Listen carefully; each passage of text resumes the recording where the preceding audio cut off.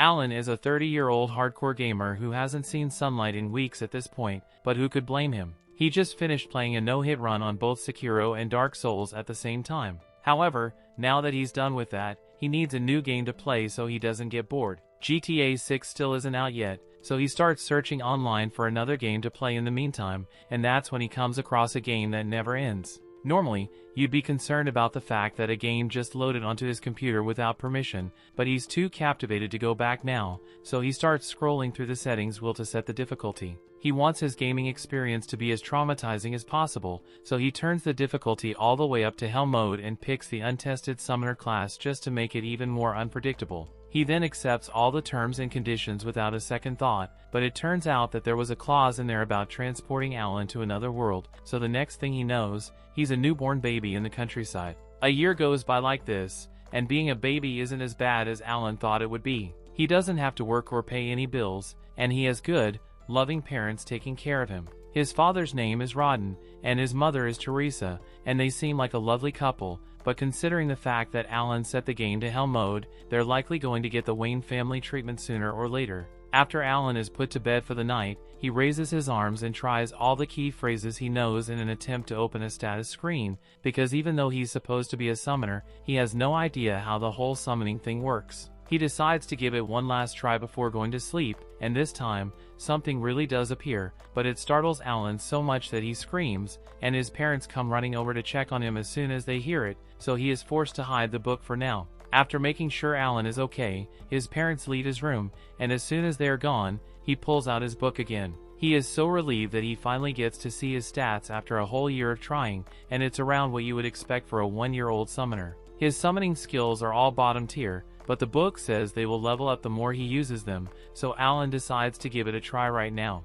From what he can tell, he's only allowed to summon H-ranked insects and beasts at his current level, but that seems ridiculously weak, so he isn't expecting much. Just then, the book flips to the message section, and Alan finds out that he received a letter from the god of creation of this world. The god basically apologizes for the delay in creating Alan's status book, but since the summoner class was still under development, it took him a whole year to sort through all the necessary paperwork for it. Alan doesn't really care about the apology, but if the god dev team had to rush to finish the summoner class, then there must be some bugs left in there for him to exploit, so he is eager to test it out. He wants to summon an insect first, but he soon realizes that he doesn't actually know how to activate his summoning ability. Normally, he would check the subreddit or watch a tutorial for these kinds of problems, but he doesn't have any internet here, so he's going to have to figure it out on his own. He thinks about it for a few minutes and eventually realizes that he needs to create an insect skill card first, so he gives it a try, and it works perfectly. Now he can finally summon his insect, but before he could do so, his mother comes to check on him again, so Alan is forced to pretend that he's asleep again. The next morning, once his parents are busy with their daily duties, Alan opens his grimoire and finally summons the grasshopper. The room fills with tons of bright lights, and at first, Alan is mesmerized by how pretty it looks, but then a giant grasshopper flies into his face, and he freaks out. He eventually realizes that this is the grasshopper he summoned, so he tries to give it instructions, but it turns out that even though it's a summon, it still only has grasshopper intelligence, so it can't understand a word he's saying. On the bright side, Alan finds out that summoning the grasshopper gave him a boost to his agility and endurance stats, and he's really happy about that, but all of his celebrating gets his mother's attention, and once she finds the giant grasshopper on the floor, she immediately squishes it. Over the next few days, Alan tinkers with the insect's summoning ability, but he's tired of that now, so he decides to try out the beast to summon next. He summons a mouse, and once again the book sends it flying straight at his face, but Alan was expecting it this time, so he's not as startled. The mouse comes with its own set of buffs, but it's still pretty dumb, so Alan can't really talk to it. That said, one of its abilities is called Scurry, and whenever Alan tells the mouse to use it, it does so without fail. That said, this mouse's ability is downright useless, so Alan figures he will need to level up his abilities in order to summon some of the more powerful creatures out there. His grimoire says he's allowed to stock up to 10 summoning cards at once, and fortunately, the buffs for each summon stack as well, so if he stacks 10 mouse summon cards, his attack and HP go up by 10. This already makes him stronger than any regular baby, but he's going to have to level up his skills if he wants to become truly overpowered. Normally, this wouldn't be hard to do, but remember how Alan selected Hell mode because he thought the difficulty would be fun? Well, Leveling up now requires 100 times the normal amount of experience, so he's going to be stuck grinding for a long time. Just then, Rodden returns from a long day hunting, and he's completely covered in blood, but it's okay because it's not his blood. He explains that he just hunted a great boar with the other men from the village, and Alan seems really interested, so Rodden asks him if he would like to come see it. Alan excitedly agrees, so Rodden hoists him onto his neck and starts taking him towards the kill site. This is Alan's first time actually getting to see the outside world, so he's enjoying all the new sights, but it took a lot longer to get to the boar than he thought it would, so he ended up falling asleep in Rodden's arms. Once they arrive at the kill site, Rodden wakes Alan up to show him the boar, and Alan is stunned because this thing is absolutely massive, and I'm not even sure how Rodden managed to take it down in the first place. A few moments later, the villagers nearby notice that Rodden has come back, so they all start cheering for him because he is today's MVP. Alan asks if a great boar is really that strong, so Gerda explains that it is a C-rank monster, and it usually takes at least 20 men to take one down, so they are pretty tough. This info is really useful to Alan because it gives him a solid benchmark on the strength gap between ranks, but before he can even think about summoning any high-rank monster, Alan is going to have to start grinding XP to level up. 10 months of intense grinding later, Alan has finally risen to a level 2 summoner, and the bump comes with great perks like an all-around boost to his stats, as well as the ability to summon G-ranked creatures and fuse them, but doing so requires a lot of MP, so Alan hurriedly eats his dinner to recover some mana and heads back to his room to try it out. Unfortunately, when he opens his grimoire, it tells him he still doesn't have enough mana to fuse any summons because his max MP is too low, so it looks like he is going to need to do even more grinding before he can try anything new. By the time Alan is 3 years old, he has finally raised his MP stats high enough to use his level 2 skill, and with the fusion section, he is able to create a G-rank bird which he names Chappie. Chappie's main skill is voice mimic, and it can basically copy any voice perfectly, making it perfect for distracting enemies. Alan was also able to summon a frog and a mole, and the frog's only ability is to jump up and down while flashing as a distraction, but the mole is a lot more active and can dig a giant hole in a matter of seconds. The G-rank monster skills are a lot more useful than the H ranks, so Alan is finally starting to enjoy the gaming experience in this world, but it's still going to take a long time before he's strong enough to actually fight anything. And speaking of fighting, Gerda's daughter, Krina, comes looking for Alan because she wants to play with him. Krina's idea of playing is challenging him to a duel, and normally, this wouldn't be a problem, but she's way too strong for Alan to keep up with. He even went all out with his summon buffs just to give himself a fighting chance, but he's still no match for her. By the end of the day, Alan and Krina return home, and apparently, while Alan has been grinding his XP this past year, Rodden and Teresa were getting busy because she's pregnant again. Since his mother can't do physical labor anymore,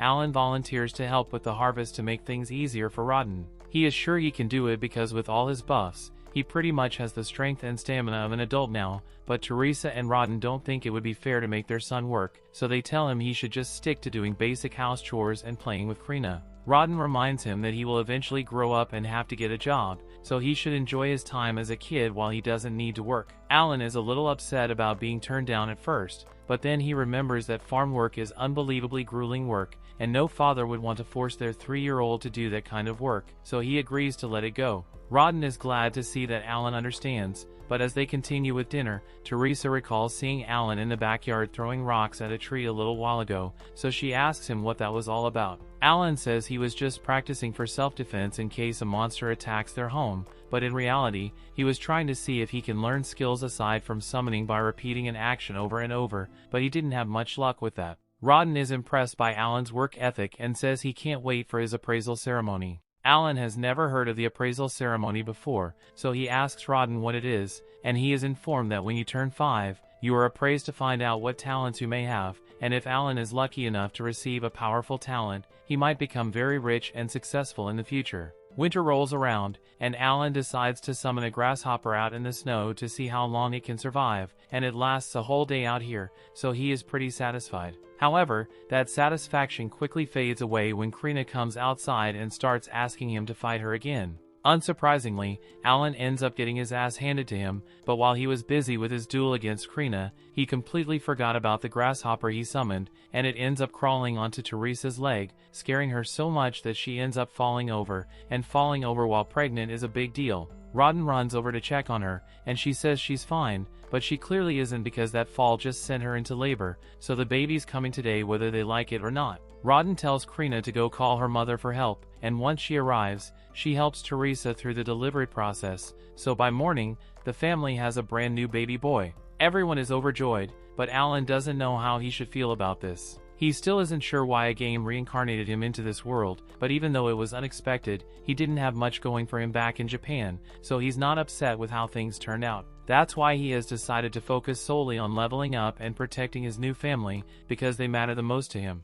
By springtime, since Alan's appraisal ceremony is coming up, he asks his dad for some details on what it's like. His dad tells him that all kids have to do it once they turn 5, and if he happens to have an amazing skill, he has a decent chance of making it to the big leagues. But unfortunately, there is a lot of competition this year since a lot of the other kids are also turning 5, and that includes Krina. They all head to the commoner's city so they can undergo the appraisal, but as they approach the church, Alan notices that a lot of the other commoners look really well groomed. Compared to them, he's pretty much wearing rags, and now that he thinks about it, he's been wearing rags since the day he was born. So his family's finances must be way below average for this world, but that doesn't really bother him. They all gather in front of the church, and as the priests come out, they hear a lot of people making fun of the brokies in the crowd, so they tell everyone that they had better be careful of what they say. Blessings are distributed equally to all, so even the poorest farmer could inherit a powerful skill. The priests tell everyone to come inside for the appraisal, and as they are walking towards an altar,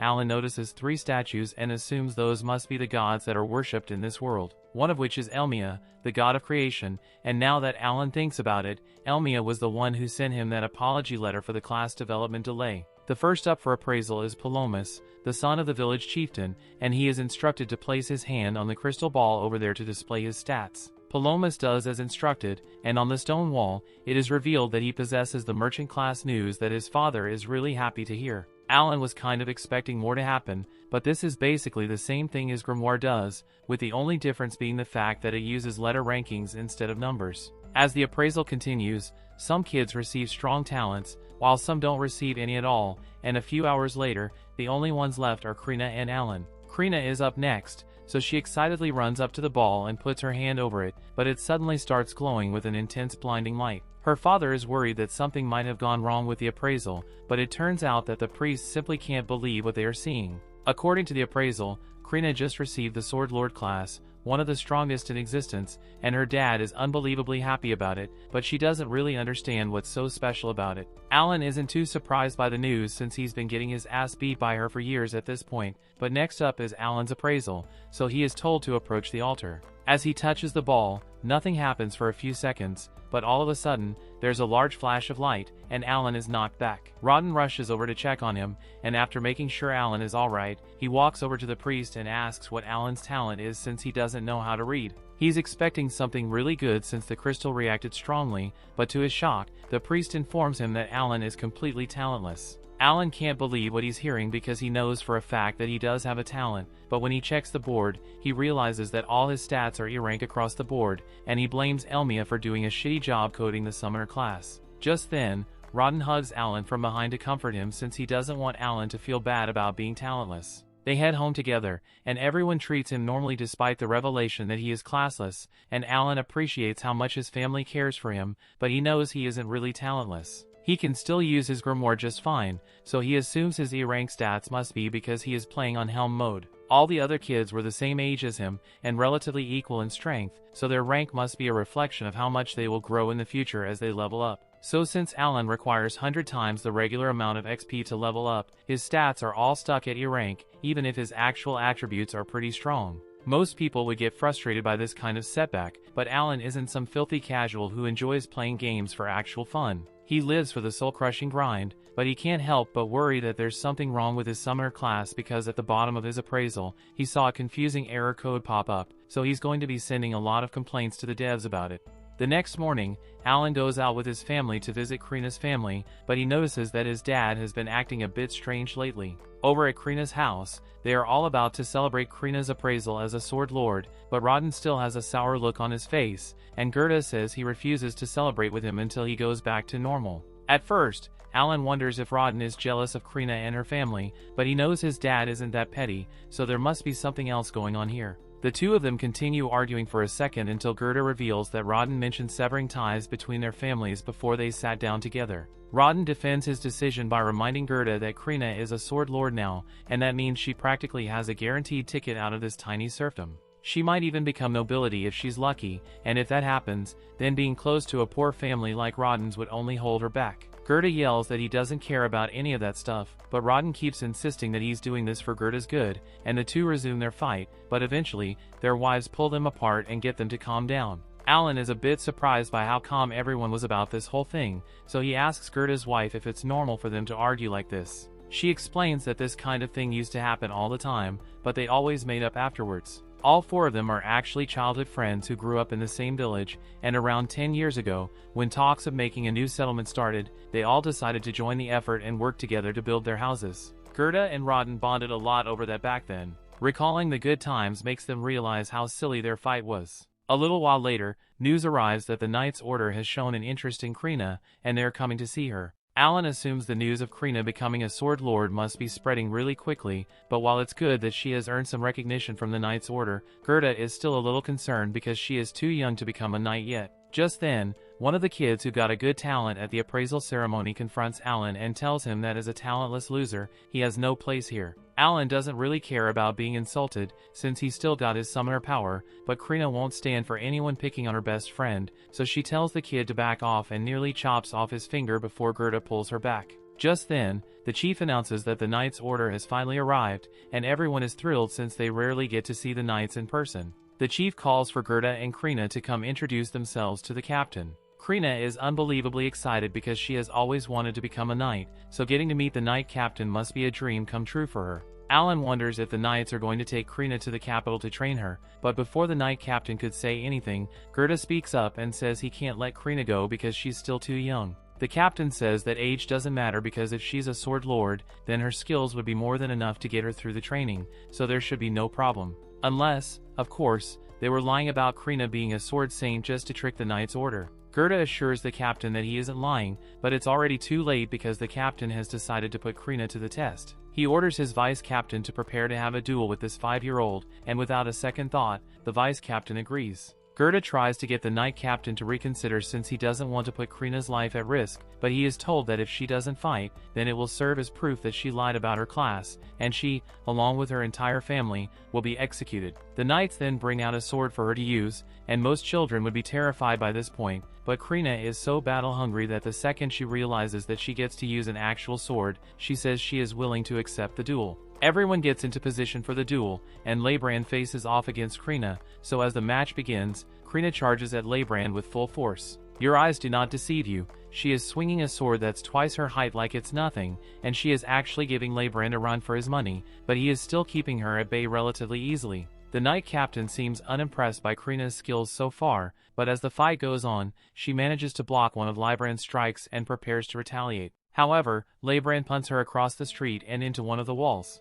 Gerda is enraged by the way his daughter is being treated, but before he could do anything about it, he is pushed to the floor by the knights, along with Alan and Rodden, when they try to interfere. Alan thinks this is completely unfair, because whether Krina is his sword lord or not, an adult is bound to have more battle experience than her. However, all of a sudden, Krina gets back on her feet, and she's got a menacing aura surrounding her. Without saying a word, she launches another all-out attack with laser focus, and this time, she is completely overwhelming Leibrand, so much so that she eventually slices his sword in half and nearly takes his head off with it. Krina is disappointed that the fight is over already, but she had a lot of fun, so she thanks Leibrand for playing with her and walks off, leaving him with the knowledge that he just lost to a 5-year-old. Gerda is relieved that Krina managed to survive and starts praising her for doing a good job, but then the knight captain approaches, and Gerda becomes defensive because he doesn't want him anywhere near his daughter. The knight captain now acknowledges that Krina is indeed a sword lord, and he apologizes for forcing her to fight in a duel.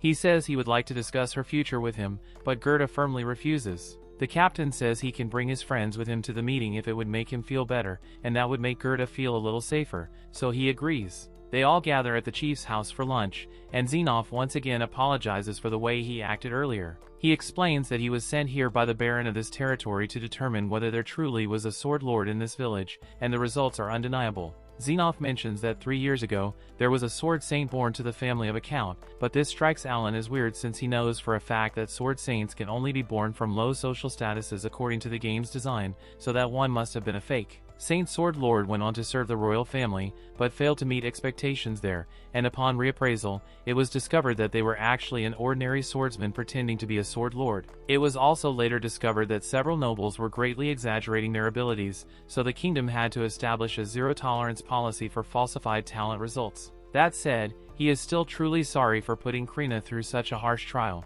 He tells Gerda that he doesn't need to worry about them taking Krina away from him because they won't do that. They want her to continue her training at home, and when she turns 12, if she wants, she can attend the academy to become a knight. 2 years of training later, Alan finally unlocks level 3 of his grimoire, and he is really excited about it. The level up grants him the enhanced skill, which means he can strengthen his summons now, and he can also hold 30 F rank ones at once now, so the buffs he can stack are going to be amazing. He plans to experiment with it later, but for now, he's got to head back inside for dinner. As for updates on Alan's family, his little brother is turning 2, and his mom is pregnant again, so he's getting another little brother or sister. His parents start thinking of a name for the new kid, and at that moment, Alan happens to receive a message from the god of creation, Elmia, so he unconsciously says his name out loud. His parents misunderstand and assume Alan is suggesting they should name the baby after the god of creation, which is a big no-no in this world, and Alan can't really explain why he said it, so he quickly changes the subject and mentions how Rodden's scars seem to have completely vanished recently.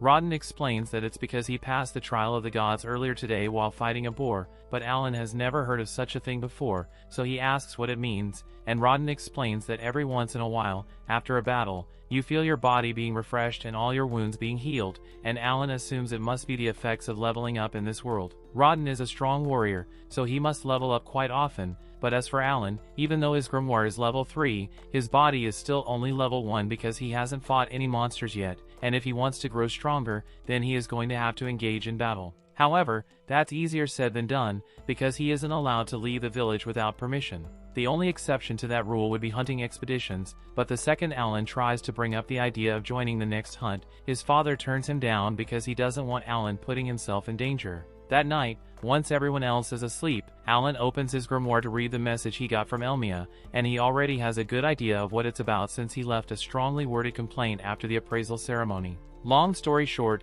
Elmia apologizes for the technical bug that made Alan appear talentless during the appraisal, but it has been fixed now, so the next time he gets appraised, his summer class will show up. It also explains that all of Alan's ranks show up as E rank because of his Hell mode difficulty, but in reality, he is a lot stronger than E rank, so a separate stats section has been added for him. Alan takes a look at his new stat sheet, and it's a lot better than he thought it would be. He's got a bunch of S and A rank stats, which is about the same as what Krina got, so he is satisfied with the results of all his efforts. Now that he's done with that, he decides to begin experimenting with his new abilities, and the first thing he wants to try is the enhanced skill, so he summons a grasshopper card and uses this skill. The effects of the skill boost the stats of the grasshopper directly, but it doesn't affect the buffs granted to Alan by extension. He decides to summon the grasshopper to see what a boosted summon looks like in person, and as it appears, it glows for a few seconds to indicate that it has been boosted. Aside from that, not much else is different, but before Alan could test out anything else,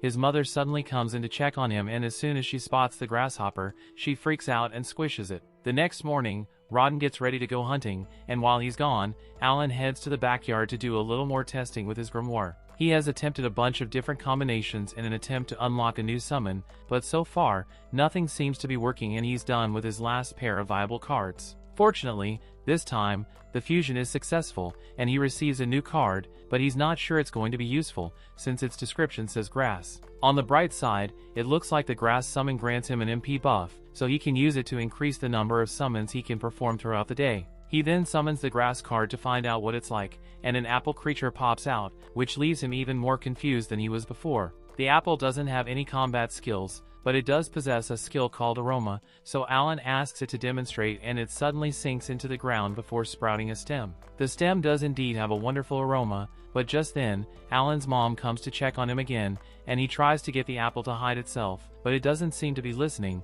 so she ends up spotting the stem. Fortunately, she thinks it's just a regular stem, so she doesn't suspect anything, but Alan is still going to need to run a bunch of tests on this thing to figure out how it works.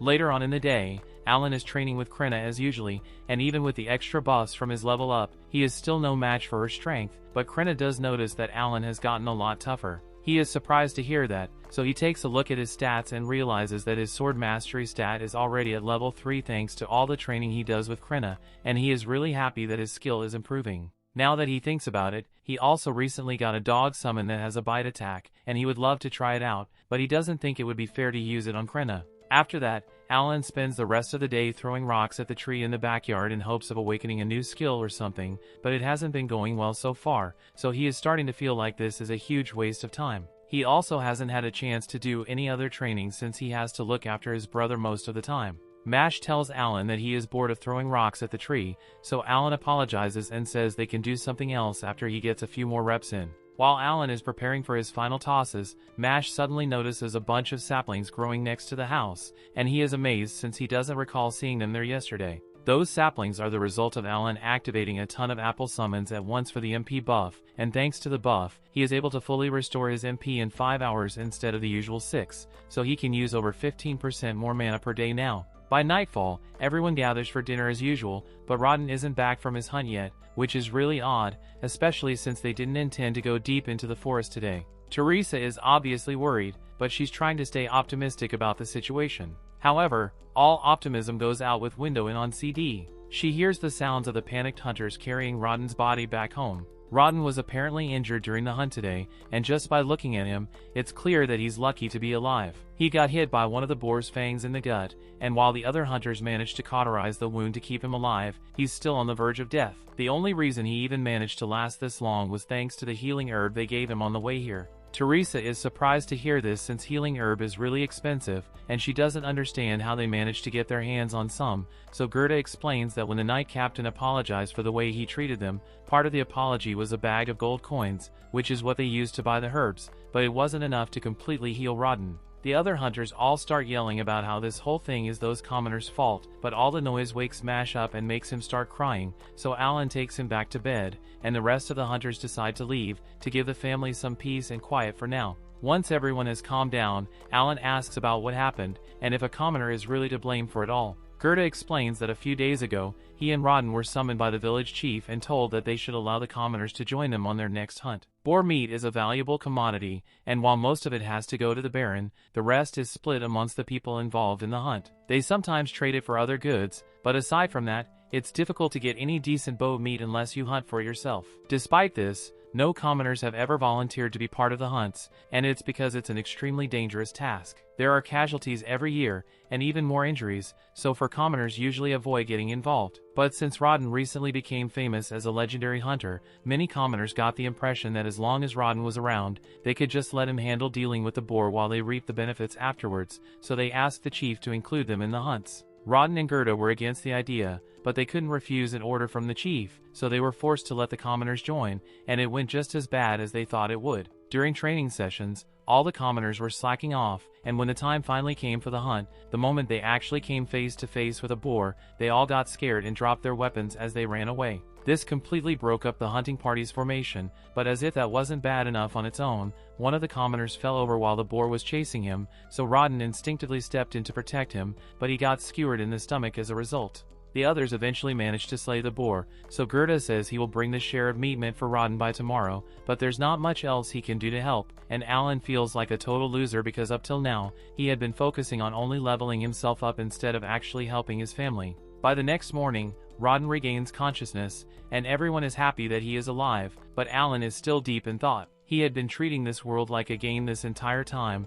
but to the people that live here, this isn't a game, it's their reality, and they have to struggle to survive, so the least he could do is use his power to help them. A little while later, Gerda returns with Rodden's share of the meat as promised, and he is relieved to see that Rodden is awake, but he's still in terrible shape, so he's probably not going to be able to hunt anymore to prepare for winter. Gerda offers to share his stockpile with Rodden and his family to help, and Rodden appreciates it, but all of a sudden, Alan speaks up and tells everyone that he wants to take over for Rodden. They can all tell that he's serious about it, so there are no objections, and later that morning, he gets to work by fetching some water from the well. The other men there warn him not to overdo it since that much water would be difficult for a child, but Alan is easily able to carry it home. Till now, he had been hiding the effects of his stat buffs, but with everyone already focusing their attention on Krenna since she's an upcoming hero, it should be fine for him to stand out a bit. After he's done fetching water, he heads out into the fields with Gerda to harvest the potatoes. Gerda demonstrates the best method to pull the potatoes out of the ground,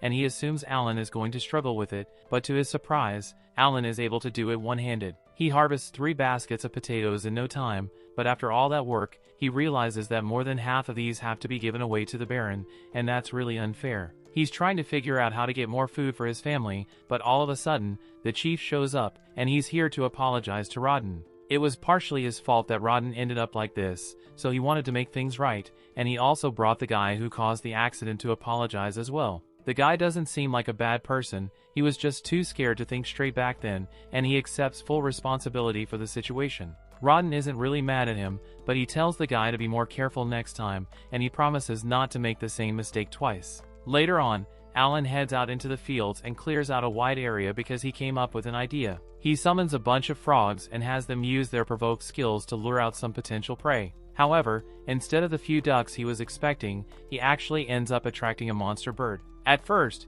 he thinks it's best to run away while he still can, but then he realizes that it would really help his family if he defeated the bird. Plus, he's got a bunch of stats boosts, so he thinks he should be strong enough to handle it and ends up deciding to attack. He runs in and whacks the bird across the head while it's not looking, and then he summons several dogs to attack it all at once. The dogs are doing a fair bit of damage, but unfortunately, the bird is too strong for them, so it takes them out, one after the other. It then goes after Alan, and since his summons have all been defeated, he has lost the majority of his buffs as well, so he is in serious danger here. He needs to act quickly if he doesn't want to end up as bird food, so when he gets the chance, he summons 2 leeches that start sucking on the bird's neck. Alan had never really tested them out before this, but thankfully, as expected, they seem to have an energy drain ability, so they can weaken the bird enough for him to stand a chance. Once they get himself free, Alan summons even more leeches and wolves, and with their combined efforts, he is finally able to deal the finishing blow and defeat the monster. Alan can hardly believe it since this is his first kill,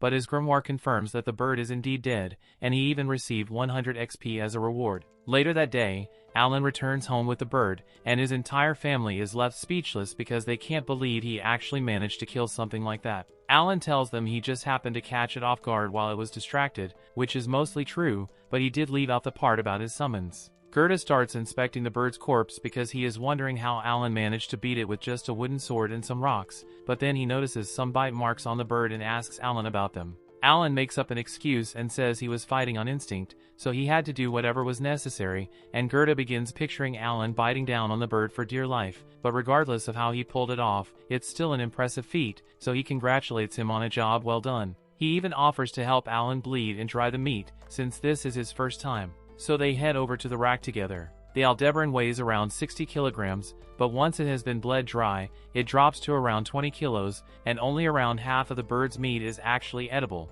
That said, the wings do fetch a pretty penny, and it does come with a magic stone, but at the end of the day, they still have to fork most of it up to the higher-ups. Alan thinks the whole 60% tax on all food thing is really unfair, and Gerda agrees with him, but there's nothing they can do about it. At least that would normally be the case, but since Alan's situation is a bit unique, they might be able to negotiate the chief into letting them keep more than usual. A little while later, both Alan and Gerda head to the chief's office to tell him about the bird Alan caught, and the chief is very pleased, but then Gerda suggests that Alan should only hand over the wings as tax, and keep the rest for himself. This catches the chief off guard, and he tries to explain that they can't do that because the Baron has requested more food than usual this year, but then Gerda reminds the chief that the only reason Alan was forced to go out and hunt was because of his unreasonable demand that led to Rodden getting injured. At this rate, Alan's family might actually starve since they barely have enough to eat, and to really sell the story, Alan acts like he's going to faint from hunger on the spot. The chief feels really guilty,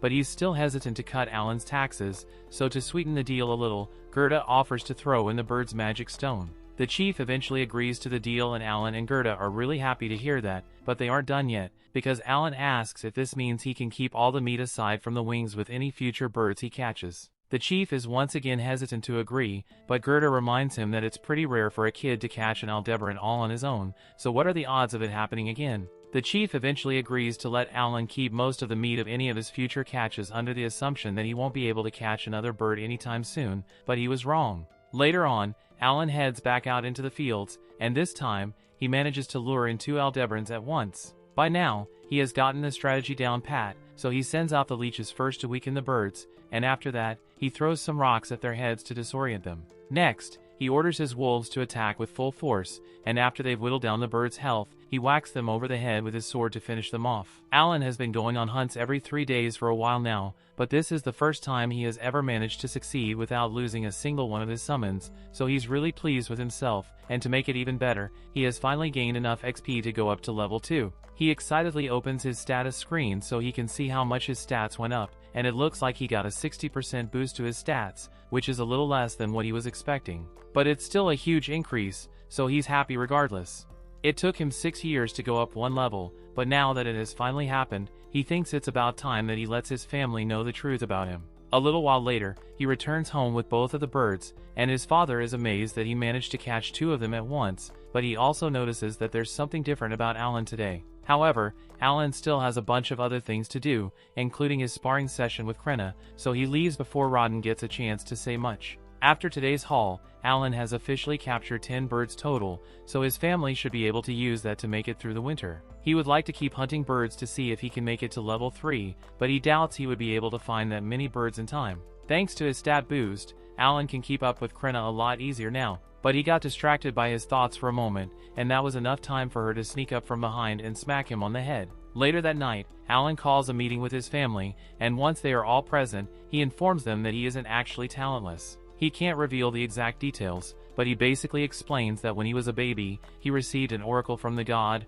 Elmia, and that means he is smarter and stronger than the average person, but he's also going to have to work 100 times harder than normal to grow stronger. His parents believe him, but they are devastated because it sounds a lot like Alan was cursed, and they aren't wrong, but it was actually self-inflicted when he chose to play on hell mode. Alan also tells them that the only reason he was appraised as talentless was because his talent was too new to be recognized. His parents are amazed to hear that and ask if this means Alan really does have a talent, but he tells them he doesn't know what it is yet. He thought about revealing the fact that he's a summoner at first, but he eventually decided not to because he doesn't know how people will react once they find out that he can summon and control living creatures. Even though they don't know what Alan's talent is, they are relieved to find out that he is talented because now it makes sense why he spent so much time throwing rocks at trees and hunting monsters, but they wish he would have told them sooner. Rodden asks Alan what he plans to do from now on, and Alan says he's going to continue doing his best to grow stronger, so his dad reminds him that he should feel free to ask for help if he needs it.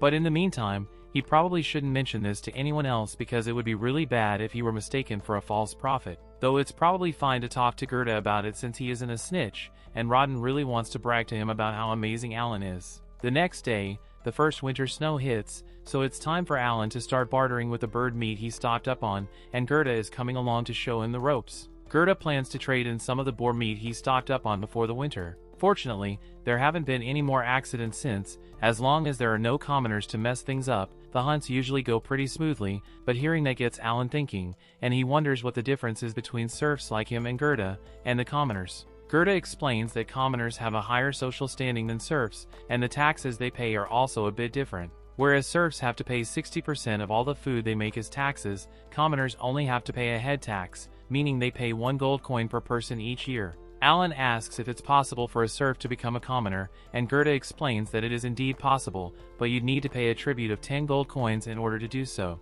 Alan does some quick math, and since his mom has another baby on the way, he would need to pay 50 gold coins for all of them to become commoners, which is a lot of money, but he's going to make it happen sooner or later. Alan spends the rest of the day shadowing Gerda to learn how much his bird meat is worth in the barter system, and by day 2, he has a decent enough understanding of it to make the trip on his own. A bag of salt costs him around 5 pieces of jerky, and that same bag of salt would be worth 5 silver coins, so 1 piece of meat is worth 1 silver coin. With the currency system, 1 gold coin is worth around 100 silver coins, so if Alan wants to save up 50 gold coins for his family, then he is going to need to hunt for the equivalent of 500 pieces of the Aldebaran meat. That seems like a lot, but Alan is sure he can get it done within a few years.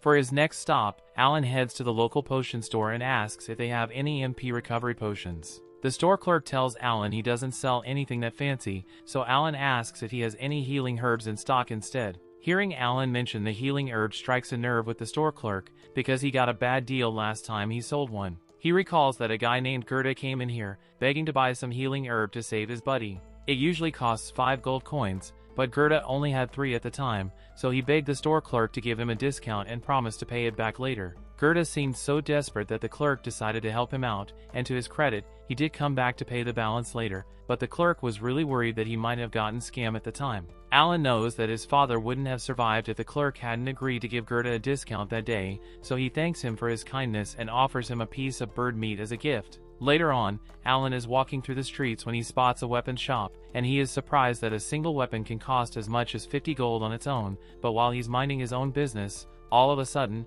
Dogora comes out of nowhere and picks a fight with him. He tries to assert dominance and convince Alan to become his minion, but Alan isn't going to let that kind of disrespect slide, so he sets his baggage down and pulls out his wooden sword before pointing it at Dogora. Now, he could beat Dagora's ass right now and be done with it, but he wants this to be a fair ass whooping, so he tells Dogora to go get himself a weapon. Dogora accepts the challenge and runs off to get his club, and he thinks he's got the upper hand, but Alan is a lot more skilled when it comes to combat thanks to his training with Krina, so he easily mops the floor with Dogora. Long story short, by spring, Dogora starts coming over to Alan's house so Alan can train him, but he's still a long way off from being able to compete. Mash has also begun training with Krina, but she's taking it a lot easier on him than she would with Alan since he's still new to combat, while Alan is watching the two of them. Dogora tries to sneak attack him, but Alan's reflexes are too quick for that, so he ends up falling over and hurting his knee in the process. That night, Rodden and Gerda return, and they got some bad news because they were just in a meeting with the village chief, and he says the Baron wants them to deliver 15 boars instead of the usual 10 this year. He is also demanding that they allow the commoners to hunt with them again this year, but after what happened last time, Rodden and Gerda were wholeheartedly against it. Even so, they can't go against a direct order from the Baron, so they have no choice but to let it happen and hope for the best. Just then, Alan speaks up and tells everyone he has a plan. The reason having commoners join the hunt is a problem is because they are pretty much useless, but he has countless hours of experience in every MMO imaginable, and he is confident he can make even the most hopeless newbie useful to the team, so he asks to be put in charge of training the commoners before the hunts. When the time for the next hunt finally arrives, Rodden takes Alan to meet with the other hunters and tells them that he would like to use one of Alan's hunting strategies for today, but he makes it clear that Alan is just here to watch for the day, so he won't be doing any fighting. Alan already agreed to this arrangement, but he is a little disappointed that his dad won't let him fight since he was looking forward to leveling up, but Rodden wouldn't budge on it, so he might as well just take what he can get. The most important thing for this trip is that they train the newbies enough so they can handle themselves, because he wouldn't want a repeat of what happened last time. Speaking of last time, the guy that was responsible for getting Rodden hurt comes up to him to apologize again, and he tells Rodden that if anything bad happens today, he doesn't need to put himself at risk just to protect him. Rodden tells the kid that all he needs to do is focus on fulfilling his role, and if he can do that, then hopefully nothing will go wrong. With that, the hunt team heads out into the forest to search for their prey, and this is technically the first time Alan has been allowed to leave the village walls to go into the forest, so he is really excited. Once they make it out into the forest, Gerda reminds everyone of the plan and tells them to get into their positions. A few of the newbies act as bait to lure out a boar, and once the boar comes running out of the brush, it is intercepted by Gerda and his squad. After they've successfully stopped the boar, Rodden and the others come running in from the sides and stab it over and over. This is the strategy that Rodden and the others have successfully used to hunt for the past 10 years, but it doesn't work very well with spineless newbies, which is why Alan suggested a little change. While the others will still do most of the work taking the boar down, the newbies will stand off to the side so they don't get in their way, and when the time is right, Alan tells them to go stab the boar along with the others. With the way experience works in this world, they just need to deal a little damage to the boar to receive XP from it, so this should help them level up. The boys do as Alan instructed, and sure enough, as the boar is defeated, they feel a sudden surge of power flow through their bodies, meaning they must have passed the trial of the gods, or in other words, they just leveled up. Alan is really glad that his plan worked as intended, but unfortunately, he didn't get to enjoy any of that free XP since he didn't land any hits on the boar. The next day, Alan is over by the well with a few of the older guys when he hears that one of them has been focusing on butchering meat instead of hunting, since his wife is pregnant and he wants to play it safe, and since that's the case, Alan asks him for a little favor. He leads the man back to his house and shows him the set of Aldebarans that he recently captured. The man is amazed that such a little kid was able to catch so many birds, but Alan explains that he has a bit of a problem. He can't handle butchering all these birds on his own, so he was hoping the man would help him out a little, and in exchange, Alan is willing to give him 2 packs of meat per bird butchered. The man is more than willing to help since it's a really good deal for him, but he asks Alan if he's really okay with giving out so much meat as payment. Alan assures him that it's fine, and the reason he's okay with it is because these birds are part of his family's food reserves. Alan caught these birds specifically so he could sell them to earn the 50 gold coins he needs to raise his family's status. Later that day, Alan is back out in the forest with the hunting group, and they've got a few extra newbies with them today. The plan is to gradually expand the group until they have enough people to make 2 groups to hunt twice the amount of boar like the Baron wanted, but Alan is still a little curious about why the Baron is so interested in increasing the amount of boar captured, since it's not like there's a food shortage or anything. Just then, a boar comes charging out of the forest, so all the hunters prepare themselves, and just like last time, after the boar has been brought under control, the newbies are called over to join in for the finishing blow. Just like last time, the newbies all level up from the free experience they gained, but thanks to some quick thinking from Alan, he also managed to reap the benefits of the kill. All he had to do was send out one of his grasshoppers and let it be squished by the boar to technically make himself a participant of the battle, and it worked out just as he hoped it would since he managed to make it to level 3, but he does feel a little guilty for sacrificing one of his summons like that. 3 months later, Alan and the others are invited to go to the chief's mansion to celebrate the start of a new year, and now that the party is over, he and Krina are walking back home. Krina is really happy since they got a lot of free candy, but Alan assumes that was just a reward for meeting the 15 boar quota. They eventually return home and meet up with their families, as they are about to throw a New Year's celebration of their own, and as they all dig in, Rodden begins praising Alan for his genius idea to safely integrate the newbies into the hunting parties, and thanks to that, they should have no trouble meeting the 20 boar quota next year. As they continue to talk, Gerda happens to notice a bottle behind Alan, so he asks what it is, and Alan explains that he received a bottle of liquor from the chief as a gift earlier. Gerda and Rodden are really excited to hear this because they've been looking forward to getting to drink, but Alan reminds them that the liquor was personally given to him, so they can't have it unless he says so. This is all part of his plan to get them to let him fight during the hunts, so he says he will only let them have it if they can beat him in a game. Rodden and Gerda are desperate for that liquor, so they agree to Alan's terms and ask what game he wants to play, to which Alan answers that he wants to arm wrestle. Gerda and Rodden are fine with that, but before the game begins, Alan asks them what they are going to give him if he wins because he needs some kind of reward for his effort. Rodden can tell that Alan already has something in mind, so he asks him to just tell them what it is, and that's when Alan explains that he just wants them to let him fight in future hunts. Rodden doesn't like the idea, but he sees no harm in playing along since he's sure he's going to win anyway, so he and Gerda get ready to arm wrestle with Alan. First up is Gerda, and he seems pretty confident that he won't lose a contest of strength against a 7-year-old, but unfortunately for him, Alan has stocked up on every strength buff available with his summons, so as the match begins, Alan matches Gerda's strength and eventually manages to overpower him. Gerda can't believe he lost, but Rodden kind of expected as much considering all the amazing things Alan has been doing lately, but he is still confident that Alan won't be able to beat him like he did with Gerda, so after a short break, Rodden locks arms with Alan. Just like with Gerda,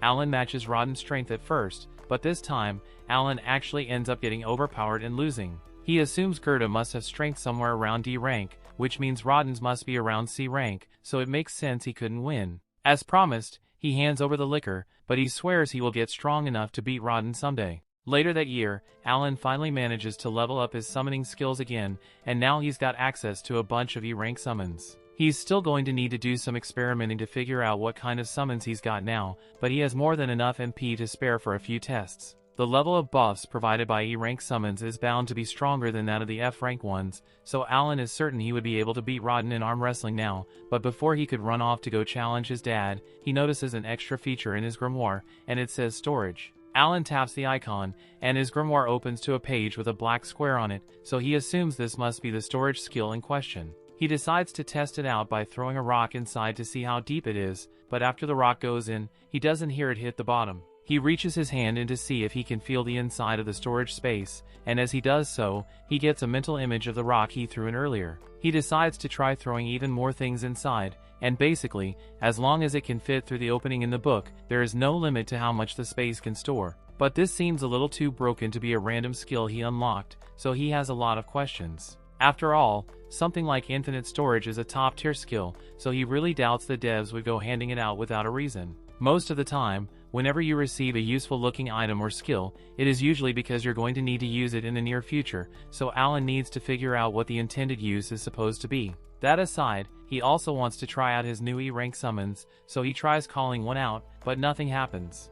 Alan is surprised that it didn't work since he's sure he has enough MP for the summon, but that's when the system informs him that he will need E-rank magic stones in order to summon an E-rank monster. He had no idea he would need magic stones for this, but as luck would have it, he just so happens to have a stash of magic stones he got from few rabbit monsters around the village, so after retrieving them, he heads outside and tries to summon the E-rank insect again, but it still doesn't work. This is when he recalls the storage space and decides to try throwing the magic stones in there to activate the summon, and that seems to do the trick, so Alan is able to summon a beautiful butterfly, although it's a lot bigger than he thought it would be. Just then, Alan's mother comes over to check on him, and considering how squeamish she gets around bugs, Alan doesn't want to risk finding out what will happen if she spots a giant butterfly, so he hides behind his back while making up an excuse to keep her from getting suspicious. He then decides to head out into the fields to try out his next summon, and it's a good thing he did because the summon turned out to be a saber-toothed tiger, and it's really scary in person. He then tries to fuse the butterfly and the tiger to see what he will get, but nothing really happens. He then tries throwing a few more magic stones into storage,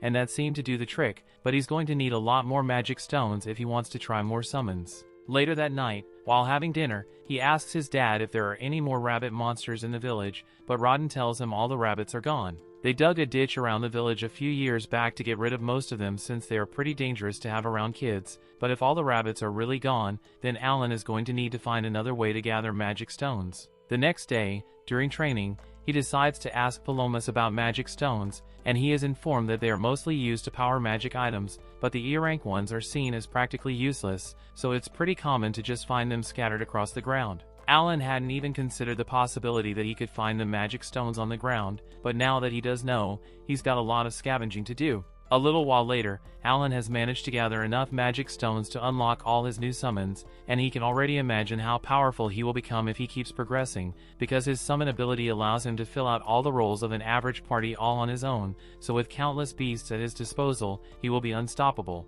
A little while later, the chief invites Rodden, Gerda, and Alan to dinner and informs them that the Baron apparently intends to pay the village a visit next month. He says he wants to watch the boar hunting, which annoys Gerda a lot because the Baron has already put them through enough stress with his boar quota increases. Rodden says he has no problem with the Baron watching the hunts, but he doesn't understand why Alan was called to deliver such news, and that's when the chief reveals that he was actually hoping Alan would act as the tour guide for the Baron while he's in town. Alan personally doesn't like the idea of having to entertain the Baron, but at the rate he's going, it will take him close to 10 years to hunt enough birds to grant his family commoner status, and that's way too long. However, if he manages to impress the Baron enough, he might be able to earn a promotion from him, so he decides to do it. A month later, Baron Granville arrives in the village along with his daughter, Cecile, and Knight Captain Zenoff, and they are brought back to the chief's house for lunch. First of all, Granville apologizes for making such an unreasonable request with the boar meat last year, but he simply couldn't refuse a direct order from the king.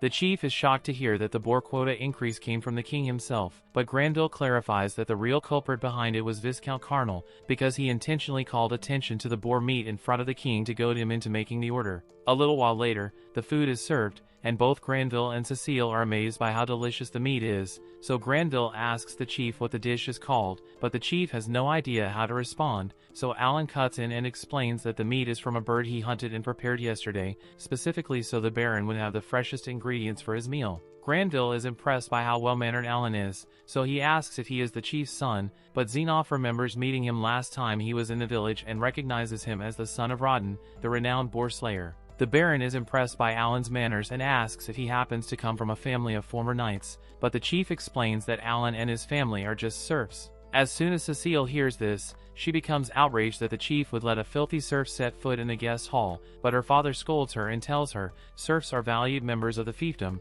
so she can't go around treating them like trash. Cecile apologizes for what she said, but now she's mad at Alan for some reason, and he can already tell that she's going to be a pain in his ass later. Fortunately, unlike his daughter, the Baron seems like a reasonable person, so when Alan explains that he is going to be in charge of showing them around during tomorrow's hunt, he thanks him for volunteering and says he looks forward to it. Zenoff mentions that if the 20 boar quota proves too difficult for them to manage, he can have his knight take over the hunts, and Granville thinks that's a good idea since he doesn't want to overburden them, but Alan interjects and tells them that won't be necessary because they are more than capable of meeting the quota on their own. The following morning, the Baron's carriage has been prepared, and he is entrusting Zenoff with protecting Cecile should anything go wrong during the expedition. Before long, they set out into the forest, and upon arrival, Alan shows them to a tower prepared in advance so they can watch the boar hunt from a safe distance. Alan leads them all into the tower's perch, and Cecile really seems to be enjoying the view because she has never seen so many trees before. A few moments later, Rawdon and the rest of the warriors arrive, and Granville is impressed to see that they've acquired armor. Alan explains that they put the boar hide from the previous year's hunts to good use, creating all sorts of tools and equipment to make the boar hunts go smoother. As the hunt begins, Granville notices a few warriors who aren't wearing any armor run into the forest alone, so Alan explains that those guys are in charge of luring the boars out of the forest and into the hunting grounds, though they will probably have to be patient if they want to see any action since luring the boars out takes quite a while.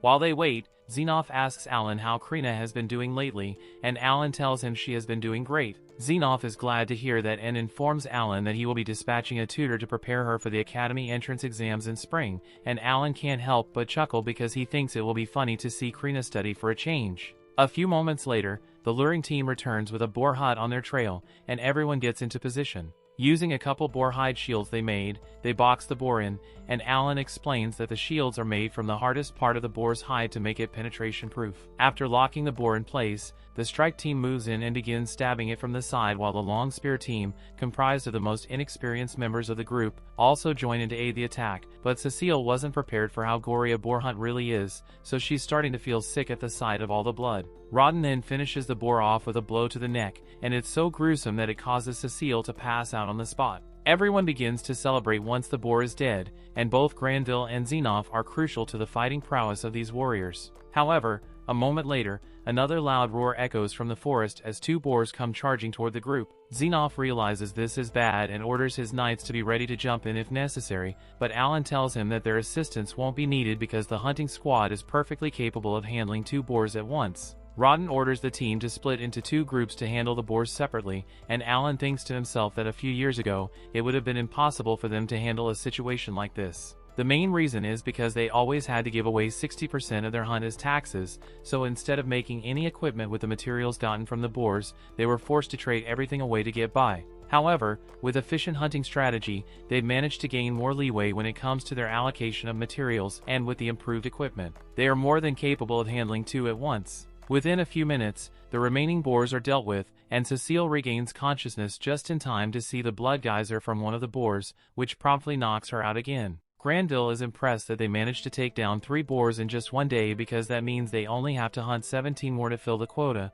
but Alan corrects him and explains that they only actually need 10 more, because before Granville decided to pay them a visit, they had already captured 7 other boars. The Baron is glad to hear that because it means the quota won't be as much of a burden on the village as he had thought, and while the Baron is in a good mood, Alan tells him he has a few requests to make. He says he would like permission to create a few more shields out of the boar hide to help with future hunts, and the Baron has no objections to that, but Alan's second request is to ask for permission to trade for liquor outside the village. Once again, the Baron isn't necessarily opposed to the idea, but he wonders why Alan is asking for liquor specifically. Alan explains that since filling the quota has required them to hunt for more meat than they otherwise would, there have been concerns that the influx of extra meat would cause a crash in the overall value of the meat locally, which is why he wants permission to trade a good portion of it for alcohol to boost morale. Granville sees no reason to object, so he agrees to the requests and tells Alan that he has done a wonderful job as a guide today. As they are preparing to leave for the day, Cecile, who had been quiet for most of the hunt,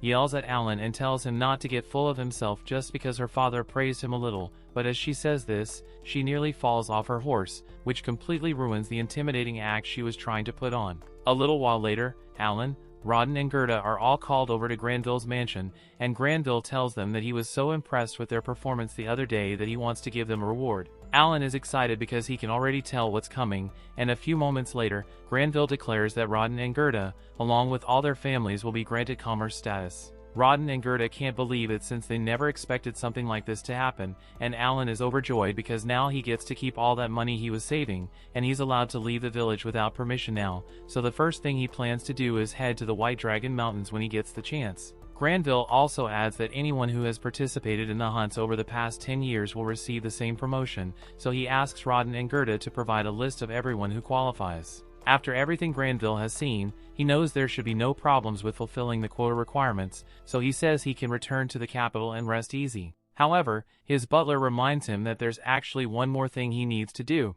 It nearly skipped Granville's mind, but the king apparently wants to use Krena village as an example to the other villages in the kingdom since they have been doing so well lately, so he asks Rodden to tell him the backstory of how the hunts began. Rodden looks a bit uncomfortable after hearing this, so Gerda explains to Granville that the village's backstory is a bit of a sensitive subject for Rodden, so he offers to recount the details in Rodden's place. Gerda explains that around 13 years ago, 100 serfs moved onto the land as part of the king's reclamation decree, and they worked hard for 3 months to make the place livable, but just when things were finally starting to go their way, they were attacked by a giant boar, which destroyed all the food they had stored up for winter. There was no way they would survive till the next year if they didn't do something, so Rodden suggested that they should try hunting the boar for meat, and everyone agreed with him. They didn't have any weapons or equipment at the time. They attacked the boar with nothing but shovels and hoes, and miraculously, they were eventually able to defeat it. Granville is impressed by the story, but he doesn't understand why Rodden is so sensitive about it since it sounds like his initiative is what led to the boar hunts that made the village prosper.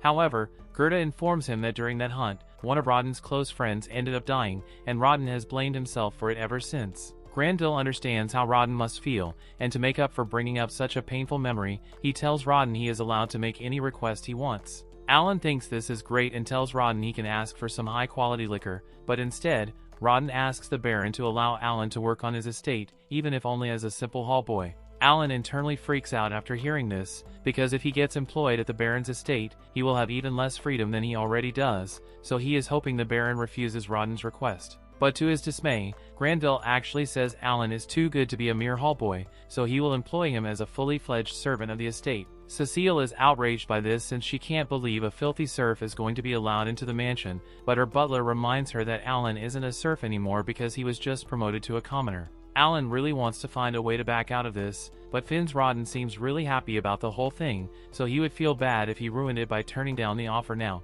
The next day, Alan gets dressed for his first day as a servant at the Baron's estate, and though his family is happy for him, they are also really sad to see him go. Krena is especially upset about not getting to see Alan again, so Alan suggests they should spar one more time before he leaves, and that seems to cheer her up. As their battle begins, everyone watches expecting Krena to dominate Alan as usual, but this time, Alan dumped all his stat boosts into agility, and it made him quick enough to keep up with and even outpace Krena despite her being a sword lord. Eventually, Alan wins the duel by holding his sword to Krena's neck, and she is in shock because this is the first time she has ever lost, but Alan says they can just call this a draw, and they'll have a rematch in the future to decide the real winner. The time soon comes for Alan to leave, so everyone starts saying their goodbyes, and even Dogora shows up to give Alan a knife as a present before he leaves the village. After that, Alan's parents both walk Alan to the village gate, and along the way Rodden tells Alan that being a servant is only the first step for him, and if he works hard, he will definitely move up in life. They eventually arrive at the gate where the chief has already prepared a carriage to take Alan,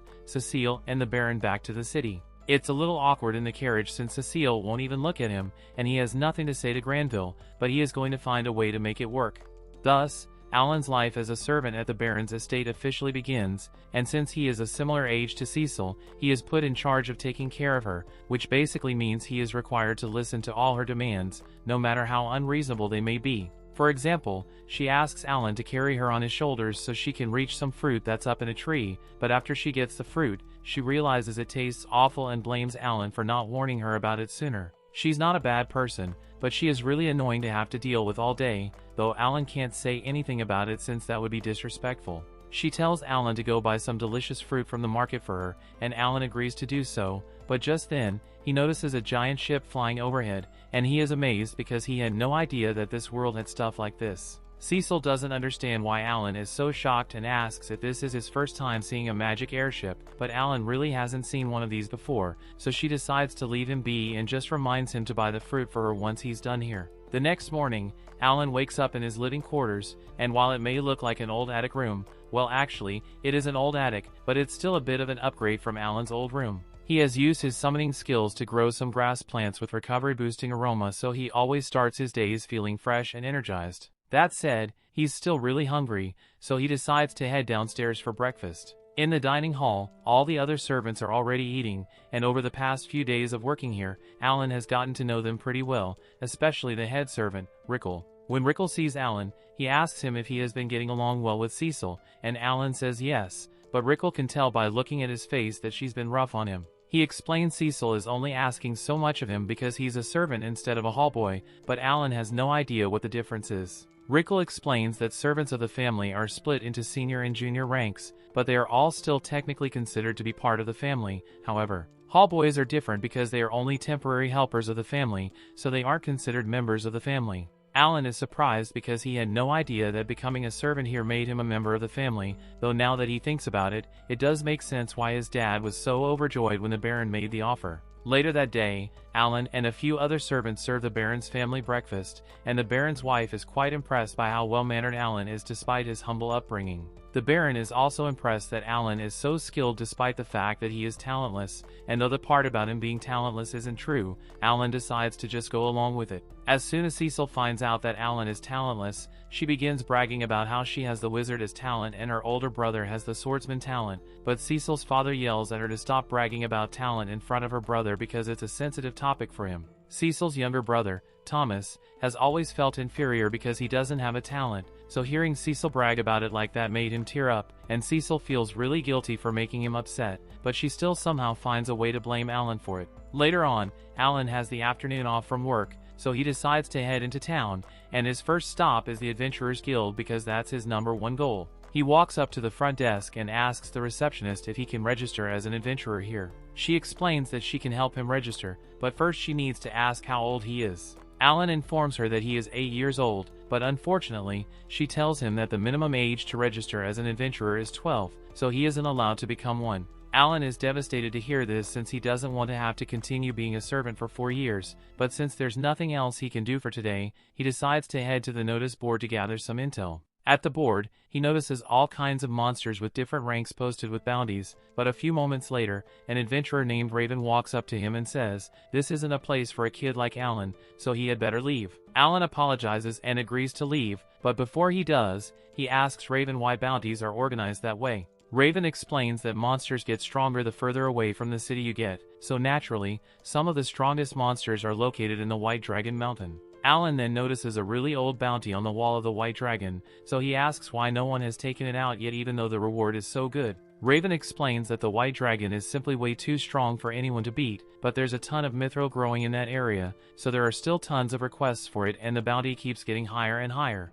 All that information was really helpful, so Alan thanks Raven and heads on his way. He can't register himself as an adventurer yet, but that doesn't mean he can't fight monsters, and since this is his day off, he plans to make the most of it. He runs straight to the city gate, where he is stopped by a guard. Normally, people aren't allowed to leave the city without permission, but since Alan is technically a member of the Granville family, he is allowed to use their seal as identification, and that pretty much grants him access to wherever he wants to go. As soon as the guard opens the gate, he rushes out into the forest so he can start hunting monsters, but he doesn't want to be too careless, so he decides to start slow. Since monsters get stronger the farther into the forest you go, he only walks a few kilometers out so the monsters in the area will have an average of D rank. Once he arrives at ideal location, Alan summons a hawk, and since the hawk has high intelligence, it is smart enough to understand Alan's commands, so he summons 5 more and orders them to fly into the air and track down any monsters in the area. While he's waiting for the hawks to find something, he decides to evaluate the intelligence of his tiger summon,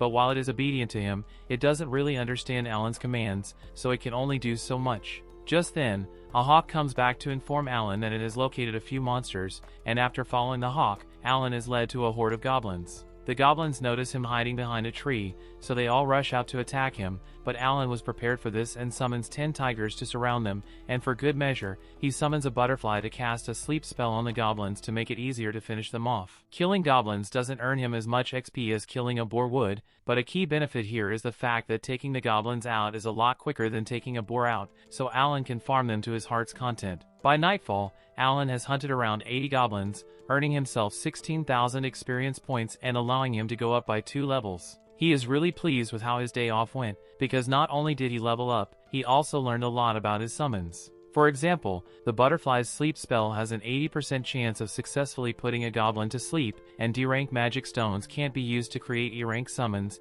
even though they are more valuable. Anyway, even though it's late, Alan wants to keep farming, so he asks the hawks to go look for more monsters to fight, but they all just kind of stare at him without moving. Alan asks what's wrong, and that's when he finds out that the hawks aren't capable of seeing well at night, so they won't be able to scout monsters for him anymore. That's a huge bummer for Alan since he still wanted to hunt a little more, but he's got bigger problems to deal with right now because he was planning to rely on the hawks to help him find his way back to the city. And if they can't see anything in the dark, then that means he is pretty much lost in the woods, but he can't spend the night out here, so he is forced to stumble through the dark until he eventually makes it back home. A month later, Alan commissions a blacksmith to make 3 metal balls for him since he has been meaning to find a way to make his rock-throwing skill more effective, and these are perfect. So after paying for the balls, he tosses them into his grimoire's storage. Over the past month, Alan has gone hunting 4 times, and thanks to his successful XP farming sessions, his level has risen all the way to 12, so he finally feels like he is making some progress.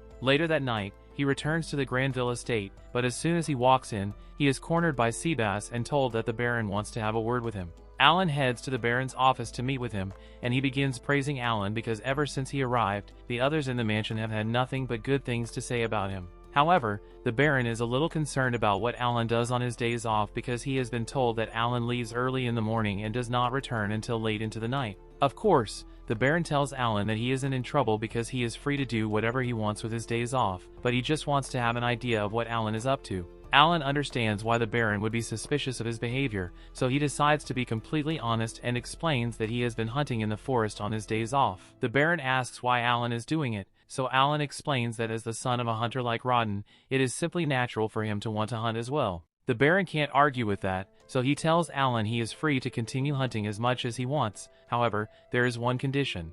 Seabass assumes that Alan must be hunting E-rank rabbits since he doesn't know he is strong enough to handle D-rank goblins, so he tells Alan that he cannot sell the meat he catches to any of the local butchers since it could cause a scandal if it became public knowledge. Instead, Seabass offers to have the estate buy any meat Alan hunts at 1 silver coin per bundle, which is higher than the current market rate. Alan is overjoyed by this news, especially since till now, he had just been throwing away all the meat he gathered, so this will give him a chance to earn a little extra money. 6 months later, Alan is out in the forest on one of his weekly hunts, and today, he plans to kill at least 100 goblins and a few horned rabbits to bring back to the mansion. Just then, one of his hawks returns, and he assumes this must mean it has found more monsters, but then a moment later, the rest of the hawks return as well, and they all seem to be acting pretty strange, so Alan realizes something must be wrong. He decides to follow the hawks, even though he has no idea where they are leading him. But a moment later, he comes across Raven and his party in deep trouble against a horde of goblins. Raven is already down for the count, and with Rita being the only other fighter on the team,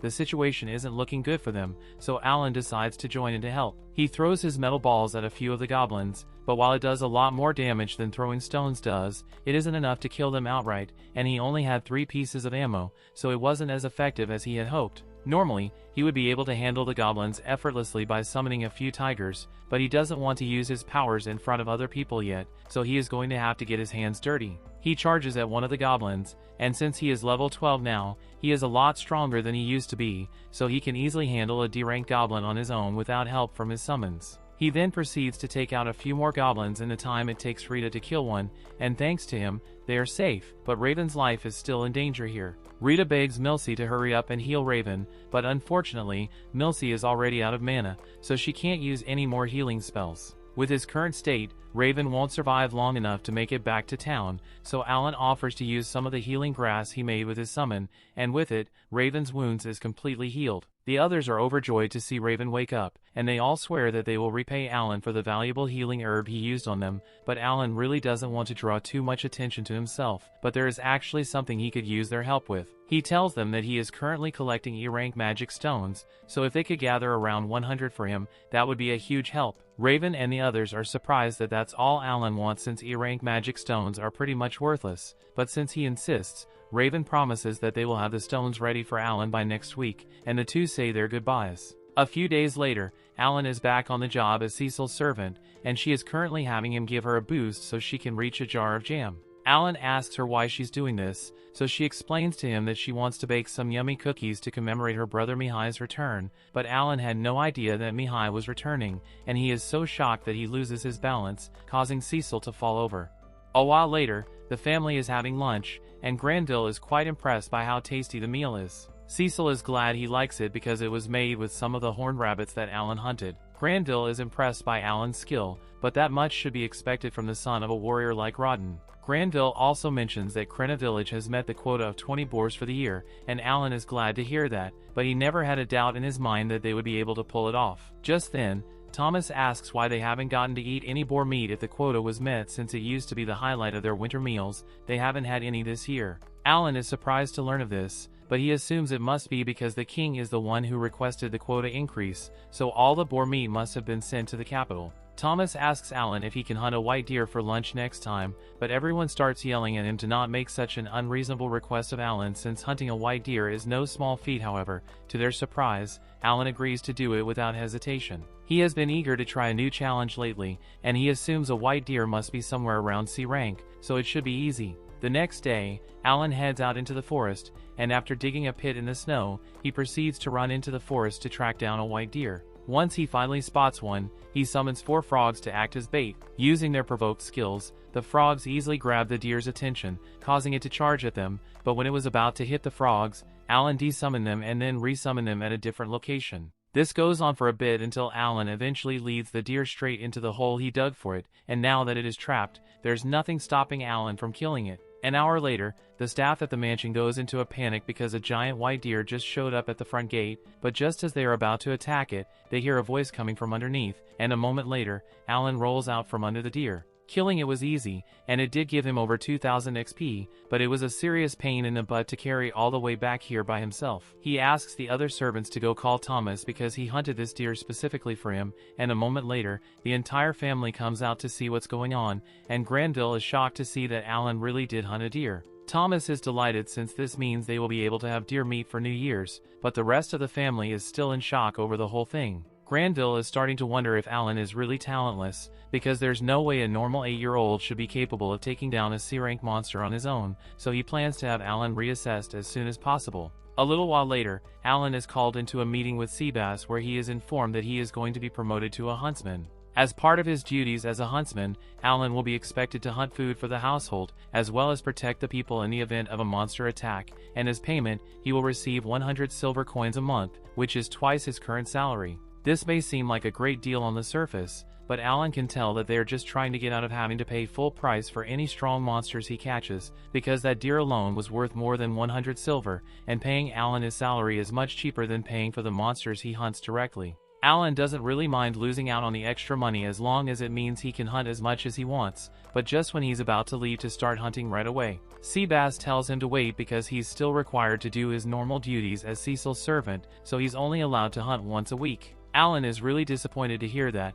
but it would be rude to complain, so he just sucks it up and goes along with it. A little while later, Alan goes to the port with Cecil to meet Mihai since he is finally coming home from the academy to visit. This is the first time Alan has seen an airship so close up, so he is quite curious about how it works, but Cecil is much more interested in greeting her brother as soon as he steps out. She runs over to Mihai and hugs him tight, telling him all about how much she missed him. She asks why he didn't come home last summer like he promised he would, and Mihai does remember making that promise, but something came up, so he apologizes for disappointing her. Alan walks up to Mihai and offers to carry his bags while Cecil introduces him as her servant. Mihai is a nice guy, and just by taking one look at Alan, he can tell that he's quite talented, so he tells him as much. Alan is relieved that Mihai is so mature, because he wouldn't be able to handle another Cecil. But Cecil and Mihai seem to get along really well as family, and it makes him wonder how his own family is doing. Later that day, Alan is out hunting a few monsters for lunch, and by the time he's done, the chefs are overjoyed because these are the freshest ingredients they've ever gotten, and they are very thankful for Alan's hard work. But just as he was about to put the meat away, he noticed Mihai and Xenoph dueling in the garden. Even though Mihai is only 14 years old, he is still quite impressed, especially since he is able to hold his own against someone like Xenoph, but the strength gap is still too wide, so Mihai ultimately ends up losing. Everyone praises Mihai for doing such a good job, but then Cecil notices Alan carrying his quarry for the day, and she compliments him on such a good catch. It is undoubtedly impressive that Alan was able to defeat a monster like that, and since they've got a little extra time to kill, Mihai asks Alan if he would like to spar as well. Xenoph looks to Granville to see if he approves, and since Granville has no problem with it, Xenoph hands Alan his sword so he can fight. Alan is really excited since this is his first time holding a mithril sword, and it has been ages since he did any sparring, so he can't wait. Right now, his stats are optimized for hunting, not combat, but with all the level increases he has been getting lately, he is sure his current build should be able to handle this. The duel begins, and Alan initially tries holding back to avoid hurting Mihai, but as his sword clashes with Mihai's for the first time, Alan realizes something. This dude is strong. Mihai has spent several years training and studying in the Royal Academy, and all those years of experience play a crucial role in combat, so even if Alan is similar to him in terms of strength, his swordsmanship is still novice level at best, so he never stood a chance. Once the duel is over, everyone once again starts praising Mihai's strength, but Cecil does praise Alan as well, since he held up pretty well against Mihai for a while. Thomas asks Mihai how he got so strong, so Mihai explains that he was forced to clear a dungeon as a summer project last year, and that experience made him a lot stronger. Cecil realizes that's probably why Mihai wasn't able to visit last summer, and she feels kind of bad for him, but Alan is busy thinking about how amazing the training Mihai receives at the academy must be. Cecil asks Mihai whether he's to stay for a while, but unfortunately, he has to head back to the academy in a few days, and he won't be back until summer next year. Alan suddenly asks Mihai to spar with him when he next returns, and Mihai accepts his request. He then shakes Alan's hand and asks him to take care of Cecil until then,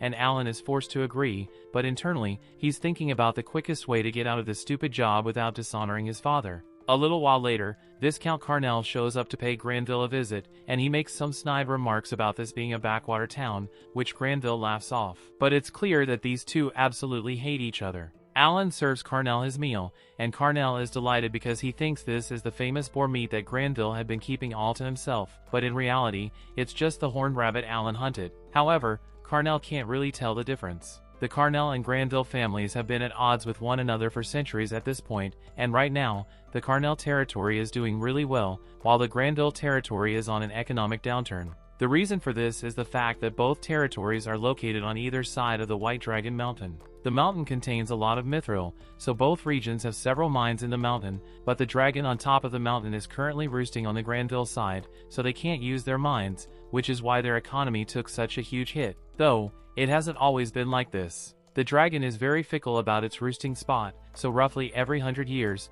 it switches sides, which flips the power dynamics between the two sides. Anyway, Granville asks Carnell why he came here since this couldn't have been a pointless visit, and Carnell was so preoccupied with his food that he nearly forgot to mention it, but he says his oldest daughter recently underwent her appraisal, and he wanted to personally share the news. Alan assumes Carnell's daughter must have gotten an amazing talent, so he is here to rub it in Granville's face, but to his confusion, Carnell announces that his daughter is talentless, and what makes it even more confusing is the fact that Carnell mockingly reminds Granville that 2 out of his 3 children have talents. Granville gets angry and points out that Carnell also has an older son who has a talent, so that means both of them are going to have to fulfill a noble's duty someday. After that, Carnell leaves, and Alan has no idea what that whole thing was about, but it did teach him that being a noble isn't as much fun as he thought. Sometime later, on one of his days off, Alan meets with the party he helped and asks them for advice because he's thinking about hunting a few C-rank monsters. After all, he has hunted over 10,000 goblins in the forest already,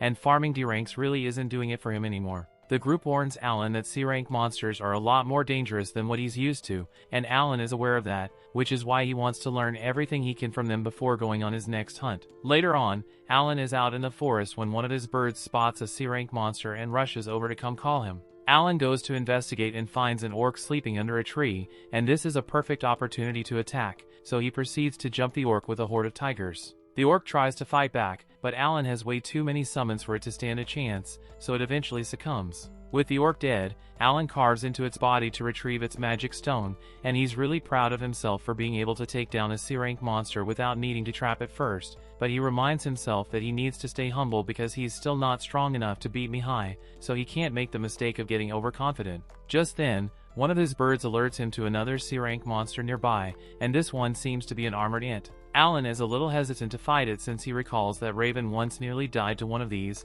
but it's a little too late to back out now because the ant has already seen him. Alan has no choice but to attack, so he sends out his tigers, but they aren't able to pierce through the ant's armor, so Alan needs to think of something else. He decides to try using his butterfly summons to put the ant to sleep, and once it rolls over, he jumps on its belly in an attempt to kill it, but his knife won't go through even though his attack power is over 400. The ant soon starts waking up, so Alan frantically starts stabbing it over and over until he finally breaks through its shell and kills it. He's glad that's finally over, but even though the ant was C-rank just like the orc, it took way more effort because it's pretty much immune to physical attacks. He wonders if it would have been easier if he could use magic, but now that he thinks about it, he has a really high intelligence stat, so he might be able to cast spells after all. To find out, he asks Cecil to let him join her during her magic class, and while there, he asks the teacher if it's possible for him to use magic. The teacher pulls out a magic orb and tells Alan it will light up if he has a talent for magic. Alan gives it a try, but no matter how hard he concentrates, nothing happens. He is forced to come to terms with the fact that he's completely magicless, and he's taking it really hard, so Cecil feels bad for him and offers Alan a cookie to cheer him up.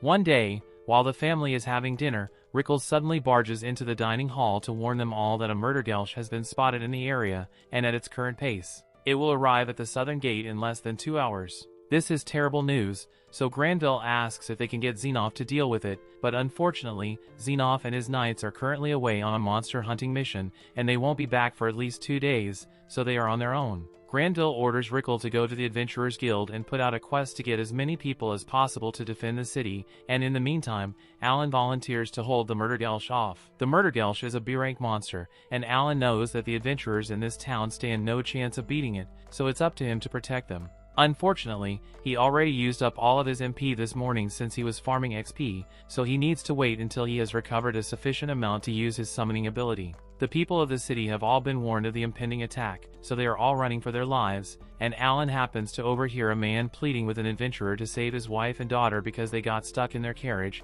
the same one that the Murdergelsh is currently chewing on. The mother and daughter inside are terrified, because it's only a matter of time before they are devoured, but Alan refuses to let that happen, so he takes one of his iron balls and throws it right at the monster's eye. This successfully draws the monster's attention away from the family, but now the monster is focused on Alan instead, so he takes off running and tries to lead the monster towards the mountain to keep the city safe. As he is running, his MP is restored, so he uses it to reset his summon roster and stock up on butterflies because those give him speed and agility boosts. He then summons a bunch of them and tries to use their magic to put the monster to sleep, but the Murdergelsh seems to be resistant to sleep magic, so instead of passing out, it becomes angry and swats all the butterflies away, which leaves Alan with very few options to work with. Late into the evening, Alan is still running away from the Murdergelsh, and he is starting to tire out, but fortunately, he manages to hide under some trees in order to give the monster the slip, and once he is sure that he is safe, he collapses near a tree and breathes a sigh of relief because he wasn't sure he would make it out of that one alive. He's got no idea why the debuffs didn't work, and he's nowhere near strong enough to beat that thing without weakening it first. He even had to use up a bunch of his magic stones just to survive long enough to make it out here, but at least he successfully led it far away from the city, so the people should be safe now. He plans to just head home and wait for Xenoff to return so he can deal with the Murdergelsh, but just as he was about to leave, he senses something staring at him, and to his horror, it turns out that the Murdergelsh has found him. He takes off running, but the monster has no intention of giving up hunting Alan, so he ends up running day and night trying to escape. 3 days later, Alan finally manages to shake off the monster and make it back to the city, but after being forced to run non-stop all for days, he is tired, hungry, and on the verge of collapse. The city guard sees him coming and recognizes Alan as the hero who sacrificed himself for the city a day ago, so he rushes over to catch him, and by the time Alan opens his eyes again, he is back at the mansion with Seabass and Cecile looking after him. Cecile is really happy that Alan is alright, but she also yells at him for making her worry like that, which Alan kind of expected from her. Seabass asks Alan if he remembers anything, so Alan tells him that the monster was relentless and chased him for 3 whole days before he lost it, and once the coast was clear, he turned back to return to the city. Seabass is impressed by Alan's bravery, and he informs him that Granville is just as pleased with what he has done, so after Alan is back on his feet, he would like to meet with him. A little while later, Alan goes to meet Granville, and he explains that he wasn't strong enough to defeat the monster on his own, so he decided to draw its attention and lead it as far away as possible. He then apologizes for doing something so reckless, but Granville tells Alan that he has nothing to be sorry for. Handling monsters like the Murdergelsh would have been impossible without Xenoff and his knights, so Alan's brave actions undoubtedly saved the city from mass casualties. Which is why rewards have been prepared for Alan in the amount of 10 gold coins from Granville, and another 10 gold coins from the family that he saved that day. Alan is overjoyed because with that kind of money, he could definitely buy himself a decent sword, and that's exactly what he does, because the next time we see him, he's rocking a mithril sword. With this, he is easily able to defeat an armored spider on his own, but it's still not hard enough to pierce through the spider's hard abdominal armor. That said, it is capable of piercing through the gaps in the armor, so Alan is able to dig into the spider's body and take the magic stone. Now that he's done with that, he wants to run a little test with his summons, so he calls over 3 of his hawks, has 2 of them land, and then stores one in his grimoire. He then places a fruit in a bag and asks the hawk in front of him to point to the item that he put in the bag. The first hawk easily identifies the fruit, but Alan already expected that, so he moves on to the next step of the test and resummons the second hawk. He then asks the hawk the same question, and it immediately identifies the fruit, which tells Alan that different summons of the same type can share information with one another. He then calls the third hawk down and asks it to do the same thing, but this time, it can't answer the question, so the information relay must only work on hawks that are still inside the grimoire. Some time goes by, and in early March, Cecil's brother returns once again, so he gives Alan the rematch he requested. Alan has gotten a lot stronger after farming all those C-rank monsters, but he's still struggling to keep up with Mihai's raw skill. The match ultimately ends with Alan's loss, and Xenov congratulates Mihai for an excellent display of skill, and Alan congratulates him as well, but inside, he is seething with rage because he doesn't understand what kind of training Mihai has been doing at the academy to get this strong. After the duel is over, they all head to the dining room for lunch, and there, Mihai learns that Alan recently fought a murdergelsh. Alan explains it's a bit of a stretch to call what a fight, since all he did was run away, but Mihai is still impressed that Alan made it out of that alive because even he wouldn't be able to beat a B-rank monster like that. Just then, a knight barges into the dining room, and Alan is a little concerned since it didn't end well for him last time this happened, but to everyone's surprise, the knight comes bearing good news. He informs Granville that the white dragon on the mountain has begun to migrate towards Carnell's territory, so this means they will finally be able to use their mithril mines again. Granville is overjoyed because this will be the start of an economic boom for his territory, and he is so excited that he wants to send knights to go inspect the mines at once. However, Xenov tells him to hold on a minute, because it would be better to figure out where exactly the dragon's new nest will be located before making moves to restore the mines. Granville agrees with him, so he decides to go with Xenov's plan, but then Mihai chimes in and asks if this means he is going to need to clear out all the monsters in the region between the city and the mines, because if so, he would like to help out a little since he's still got some free time, and he could use something to pass the time. However, Xenov turns him down because he thinks it's too risky. After all, if the white dragon were to return for some reason during the hunt, Mihai would be in serious danger. Mihai understands his point, so he agrees to back down, but the same can't be said for Alan, because he knows that if he doesn't do something soon, then after the knights have cleared out all the monsters to make way for the mine, he will lose his valuable XP farming ground, so he plans to as much as possible before that happens. The first chance he gets, he heads deep into the forest, and he recently hit level 5 with his summoning skill, so he is eager to test out his new abilities. For one, he recently unlocked the new share skill, so he summons a hawk and decides to try it out. He activates the share ability, and all of a sudden, Alan is able to share the hawk's point of view to look at himself. He thinks this is amazing and asks the hawk to fly into the air because he wants to see what it looks like, and as it obeys his order, Alan is treated to a first-class view of the world from the skies. With an ability like this, Alan will be able to perform recon missions with ease, especially since Hawk's Eagle Eye ability can also be activated to improve vision. Seeing how well the vision sharing works, this gets Alan curious about how many summons he can share senses with, so he decides to test that out as well. He summons 3 more hawks and activates the share skill on them, so now he is able to see the point of view of all 3 hawks, along with his own POV. This is really cool, almost like a split-screen monitor, but Alan wants to see how far he can take it, so he summons a tiger and activates the skill on it as well, but as he is about to try adding one more tiger, a sharp pain rips through his head and he is forced to cancel the share skill in order to get rid of the splitting headache. Since having 6 POVs at once caused him physical pain, Alan assumes that 5 must be his limit and is almost certain that it is linked to his intelligence stat. His intelligence is currently just over 1000, so the share skill must require 200 points per point of view to avoid being overwhelmed. Alan had initially planned to spend time playing around with all his new summons, but right now, he is more interested in seeing how far he can push his intelligence, so he calls on one of his new summons, an owl, and using the intelligence boost it grants to raise his intellect stat to over 1200. Now he is able to use 8 POVs with no problem, and he soon realizes that if he can remotely see what his summons are doing and give them orders, then he can farm XP without actually having to do any work. To test out his theory, he summons a bunch of his new creatures and has them work together to take down a group of armored ants, and sure enough, they easily make short work of the ants. With this, Alan won't have to worry about losing his excuse to hunt, so he gives his summons orders and warns them to never attack human adventurers, even if the adventurers attack them first, because he would rather not be responsible for a homicide. After that, he prepares to leave the forest, but just then, he comes to the realization that there is one more way he could apply his shared vision. He sends one of his birds all the way back to Krina village to check up on everyone, and through its eyes, he can see that they are all doing well. Krina and the others are training, Rodden is working in the fields, and his mom is braiding his little sister's hair. It is a relief to see their faces again, even if it's only through the bird, and he plans to visit in person eventually, but for now, Alan has the birds set down a gold coin for them before leaving. 6 months go by, and Xenoph and his knights have been making steady progress with reclaiming the mines, but unfortunately, Xenoph informed Granville that it's going to take a lot longer than expected because during the time that the Mithril mines were left untouched, they became overrun with monsters,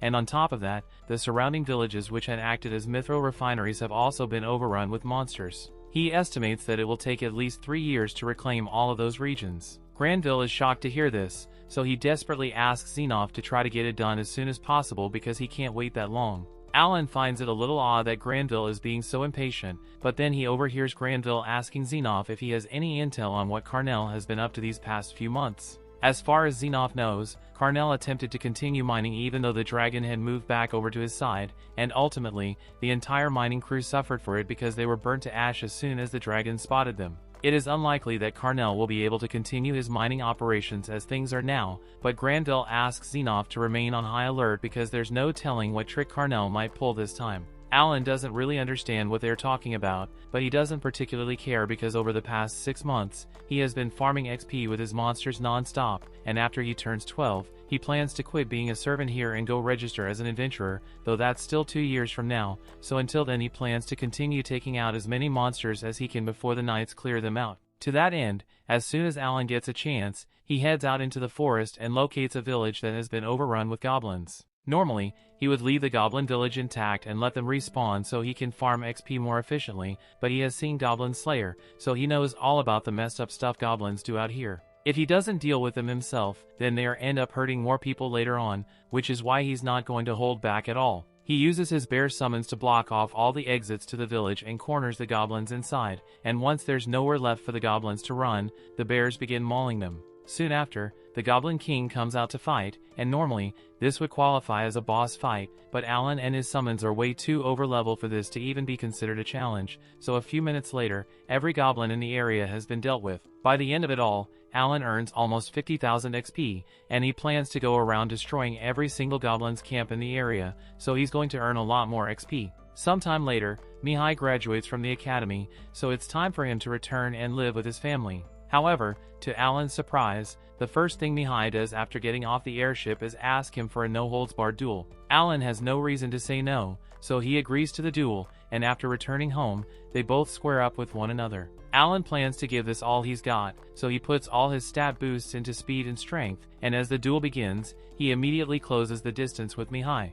Mihai is honestly shocked by how fast Alan is now compared to the last time they fought, but despite Alan's improvements, Mihai is still able to hold his ground because he has the strength and skill advantage. Alan does his best to keep fighting, but before long, Mihai successfully disarms him, so he is yet again lost. Alan accepts defeat, but as he raises his hand to congratulate Mihai, Mihai silently walks past him and up to Granville. Granville says he is proud to see how strong Mihai has grown over his years at the academy, and he says he is the pride and joy of the Granville family, which makes what he must do all the more heartbreaking. Mihai then walks up to Cecile and Thomas and tells them that he has some bad news. He says he has to fulfill the duty of a noble, so he is going to be gone for quite a while. Cecile is disappointed to hear that and asks Mihai what he is going to be doing, but unfortunately, Mihai isn't allowed to share that information. He assures her that he will be back in 3 years. Hearing that Mihai is going to be gone for so long just makes Cecile feel even worse because she was looking forward to spending time with him. Alan has very little context for this situation, but from what he can tell, a noble's duty must be some horrible task that every gifted noble is required to undertake at a certain age. Kind of like how we all have to go cave diving alone with no gear one day, truly tragic. The next day, Mihai is set to leave to fulfill his duty, and after saying goodbye to his family, he heads toward his carriage. As he is about to step inside, he leans in close to Alan and begs him to watch over Cecile for him while he is gone, and Alan just instinctively agrees. After that, Mihai leaves, and Alan is a little curious about the whole noble's duty thing, but not so curious that he is willing to go snooping around, so he just lets it go. A year later, Alan has made some significant progress in his quest to eradicate all goblin camps in the forest, and he decides to move on to orc camps now. Orcs may be stronger than goblins, but overall, it's not that much of a challenge for Alan and his summons. They all coordinate well to deal with the orcs' attack, and Alan is really happy with how well things are going, but he does wish there were some way for him to tell how much health his summons had left in reserve, because while they may be able to fight without getting tired, if the damage they take passes a certain threshold, they just disappear without warning. Though in a situation like this, it's not a huge problem since Alan could always just summon more monsters. The battle seems to be going pretty well for Alan, but all of a sudden, he spots a spell headed his way, so he scrambles and asks his 2 knights to protect him. They successfully block the attack, but Alan still wonders where the magic came from in the first place, so he looks back and spots 3 orcs wielding magic scepters. This is the first time Alan has gone up against an opponent capable of wielding magic, and he's got to admit that it really sucks. Those fireball spells do a lot of damage, so if those orcs keep attacking, then it's only a matter of time before Alan's army gets decimated. He can't have that, so he takes out a steel ball and hurls it straight at one of the orcs, blowing a hole clean through its head. Alan is overjoyed to find out that he's strong enough to one-hit KO these idiots, but before he could throw his second steel ball, he realizes that the other orcs have started hiding behind the rocks to avoid getting obliterated, so maybe they're a little smarter than Alan gave them credit for. One of the orc mages goes running over to the orc king to inform him of what's going on,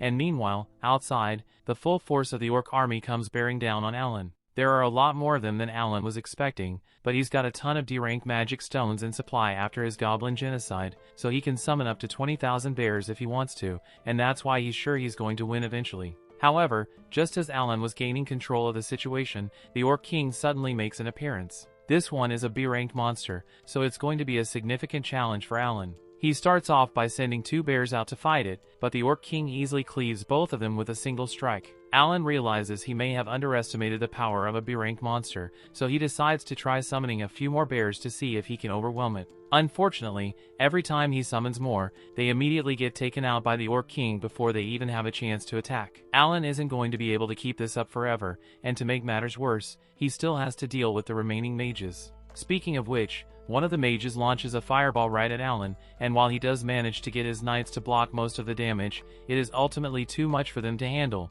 so they disappear, leaving Alan to deal with the extreme heat on his own. He gets blasted backward by another attack from the mages, and that costs him a significant amount of HP. He quickly heals himself with an HP potion and starts thinking of a way to handle the situation. But no matter how much he thinks about it, there's literally no way any of his summons can defeat the Orc King, so he's completely out of options. Just as he is about to give up and considers running away, Xenoph suddenly appears beside him. He says he heard all the commotion and came over as soon as he could to investigate. When he asks Alan what's going on, Alan explains that he was just trying to take out this orc camp when things kind of got out of hand. Alan then realizes that he can't let Xenoph see his summons, so he despawns them all. But to be honest, that probably looks even more suspicious, and he has no idea how he's going to explain it without blowing his cover. However, to his surprise, Xenoph doesn't question him about the summons at all, and simply says he's going to take care of the Orc King. While he's doing that, he tells Vice Captain Libran to handle the Orc Mages.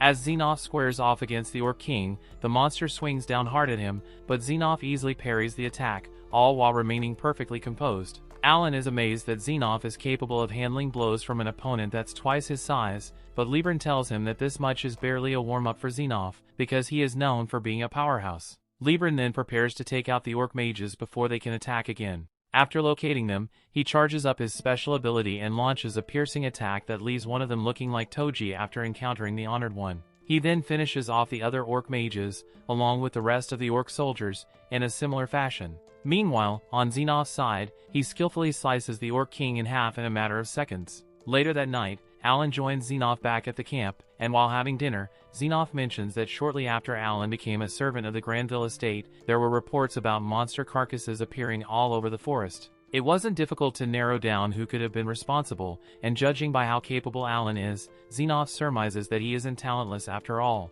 Alan realizes that his cover is blown, especially when Xenoph asks him if those monsters he was controlling are part of his abilities. It would be pointless for Alan to deny it now, but he also doesn't want to give away too much information because who knows what kind of trouble he would get into if he explains that the god of creation personally gave him this talent. Sometime later, Alan is back at the mansion when a group of royal messengers show up. The family all gather to see what the messengers are here for, but to Granville's horror, they hand him Mihai's diary and tell him that his son is dead. Granville can't believe this because it has only been 6 months, so it shouldn't have been possible for Mihai to die so soon unless they intentionally sent him out as cannon fodder because he was the son of a low-ranked noble family. The royal messengers completely ignore Granville and walk out, since they have more bad news to deliver to other families, leaving everyone in the room devastated, especially Cecile, who can't believe her brother is really dead. Everyone in the mansion spends the day mourning Mihai because they all really cared about him, and they think it's cruel that a 15-year-old was forced to face such a harsh fate. But this is the way it has always been.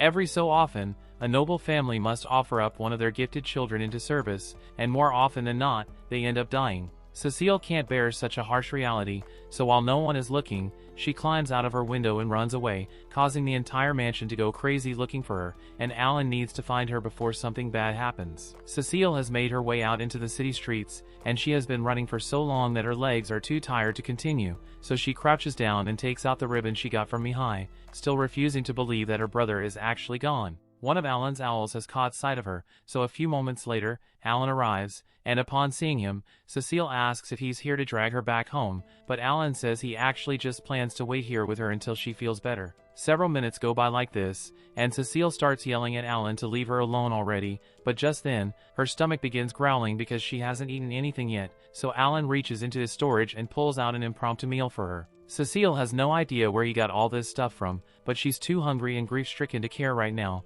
so she takes one of the fruits and starts eating. As she eats, tears begin to stream down her face as she recalls the words Mihai had written in his final letter. He knew he was going to be sent on a dangerous mission, and he had a strong feeling he would die on that mission, so he was absolutely terrified up until the moment of his death. Cecile is terrified as well, because she knows she's going to have to fulfill the noble's duties someday as well, and that means she's going to meet the same fate as Mihai. Alan understands why she's so upset about this, so he plainly asks her if she wants to run away with him. He says they can leave the city and travel to all sorts of places together so she won't have to fulfill the noble's duty, but she says that would never work because she still needs to attend the academy. Alan reminds her that the academy is still just a school at the end of the day, so she can just choose not to go if she doesn't want to, and hearing him say that, she realizes that she really does have a choice in the matter, as did Mihai. In Mihai's letter, he did talk about how he was scared of dying, but he also mentioned the fact that he wasn't doing it because it was an obligation or for the sake of his family, and he chose to go through with the duty to confront his own weakness,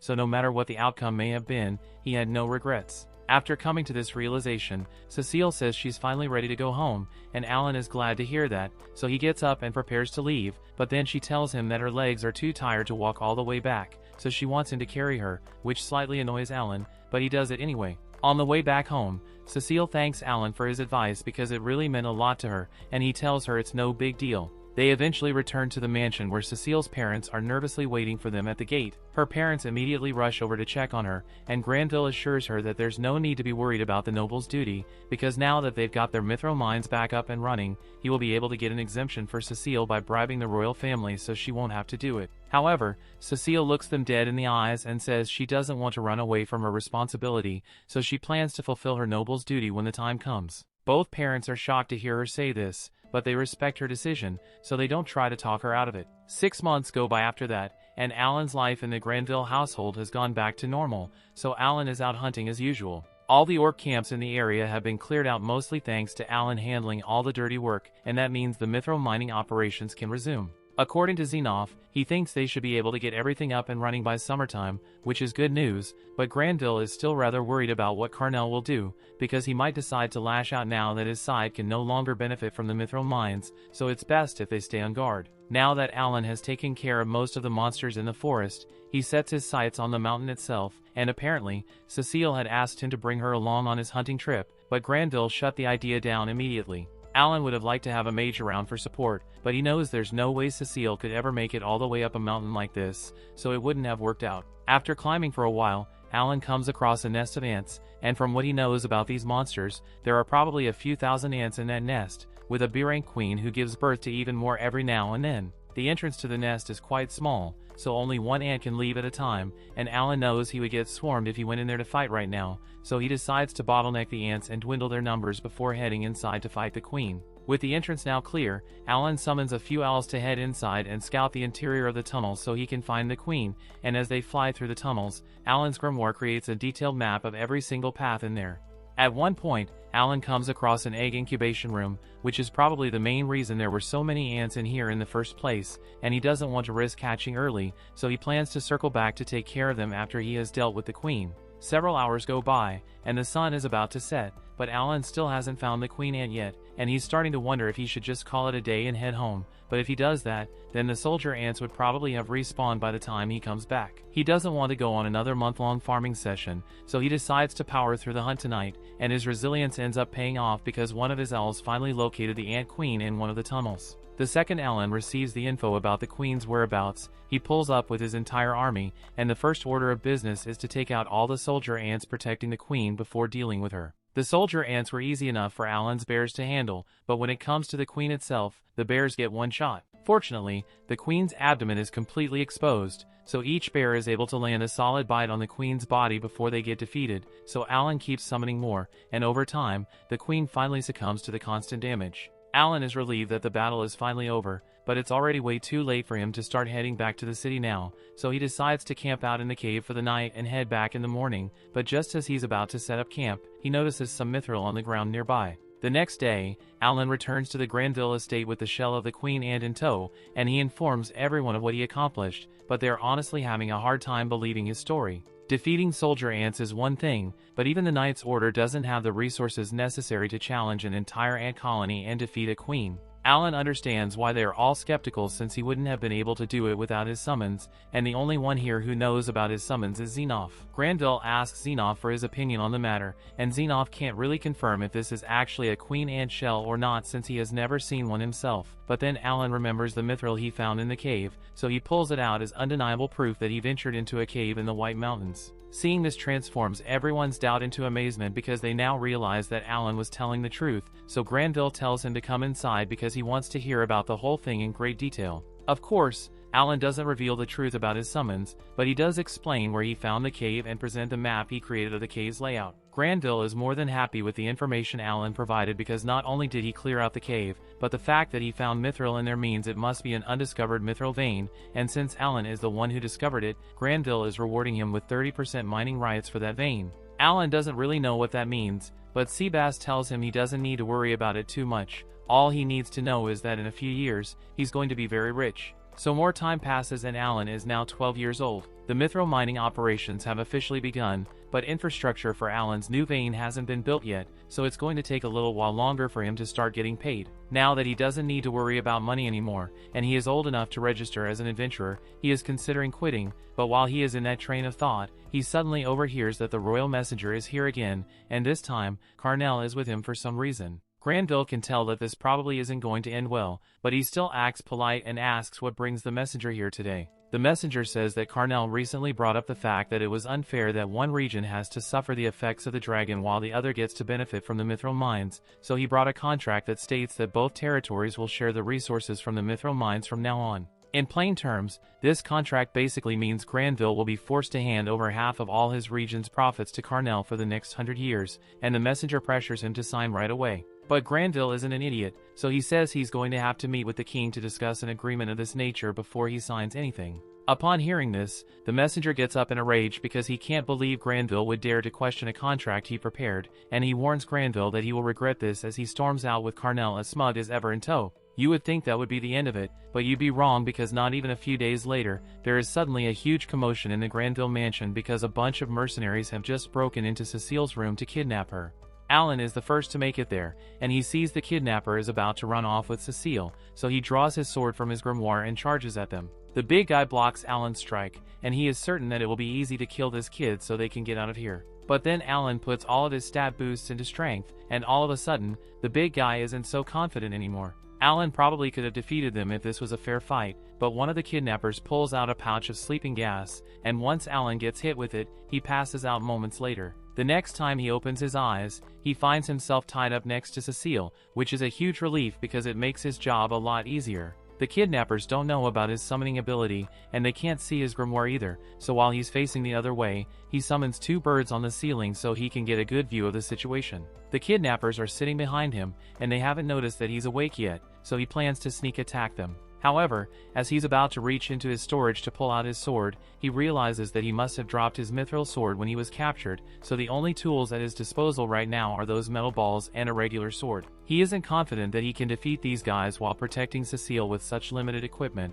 so he decides to lay low for a while and scope out the area first. He sends one of his birds out to scout out the area, and he soon finds out that they are on a ship. But not just any ship, this is a magic airship, and a luxury one at that. There are a bunch of regular passengers dining in the main hall right now, and off to the side, Alan notices Carnell and the royal messenger laughing with each other over some wine. The royal messenger reminds Carnell that he has already pulled a lot of strings for him, so he expects to be compensated. Carnell tells him that if he is talking about the mining rights, he has already sent a threatening letter to Granville to make sure he hands over the rights, and if he still refuses, then Carnell plans to cut off Cecile's hand and use it as a more compelling threat. Alan is furious when he finds out that Carnell is the one behind all this, but back in the room where they are being held, Cecile finally wakes up, and she immediately starts freaking out. The kidnappers get annoyed by her flailing, so they plan to kick her a few times until she stops moving, but Alan's not about to let them beat Cecile up, so he decides to make his move. First, he summons a butterfly to put one of the kidnappers to sleep,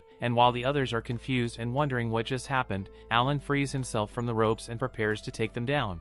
The kidnappers are about to attack, so Alan summons a bunch of his creatures to throw them off guard, and while the kidnappers are distracted, he proceeds to knock them out. He then walks over to Cecile to check on her, but just then, the leader comes back into the room, and he is slightly amused that Alan managed to take out his lackeys, but that doesn't mean he's getting out of here. All of a sudden, he appears right in front of Alan and kicks him in the stomach so hard that he gets slammed into a wall and coughs up blood. Alan is still trying to process what just happened because it looked like the leader had teleported, but first, he needs to take care of his injuries, so he uses one of his healing herbs. The leader can see that Alan is confused, so he explains that what he did just now was all thanks to his skill, but he doesn't think it's worth giving a whole explanation since he is going to kill Alan anyway. Just then, the leader hears the voice of Carnell yelling at him, and that startles him so much because he wasn't expecting Carnell to be in this room, but it turns out that it was just one of Alan's parrots. While the leader is distracted, Alan uses his spider to bind him to the ground, and then he grabs Cecile and makes a break for the door. The spider's silk won't hold the leader for long, so Alan also spawns 2 knights in front of the door to keep the leader busy and buy enough time for Alan to escape with Cecile. That said, there aren't really many options for escape as things stand, so Alan takes Cecile to a window and takes a look outside to see what he's working with. At a glance, it looks like they are roughly 100 meters up in the air, and Cecile is terrified because she can tell what Alan is thinking, but he tells her it's probably going to be fine because he just put all of his stats into endurance. There's not much time left, so Alan jumps out the window with Cecile, and as they come crashing to the ground, Alan absorbs most of the impact, so Cecile is perfectly fine, but Alan's legs are completely broken. Thankfully, he's still got a ton of healing herbs in stock, so he recovers fairly quickly, and once he is able to stand again, he extends a hand to Cecile and tells her it's time for them to go home. He frees her from her binds and gives her a healing leaf just to make sure she's alright, but Cecile understandably has a ton of questions on her mind, like what were those monsters she saw earlier, where did Alan get such a powerful healing herb, and how was he strong enough to jump out of an airship and survive? Those are all valid questions, but Alan doesn't have time to answer, because they are still in Carnell's territory right now, and Dogra is bound to come after them once the ship lands, so they need to get out of here as soon as possible. He tells Cecile to get on his back so he can carry her, which she does, but then he tells her to hold onto him tightly, and she refuses at first because she thinks it's embarrassing, but then Alan starts running, and he's a lot faster than she thought he would be, so she has no choice but to hold on tight. While running, Alan summons a few owls and asks them to scout around for him, and just as he expected, after the airship lands, Carnell orders Dogra to go looking for them, so they really need to move quickly. To Alan's surprise, Dogra starts heading in their exact direction off jump, which puts them in a really tough spot, so he decides to cut through a bunch of alleyways to test a theory and potentially lose Dogra, while the owls continue to watch Dogra's movements. Alan realizes that Dogra is following the exact same path that they took through those alleys, so he must have some kind of tracking skills that allow him to follow the footprints of his target. That means that as long as he can see the path Alan ran through, he will be able to follow him, but Alan has the perfect counter to that ability, so he jumps into the air and starts running across the rooftops, because there's no way Dogra would think to look for footprints on the roof. This should buy them more than enough time to get out of the city before he figures out what happened, but as Alan continues running, Cecile asks him why he didn't just fight Dogra back there since he is so strong. Alan explains that guys like Dogra are a bad matchup for him, so there's no guarantee that he would win a fight against him, especially not while having to protect Cecile, so escape is their best option. Alan eventually makes it up onto the city wall, and he explains to Cecile that they are going to have to go through the forest to make it back to the Granville territory, which will probably take a few days. However, Alan can't risk leaving any footprints near the city, so he creates a bunch of knights midair and begins hopping from shield to shield so he doesn't have to touch the ground. This way, Dogra will have no means of tracking them down, and once Alan has made it far enough away from the city, he sets up camp with Cecile. Just before bed, Cecile mentions how surprising it is that Alan has a talent after all, but she asks why he didn't tell anyone about it all this time. Alan explains that being talented would only invite trouble for him, so he didn't want to risk it, and considering what happened to Mihai, Cecile understands his reasoning. The next morning, Cecile gets back on Alan's back, and they continue their journey, but just to be safe, Alan checks back in on Dogra to see what he's up to. Dogra looks confused because he can't find any footprints around the city walls, but just when Alan thought he was about to give up, he starts running in a spiral shape around the city. This is really bad news, because if Dogra keeps that up, then it will only be a matter of time before he eventually finds Alan's footprints and tracks him down. They eventually make it to a Granville guard post along the border of the Granville and Carnell territories, and as soon as the guards see Cecile, they are relieved that Alan managed to rescue her because they had heard that she was abducted recently. They ask Alan if they should prepare a carriage to take him and Cecile back to the manor, and that would be great, but just then, one of Alan's hawks relays that Dogra has just found his footprints, and he's on his way here right now. As soon as Alan realizes that Dogra is here, he takes off running and warns Cecile of the situation. She asks him why he didn't just wait at the guard post to fight Dogra off with the knights, but considering Dogra's strength, even if all the knights were to fight together, they would be nothing but cannon fodder for Dogra, so it's best not to get them involved. Hearing that, Cecile begins to feel guilty because she knows Alan has been risking his life to protect her, so she tells him he can leave her behind to save himself. However, Alan would never do such a thing. Sure, Cecile may be a little annoying at times, but he does care about her, so he's going to do everything in his power to make sure she is safe, and Cecile is really grateful that Alan is willing to stick by her side. Alan continues running all throughout the night, and by the next morning, they have gotten pretty close to the Granville estate, so they should be able to make it back by tomorrow morning. However, just when things were looking good, one of Alan's scouts spots that murder gulch that Alan injured 3 years ago, and it's on his tail now that it has caught its scent. Running isn't really an option anymore since the murder gulch is already really close, and it won't hesitate to kill Cecile if it catches her, so Alan decides to stay undefeated before they make their escape. A few moments later, while Cecile is hiding behind a nearby rock, Alan comes face to face with the murder gulch, and he has a score to settle. He immediately spawns all of his heavy hitters, and has them hold the murder gulch in place while he throws a metal ball at its remaining eye, but the monster was prepared for that and caught the ball midair. Alan hadn't anticipated the monster adapting to his attack pattern, and before he could come up with a backup plan, he had already been grabbed. The murder gulch is currently trying to squeeze the life out of Alan, and the only reason he isn't dead yet is because he is spamming healing leaves to keep his HP from reaching 0. The murder gulch then grabs Alan by the head and puts him in its mouth before eating him just like Aaron's mom, and Cecile is horrified because she thinks she just saw Alan die, but fortunately, Alan managed to switch all of his stat points to durability and HP, so even though the murder gulch bit down on him, its teeth couldn't cut through his body. And now that Alan is within perfect striking distance, he proceeds to pull out his dagger and stab the murder gulch in the other eye, killing it once and for all. Once Alan was back on the ground, Cecile runs up to him with tears in her eyes because she was so worried about him, but unfortunately, they aren't safe yet, because all the time Alan wasted fighting the murder gulch allowed Dogra to catch up to them. Dogra immediately kicks Alan to the floor, and Alan still has no idea how to deal with that teleportation ability, so his options are limited here. Dogra begins walking up to Alan and draws his sword as he plans to make Alan's death as excruciating as possible, but just then Cecile launches a fireball at him. This catches both Alan and Dogra off guard since neither of them was expecting Cecile to do that, but it worked because Dogra then turned his attention to her and smacked Cecile across the face. The only reason he didn't kill her for what she did is because he needs her alive to complete his job, but seeing him hurt Cecile made Alan incredibly angry. He has a plan to take Dogra down, but he needs to buy time for it to work, so he starts rage-baiting Dogra by reminding him that he is just a coward who ran away from his post in the war after only a year, and now all he can do is pick on weak children. The rage baiting was successful because Dogra starts taking all his anger out on Alan, and a few minutes later, Alan's plan finally comes to fruition because Xenov has arrived. Earlier, he had sent one of his parrots over to Xenov to inform him of the situation and bring him here since he is the only warrior here who is strong enough to take Dogra out, and Xenov did not disappoint. When Dogra tried to stab Xenov, his blade did absolutely nothing to him, and when Xenov counterattacked, he unleashed a terrifying amount of force, splitting Dogra in two along with everything that was behind him. Afterwards, Xenov escorted Alan and Cecile back to the estate, and the family was overjoyed to see Cecile back safe and sound. A meeting was held to discuss what happened, and that's where Alan informed Granville that Carnell was behind all of this. Since his mines were no longer profitable with the dragon around, Carnell conspired with the royal messenger to attempt to steal half of Granville's mining rights, but he couldn't let Granville inform the king of what he was doing, so he intended to hold Cecile hostage and use her to force Granville to sign.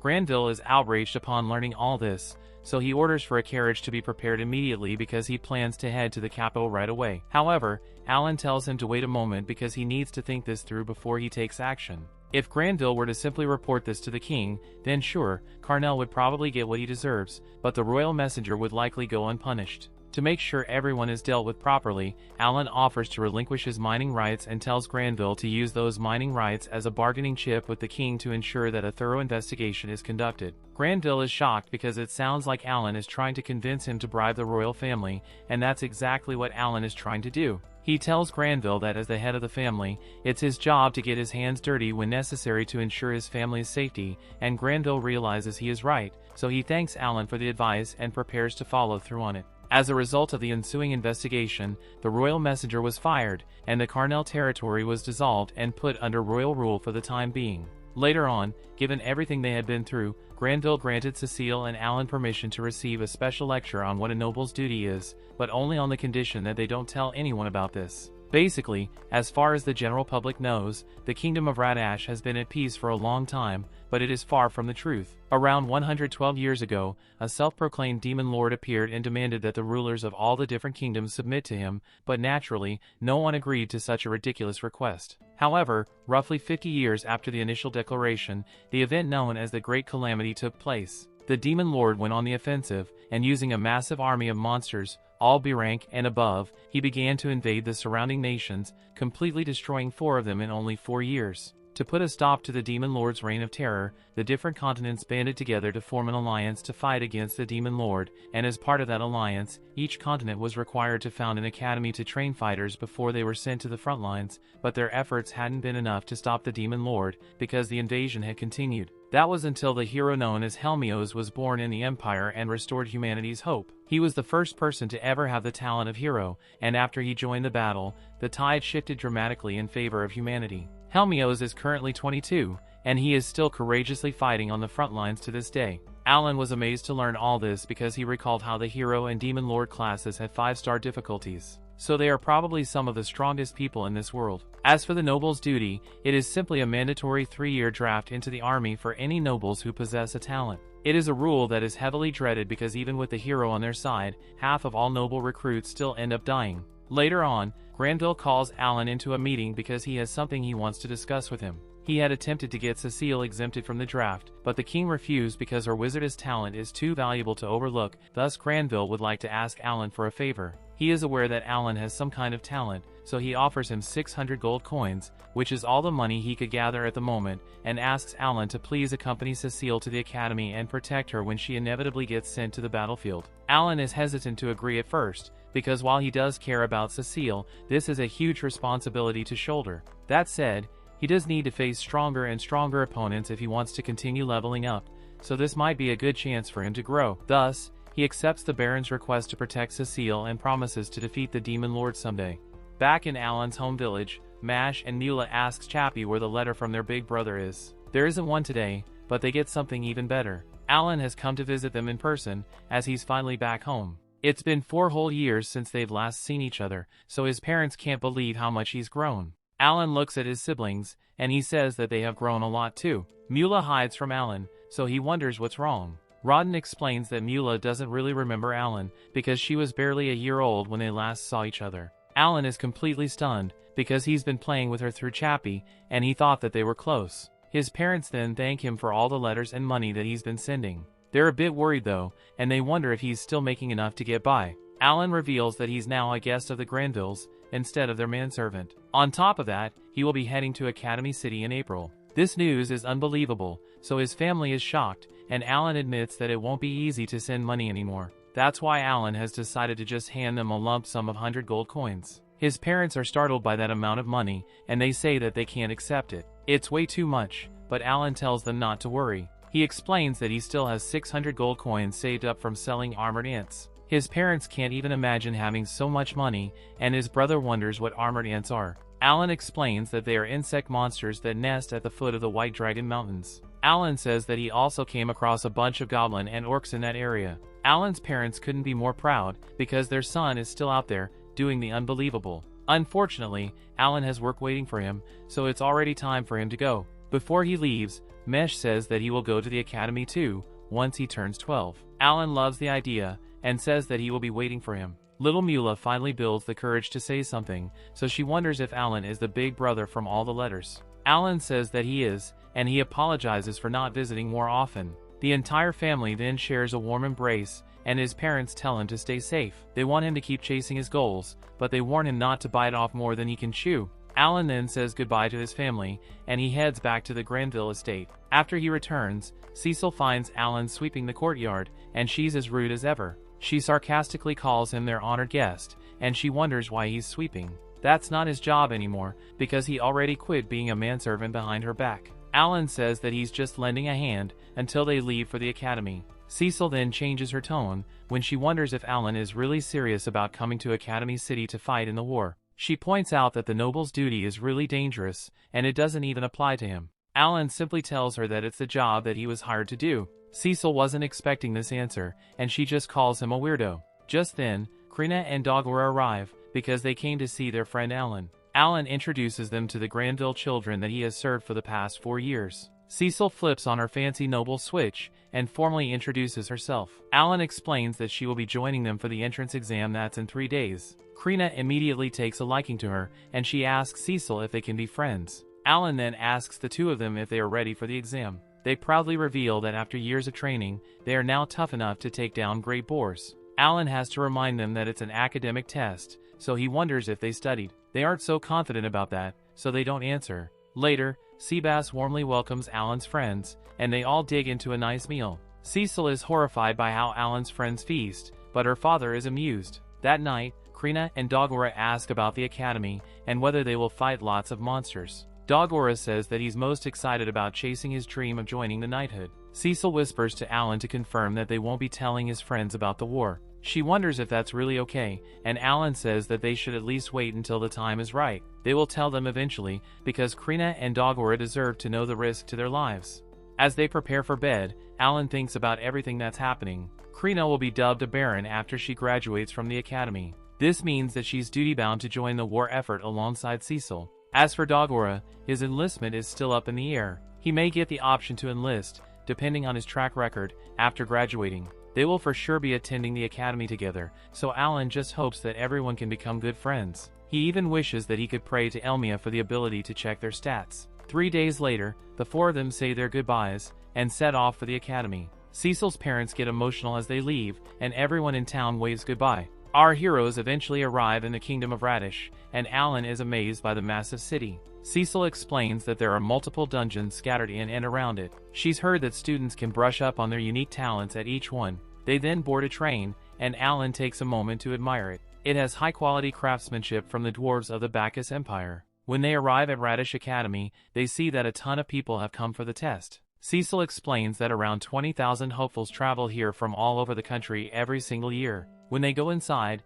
they are welcomed by a receptionist. She explains that before the exam, everyone has to undergo an appraisal ceremony. Krina is confused, so Alan explains that it's the same ceremony that they all did when they turned 5 years old. Dogora goes up first, and he puts his hand in front of the appraisal crystal. The receptionist says that his attributes get an exceptional rating, so he can move on to the written exam. Dogora is pretty annoyed because his results are the same as when he was 5. He wonders what all his training's been for, and Krina tries to cheer him up. Alan thinks about how these ranks only reflect developmental speed. That means that they don't change based on age or level. Cecil goes next, and the receptionist says that her results are just as impressive. Alan notices that she has S-rank intelligence, which is exactly what you would expect from a wizardess. Krina's up after her, and everyone is shocked when the crystal glows brighter than ever. The receptionist recognizes her as Krina the Sword Lord, and she's glad to have her here. Krina's disappointed though, because just like Dogora, everything's the same as from when she was 5. Finally, it's Alan's turn, and Cecil can't wait to see what the crystal shows. Alan takes a test, and the crystal blinds everyone when it shines. Unfortunately for our hero, every single one of his attributes shows up as rank E. The examiner has no choice but to tell Alan that he failed. Dogora points out that Alan's attributes didn't show at all when they were kids, and he notices that this time, it says that Alan is a summoner. Alan doesn't know what to think, because the text glitch got fixed, but his development speed is still dragged down by Helm mode. Cecil can't believe that Alan failed, and she refuses to accept it. Alan tells her that it's okay, because there are still things for him to do here, even if he doesn't enroll in the academy. His friends are all upset, and they try to fight on his behalf. Just then a guy and an elf appear, and they wonder what all the fuss is about. Krina insists that the results are wrong, because she saw Alan beat a murdergelsh all by himself. The guy is impressed to hear that a person Alan's age could take down that kind of beast. What's even more impressive to him is that all of Alan's attributes are ranked E. He's never seen a result like this before, and he determines that the person you heard about really does exist. It turns out that this match is an old prophecy from someone named Master Rosen. It said that a boy entirely ranked E would one day appear. The elf calls the guy next to him Helmios, and our heroes are shocked to hear this name. Alan remembers hearing the name during their lecture on the Demon Lord. This is a huge deal, because Helmios is the hero and the hope of all mankind. Helmios approaches Alan, and Alan wonders what he's doing. The hero uses his appraisal skill and reads off Alan's real stats out loud. His attack is 570, while his MP and intelligence are all the way up at 1600. Alan is caught off guard, because he never thought that anyone would be able to see his stats. This is his worst nightmare, so he wishes that the blabbermouth would stop saying it out loud. Helmios continues, and says that in terms of attributes, Alan is basically on par with an arch-wizard. The part that's really strange to him is that Alan doesn't have a single magic skill. Helmios apologizes, because it looks like there was a malfunction with the crystal ball. Cecil wonders if this means that Alan can take the exam. Helmios says that he can, but only in one condition. He says that Alan has to show him what he can do with his summoner talent. Cecil's really happy for him, but Alan surprisingly declines. He says that first of all, they don't even know this guy. Helmios formally introduces himself, and he says that heroing is what he does. Alan still isn't impressed, and he says that he's never heard of him. He points out that Helmios just looked at his attributes, so it's only fair that Helmios shows his with the crystal ball. That will make them even, so Helmios agrees to do it. Deep down though, Alan just wants to see his stats, so he can scrutinize them.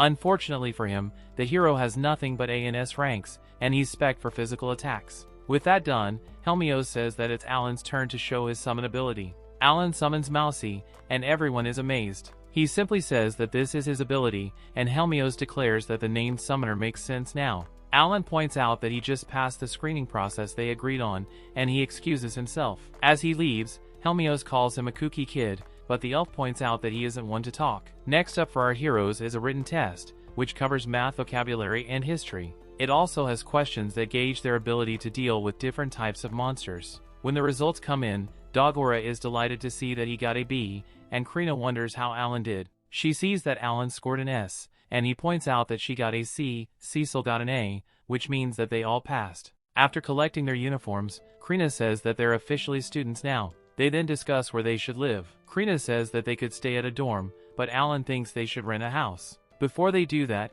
Alan explains that students need to apply for adventurer cards. They head to the Adventurers Guild and meet with the receptionist. While their cards are printed, she explains how dungeons work around here. The dungeons here are split into 3 difficulty ranks, which are C, B, and A. The bottom floor of each one has a treasure chest, guarded by a boss. The chest might hold a rare item, so it's worth going for. Alan's really excited, because he already knows exactly which rare item he's after. Alan raises his hand, because he would like to know if he can put in a request to the guild for some D-rank magic stones. The receptionist allows it, and she wonders how many he would like. Alan offers 100 gold coins for 10,000 of the stones. The receptionist is startled, but she accepts the offer and tells Alan to come back in a week. Alan thinks about how he actually wants to stock up 2 million stones over his 3 years that he will be at the academy. Just then, their cards are ready, and the receptionist says that everyone has to start at E rank. They're all planning to adventure together, so the receptionist wonders if they would like to register as a party now.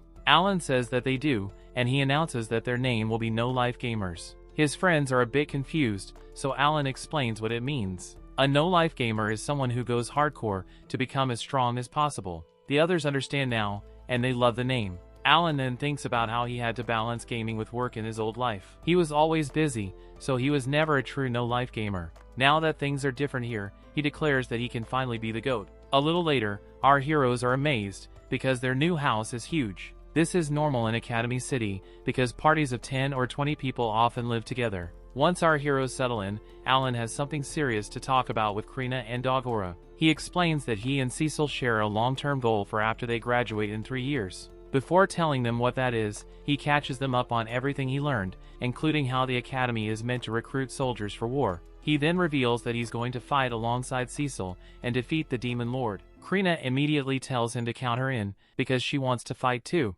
Alan thanks her, because he was hoping that she would say that. As for Dogora, he hesitates, and Alan doesn't blame him. He points out that half the people that get sent to the front lines never come back home. It's not an easy decision to make, so he tells Dogora to take his time. Dogora thinks about how beating the Demon Lord would make him more exalted than any knight. That's all he needs to know, so he signs up too. Just then, Alan's grimoire appears to confirm that the others have joined his party. His friends are startled, and Alan is surprised when he realizes that they can see it too. He explains that it's part of his talent, and them being able to see it means that they're all in this together. Krina then wonders how they should start preparing to beat the Demon Lord. Alan explains that they will pass trials and clear dungeons to get stronger. They also need better equipment and a cleric who can heal. Alan then says that he would like to share one more thing about himself. He reveals for the first time that his skills develop 100 times slower than normal. That's why he needs a huge stock of magic stones and MP to pass the trials. Ultimately, he's hoping to find an MP recovery ring in one of the dungeon treasure chests. Cecil points out that that explains why he requested so many magic stones. Now that all that is out of the way, Alan says that things are about to get really busy. He is counting on the others, and they all say that there are no life gamers. In homeroom the next day, they meet their teacher for the next 3 years, named Karlova. He says that he's also the guildmaster of the Adventurers Guild in the royal capital. His talent is swordmaster, and he was called in because the academy has a sword lord joining this year. The sword lord is Krina, but she doesn't make a big deal of it. Karlova then explains that they have some big tests coming in July and February. Any score less than 40 is an F, so he says that they better study hard. He then points out that the student body here includes serfs, commoners, and nobles. However, the only thing that matters to him is talent, so all titles will get thrown out. Alan immediately stops addressing Cecil formally, but she doesn't like it one bit. As the days pass, Alan explains that at the academy, there are 4 days of class, and 2 days off each week. The afternoon classes are tailored to each talent, but there's none for summoners. That's why Alan got permission to use that free time however he wants. His plan is to sit in on a little bit of every class. Soon enough, their first day off finally arrives. Our heroes head to a dungeon, but it doesn't look like what they imagined. The outside is just a building, and it's right in the middle of town. Inside, they wonder if this is really the right place, and Dogora points out that the receptionist said it was. When they enter the actual dungeon, they are greeted by a machine called the Dungeon General Operation System. It welcomes the no-life gamer party to the C-rank dungeon, and it says that it will direct them to another dimension where their dungeon is located. Alan is confused, so it explains that all travel through the dungeon is separated by isolated rooms. Therefore, other adventurers cannot enter theirs. Alan freaks out because this game has instancing. His friends don't know what that means, so he explains that they will be isolated from the rest of the server. Most importantly, it means that he won't have to worry about anyone else seeing his summoner skills. Just then, the cube opens the portal to their dungeon, and our heroes head inside. It turns out to be a giant maze, so Alan sends Hawkins to map it. Dogora looks at how the map is being made, and he says that it's really convenient. Alan says that the monsters here are all low rank, so they shouldn't waste their time by beating more than necessary. They should also ignore the treasure chests, because they might be booby-trapped. Alan just wants to clear the C-rank dungeon as fast as possible so they can move on to the rank one. Alan then takes a moment to look at everyone's stats. He really enjoys looking at all their abilities and their weapons. Just then, Alan spots a slime in front of them and Cecil gets to work. She uses Fireball and completely destroys the monster. The others wish that they could use magic like her, but Alan points out that they have their own skills. They had no idea, so Alan shows them what his grimoire says. Krina's skill is called Slash, and Degora's is called Full Might. They don't know how to use them, but Alan is sure that they will learn at the academy. Just then, Alan notices that corpses here vanish and leave behind magic stones. He thinks about how he wants E-rank stones for his Leave of Life healing item. Our heroes then continue through the dungeon, and they eliminate several creatures. Eventually, something happens to them, and they wonder why they feel an energy rushing through them. Alan explains that they just passed the trial of the gods. Soon they reach the end of this floor, which means they can go to the next one. Another cube asks if they want to leave or move to the next floor. The cube explains that if they continue, they can always exit through this system on any floor. That sounds great to our heroes, so they decide to keep pushing forward. Just then, the room changes, and a different cube speaks to them. It wonders if they're ready to leave, or if they want to go to the next floor. If they leave now, their progress gets saved, and they can start from the spot they left. Also, he says that they can re-enter the dungeon as much as they want. After clearing the first floor, our heroes decide to call it a day. All that took 10 straight hours of fighting, so our heroes are exhausted. It was really fun though, so they decide to spend all their days off, making progress in the dungeon. Alan explains that no matter when, or how often they entered, the dungeon always reloaded the exact same way. This means that Alan can send his summons to farm monsters, even during class. Clearing one floor a day nets him around 200 magic stones. He says that it's the perfect strategy that only a summoner could pull off. On their 5th trip, the party finally reaches the final floor of the C-rank dungeon. Some tough-looking monsters are sleeping down here, and one of them is a boss. Cecile says that she wants everyone to see just how strong Alan really is. She asks him to fight the boss using his summoner powers, and Alan agrees. He has only summoned mice and birds around them, so they're eager to see what he can really do. As he approaches his enemies, Alan reveals that he spent 35,000 D-rank stones on crop of magic items. He then used those to push his enhanced skill all the way to level 6. At level 6, Enhance boosts 2 attributes of his summoned creatures by a whopping 500. The creatures wake up to attack our hero, but it's too late. Alan summons Braun to use Protect, and then he has Teddy use Crush. The battle is over immediately, and Cecil points out that Alan is really strong. Just then, the treasure chest appears, and the others tell Alan to open it. Alan finds a steel sword inside, and he declares that they beat their first dungeon. When they return to the guild, the receptionist congratulates them for clearing the C-rank dungeon. For the accomplishment, their adventurer cards get upgraded to D-rank. They even earn 2 gold coins for selling the steel sword. They are off to a promising start, so they're proud to call themselves no-life gamers.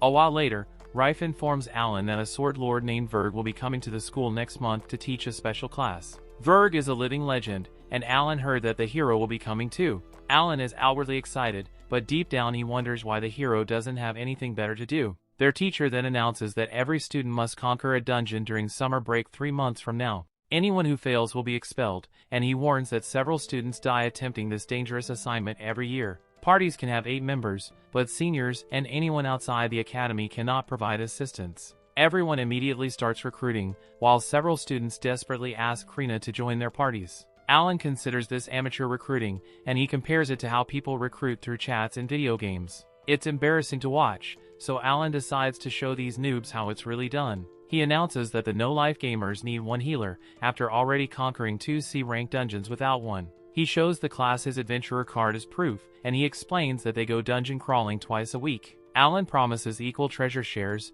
bigger profits, and they only require at least 1 weekly dungeon trip from their recruit. He tells them not to miss out on this offer, because big money could be theirs. One kid hears him say big money, and it catches his interest. During lunch, Cecil points out that nobody came to take up their offer. She wonders if it's because there's no clerics in their class. Alan explains that it's probably because most kids with a healing talent get taken in by the church. Just then, a blonde student named Keel approaches Alan and reveals that he possesses the cleric talent. He says that if they're still looking for a healer, then he would be interested in hearing more about their party. Alan happily tells him to have a seat, so they can discuss it over lunch. Keel says that he's trying not to eat during the day, but Alan thinks about how this guy doesn't look like he needs to be on a diet. Alan offers to pay for his meal, so Keel doesn't even hesitate to accept. In fact, he takes full advantage and orders a huge meal. Keel scarfs down all the food, and Alan wonders if he was hungry this entire time. Keel cuts right to the point, and he wonders how rich they're getting from raiding dungeons.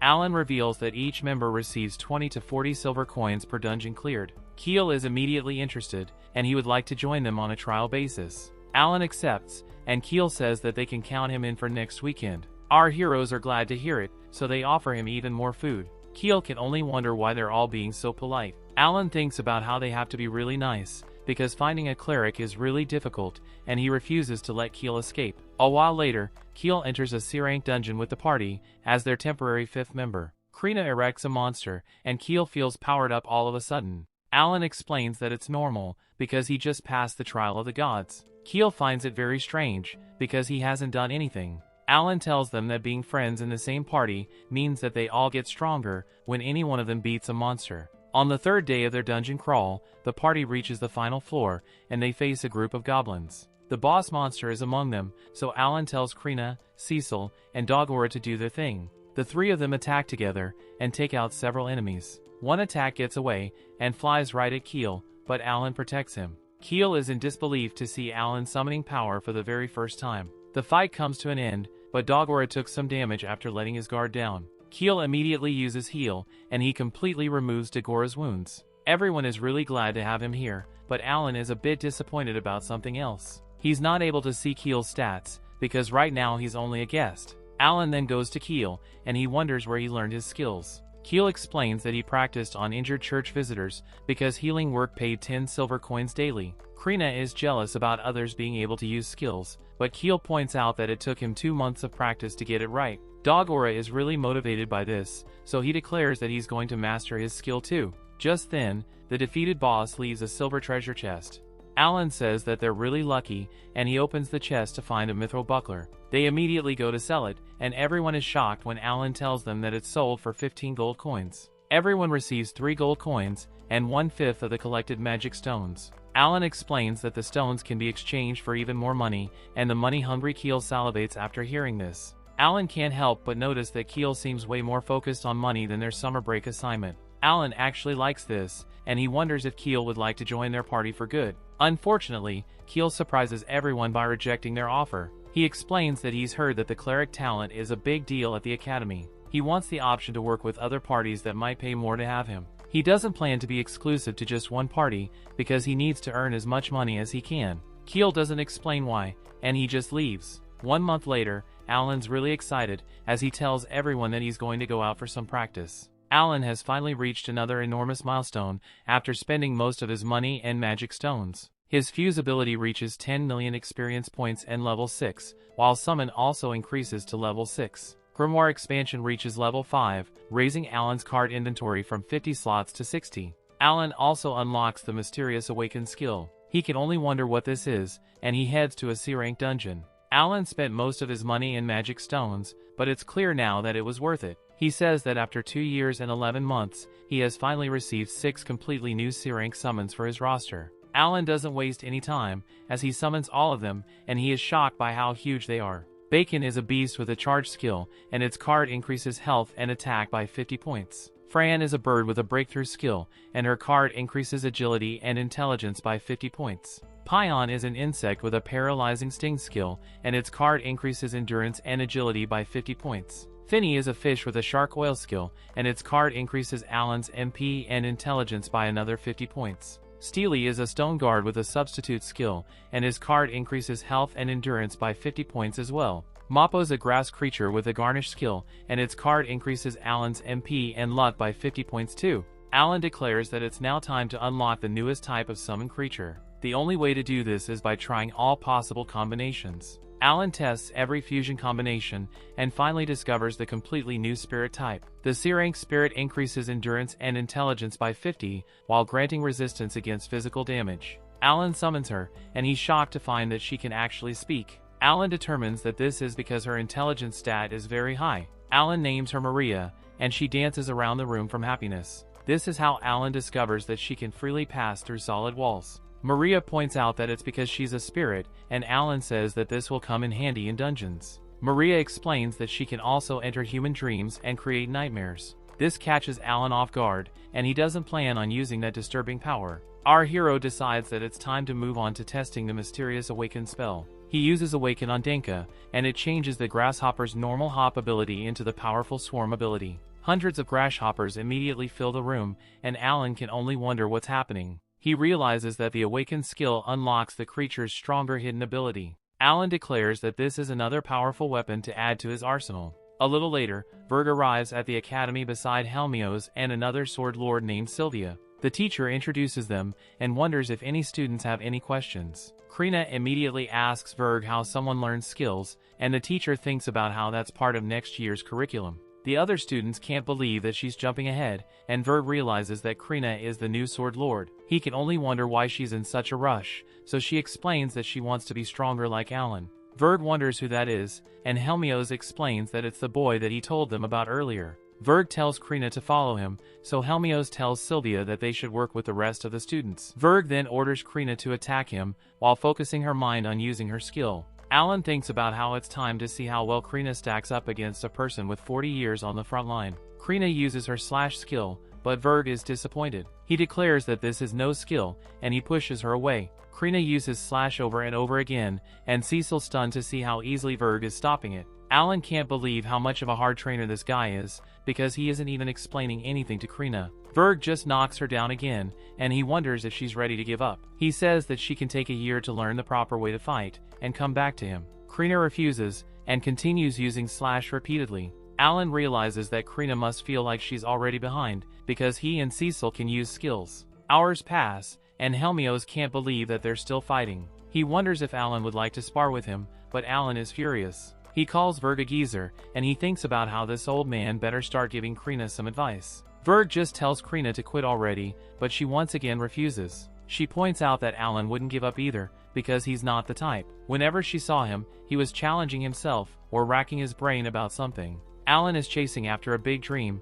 so she needs to step up and get tougher. Everyone is stunned, and Verg gives her some instruction. He tells her to empty her mind of everything, except for her skill. With a clear mind, she should throw everything she has at him. Krina does exactly what he said, and everyone goes silent. She calmly says the word slash just one time, without thinking about anything else. This time her skill activates, and it releases a ton of power. Verg's blade nearly shatters to pieces, and he tells Krina that she did well. Everyone watches in amazement, and he tells her to remember this moment. Krina can't believe that it worked, and she collapses from exhaustion. Helmios wonders if it would be better for Verg to teach by example, instead of putting Krina through this. Verg explains that he got the feeling that Krina was more suited to hands-on training. Still, he's very impressed, because he didn't expect her to learn this in just one day. Alan heals her, and she immediately goes to Verg to thank him for the lesson. Helmios says that it takes a real lunatic to go that hard during training, and Alan couldn't agree with him more. Helmios can only wonder what Alan's big dream is,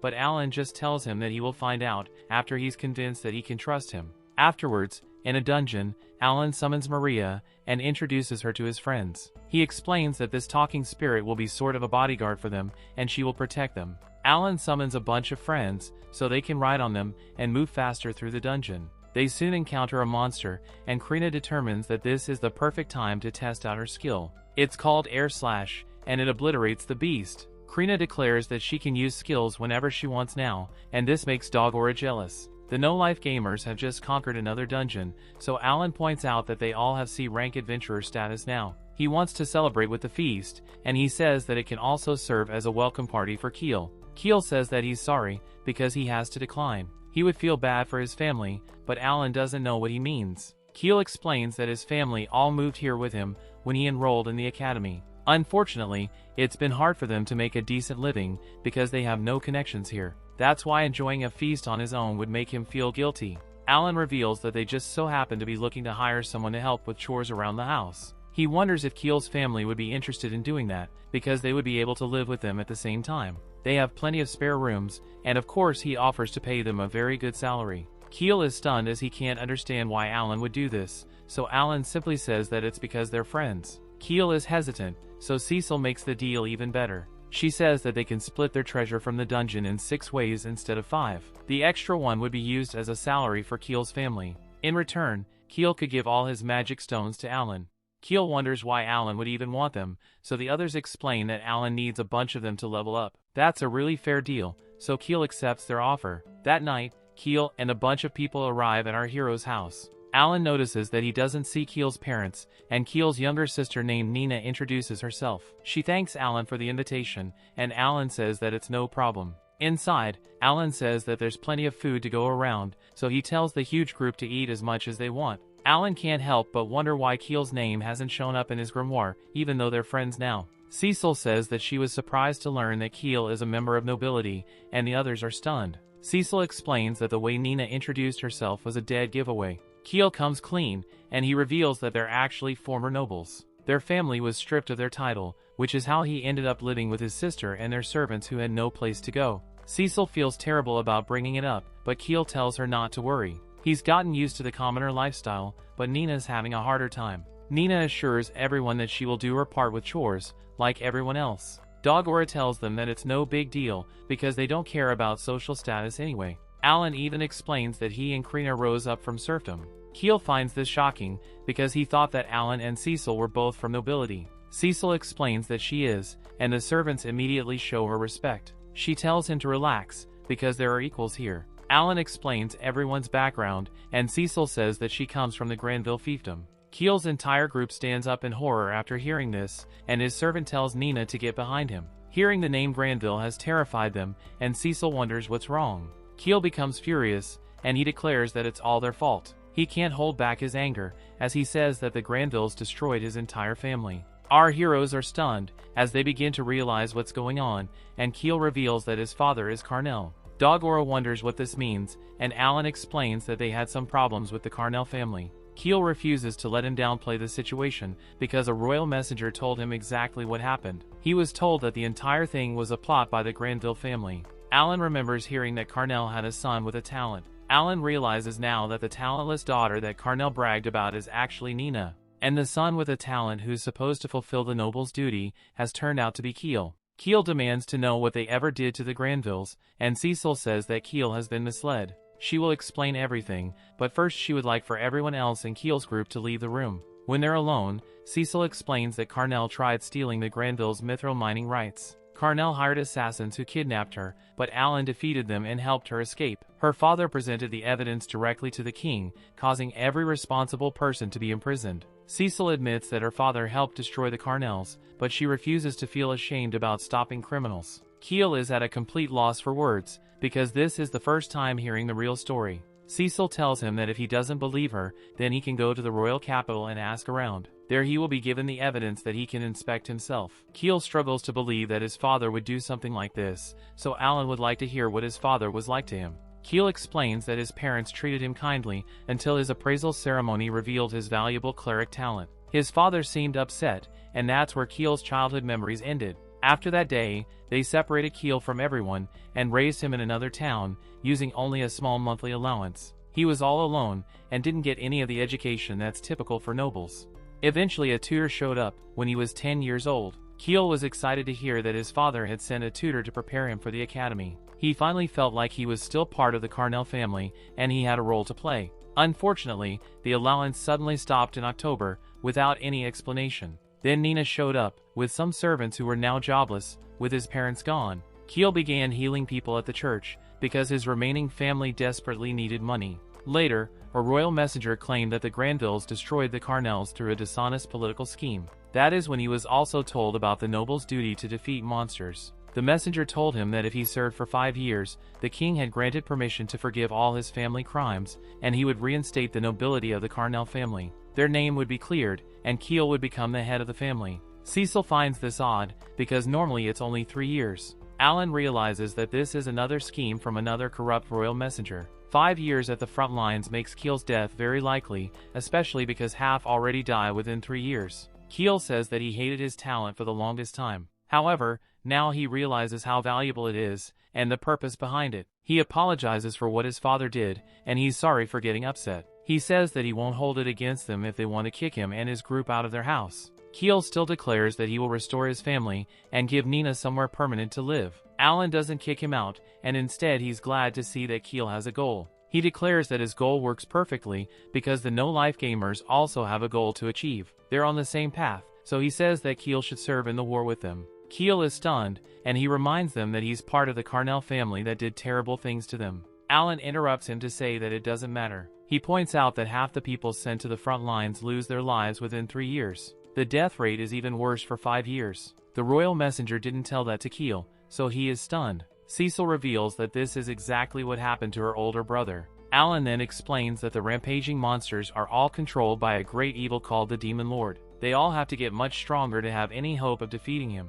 A huge part of that is having Keel on their team, so he tells Keel that they should fight together. Keel points out that he would just be using them to further his own goals, but Alan doesn't mind. He tells Keel that he should just fight for what he believes in. Keel says that he doesn't care about the Demon Lord, but what he does want is to get his family back to nobility. That works for our heroes, so they tell him to join forces. Alan reminds him that he doesn't have to shoulder all the burden himself. He says that they can all give it their best, and Keel begins to get emotional. He says okay, and Alan's grimoire finally adds Keel to their party.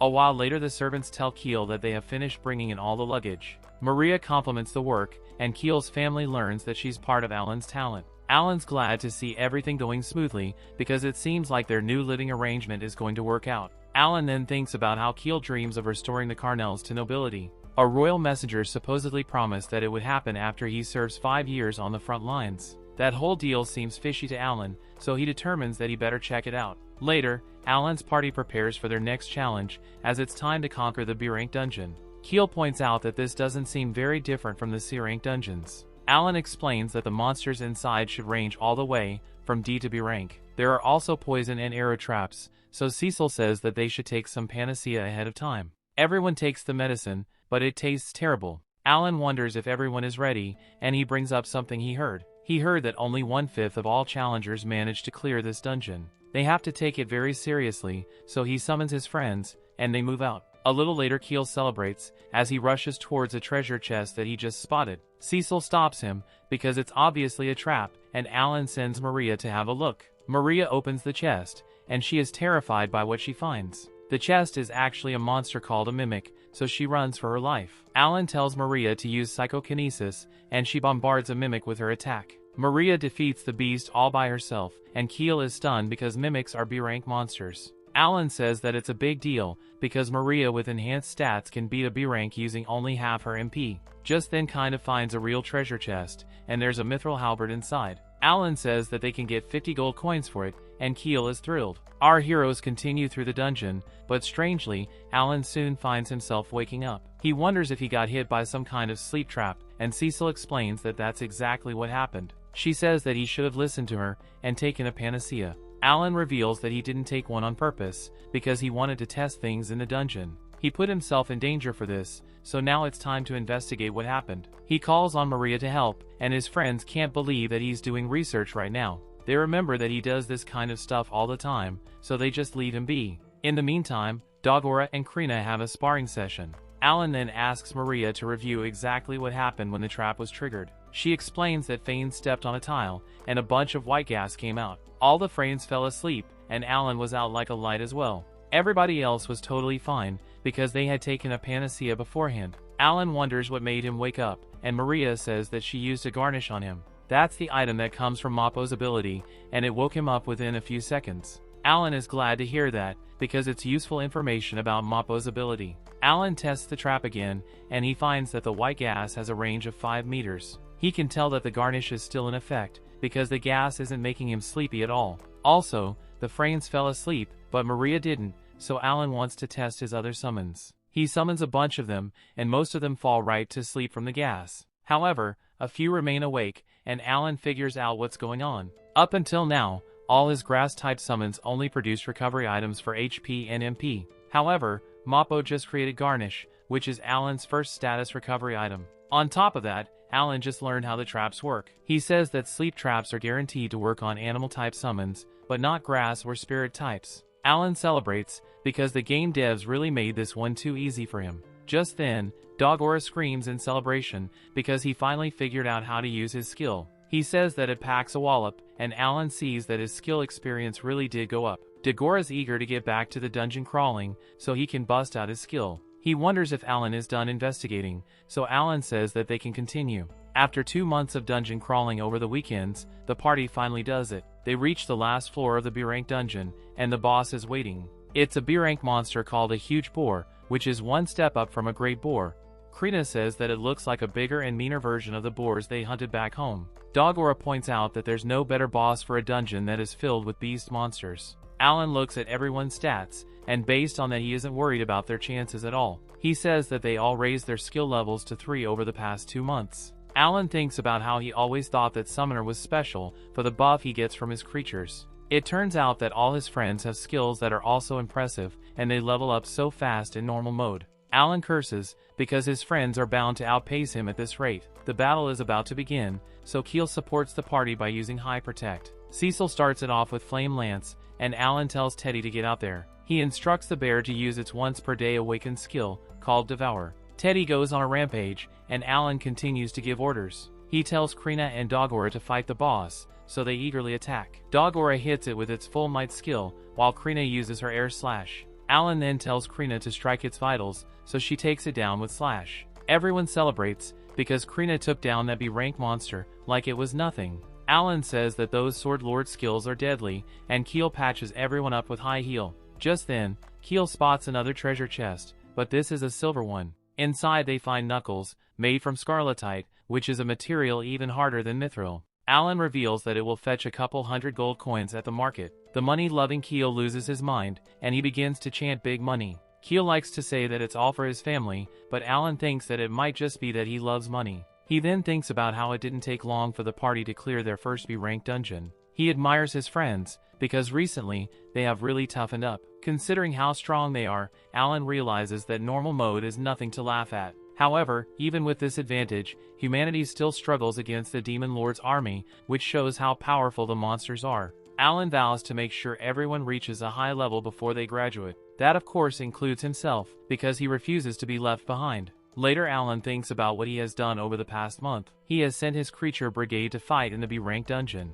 They successfully farmed 34,000 C-rank magic stones, along with 425 gold coins. Alan then put in a request for 300,000 D-rank magic stones, by using the C-rank ones for seed money. It was a good idea, but there was a catch. The guild informed him that the quest limit is 50,000 stones per month. Alan explains that the party also used their treasure funds to buy some brand new equipment. They also got a cart that makes travel to and from the house much easier. Then they bought a magic-operated clock to keep track of time during their dungeon crawls. As for the end-of-semester exams, everyone managed to pass. Come August, the party conquered their second B-rank dungeon, and the academy went into summer break for 2 months. During break Alan used his popo to visit his family. Through the bird he says that it was a long flight, and he tells his family that he's home. They're all startled by the talking bird, but they recognize Alan's voice. Alan explains that he's actually still in Academy City right now. He is speaking with them through his bird, and he can even see them through it. Gerda says that it's a strange power,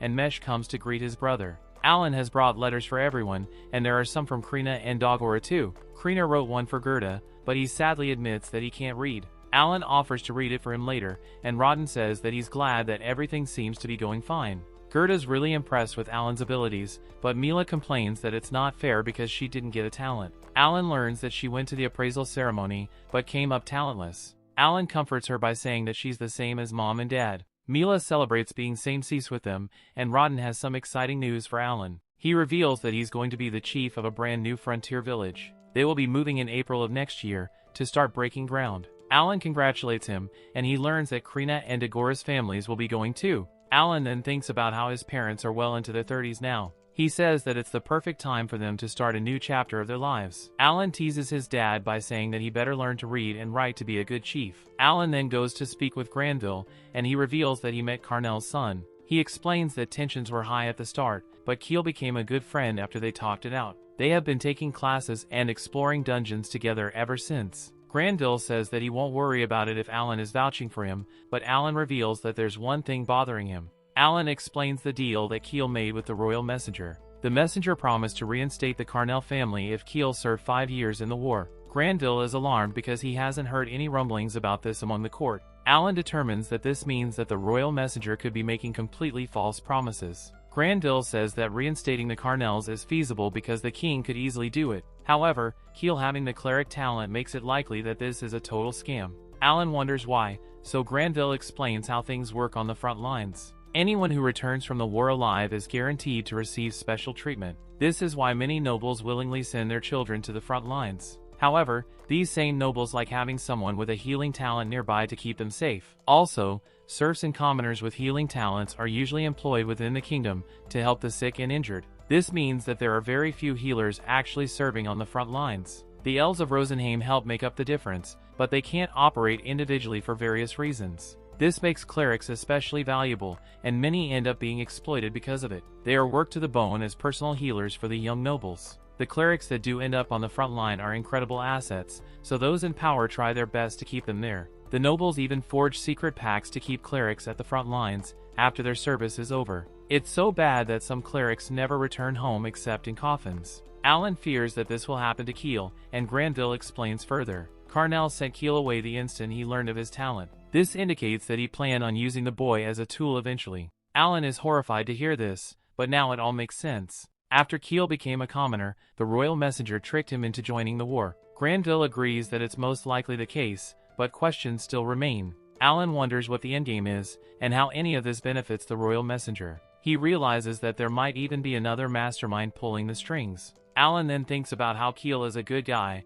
despite his greedy habits. He's only saving money, so his family can live comfortably while he's gone. Alan refuses to let anyone exploit his friend, so he comes up with an idea. He tells Granville that he's going to take the direct approach, and asks the king about this himself. Granville stops him, and asks if he would be willing to let him handle it instead. He points out that the royal messenger fooled Keel by claiming that the Granvilles set his family up. Granville refuses to sit and do nothing while they drag his name through the mud. Alan agrees to leave it to him because they won't be going to the front lines for some time. Later, Alan explains that his party had more time to go dungeon crawling over summer break. Eventually, they conquer their third B-rank dungeon and return to the guild. The receptionist hands them their updated adventurer cards and says that they are B-rank now. The other adventurers are stunned because they can't believe that a bunch of students pulled this off. The receptionist assumes that they will attempt an A-rank dungeon next, but she has a warning. She says that very few adventurers explore the A-rank dungeons because of the overly formidable boss monsters.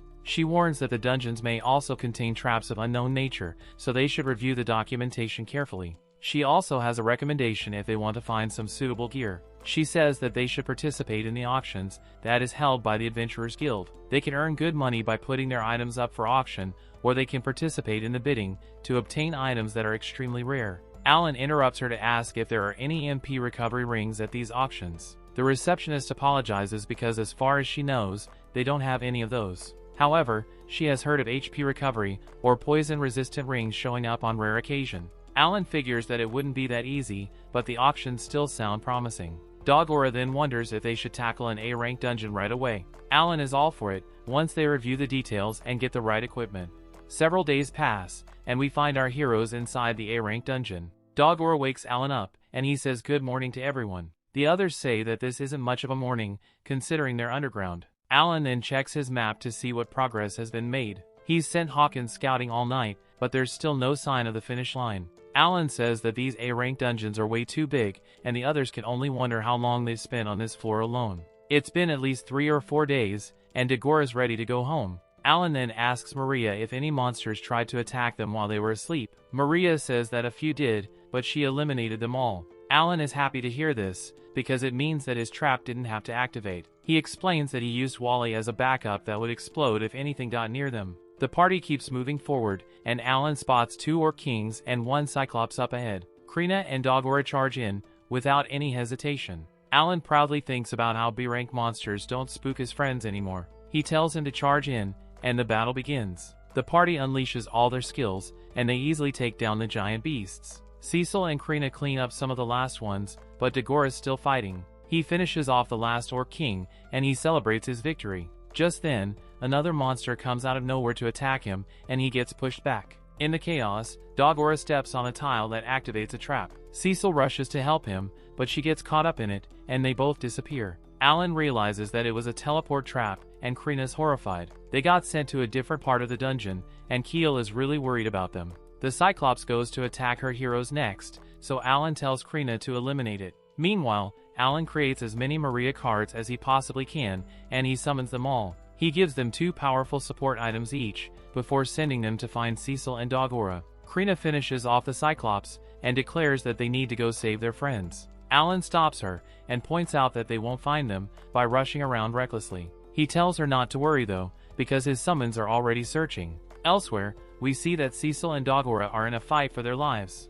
They're in really bad shape, as they're up against some terrifying monsters. They do their best to use their skills, but it's no use. Dogora takes a nasty hit, and he has to use his last healing item. Cecil checks her own supply, and finds that she's all out too. The monsters close in on them, and all they can do is wait for their lives to end. Luckily for them, Maria arrives, just in the nick of time. She wipes out every single beast, with her awakened ability, called Poltergeist. Dogora says that was sick, but our exhausted heroes are in really bad shape. Maria gives them some healing items, but they are still in great danger. Alan's delighted to see that Maria found them, so he tells Maria that they're on their way. Maria tells Cecil and Dogora that help will be here soon, so they should stay put. Dogora is too tired to move anyway, but they're out of time. 2 more monsters appear, and they are rapidly approaching. Cecil declares that they will just have to beat these monsters, and hold out until help arrives. Meanwhile, Alan tells Krina and Keel to hang on tight. He orders Frayne to use the Fleetfoot skill, and they go at warp speed. They race through the dungeon, while the others fight for their lives. Alan curses, because knowing where they are doesn't help when the maze is so complex. He calls out to Dogora and Cecil, and begs for them to stay alive. Dogora and Cecile are in grave danger, as they're doing their best to survive. Their lives are about to end, but Alan arrives just in time to tell his Pion to use Paralyze Needle. Pion stings the giant beast, and it stops moving. Dogora releases all his rage, and he takes down the monster. The rest of the group arrives, so Dogora and Cecile thank them, because they thought they were done for. As they are healed, Alan says that they have to think of a way to avoid traps like the ones Dogora and Cecile fell into. He wonders if they should recruit a scout for the party after all. Unfortunately, that would mean that they would have to do C-rank dungeons all over again to catch the new member up. Cecile suggests that they move in a tied formation instead, but Krina has a different idea. She declares that they can just power through all the traps with pure grit, but it's not such a great idea. Eventually, they reach the final floor of this A-rank dungeon. Our heroes stand in shock as they see the A-rank monster that they have to fight. It's a huge boss, and it's at least 10 meters tall. Dogora is terrified, and he wonders if their attacks will even be able to reach the beast. Alan says that they're lucky that the first one of these they encountered is an armored type, because if they can beat a high defense monster like this, it means that their attacks will work on any A rank. He reminds everyone that they're all at a pretty high level right now, so they should be more confident. Outwardly, Alan's really happy for them, but deep down he's annoyed by how everyone keeps getting further ahead of him in level. He decides to switch up his summon cards, so he prepares Filet, Finny, and Steely. He reminds everyone to stick to the plan, and he declares that he will make the first move. He says that it's time for his new special attack, so he summons Wally. He commands all his wall creatures to hit their opponent with their maximum power. The attack is called Meteor Unofficial, and the walls do a ton of damage by self-destructing on the enemy. Alan is very pleased with the attack, because it's basically the same as him casting magic. The boss is the only one left standing, so Krina and Dogora charge in. The beast is terrifying though, as it punches down on Krina, and everyone wonders if she's okay. Krina shows just how much of a monster she is, as she stopped the punch with brute strength. Everyone's relieved when she says that she's fine, and Keel heals her. Dogora charges in next, and he lands his explosive strike attack. Krina follows it up with her pyroblast, and Alan joins the battle by summoning a ton of his creatures. Their combined attacks prove to be too much for the beast to handle, so our heroes are able to take it down. They all celebrate their victory, because they just beat the toughest dungeon there is. The magic stones they get for winning are huge, and they get another treasure chest. Keel is disappointed, because it's just a wooden one, but he is stunned when he sees that it contains a scarlet axe. Axes are Dogora's specialty, so Alan says that he should have it. Dogora wonders if that's really okay, but the others say that he deserves it. Everyone is really happy, but Alan can't help but think about the future. The front lines of the war are filled with high-level monsters, just like this boss. If they're going to accomplish their goal, they will need to keep leveling up, and they will have to get way better equipment. Just then, the operations system appears to congratulate the members of the No Life Gamers party. It says that it will now present them with their first certificate of success.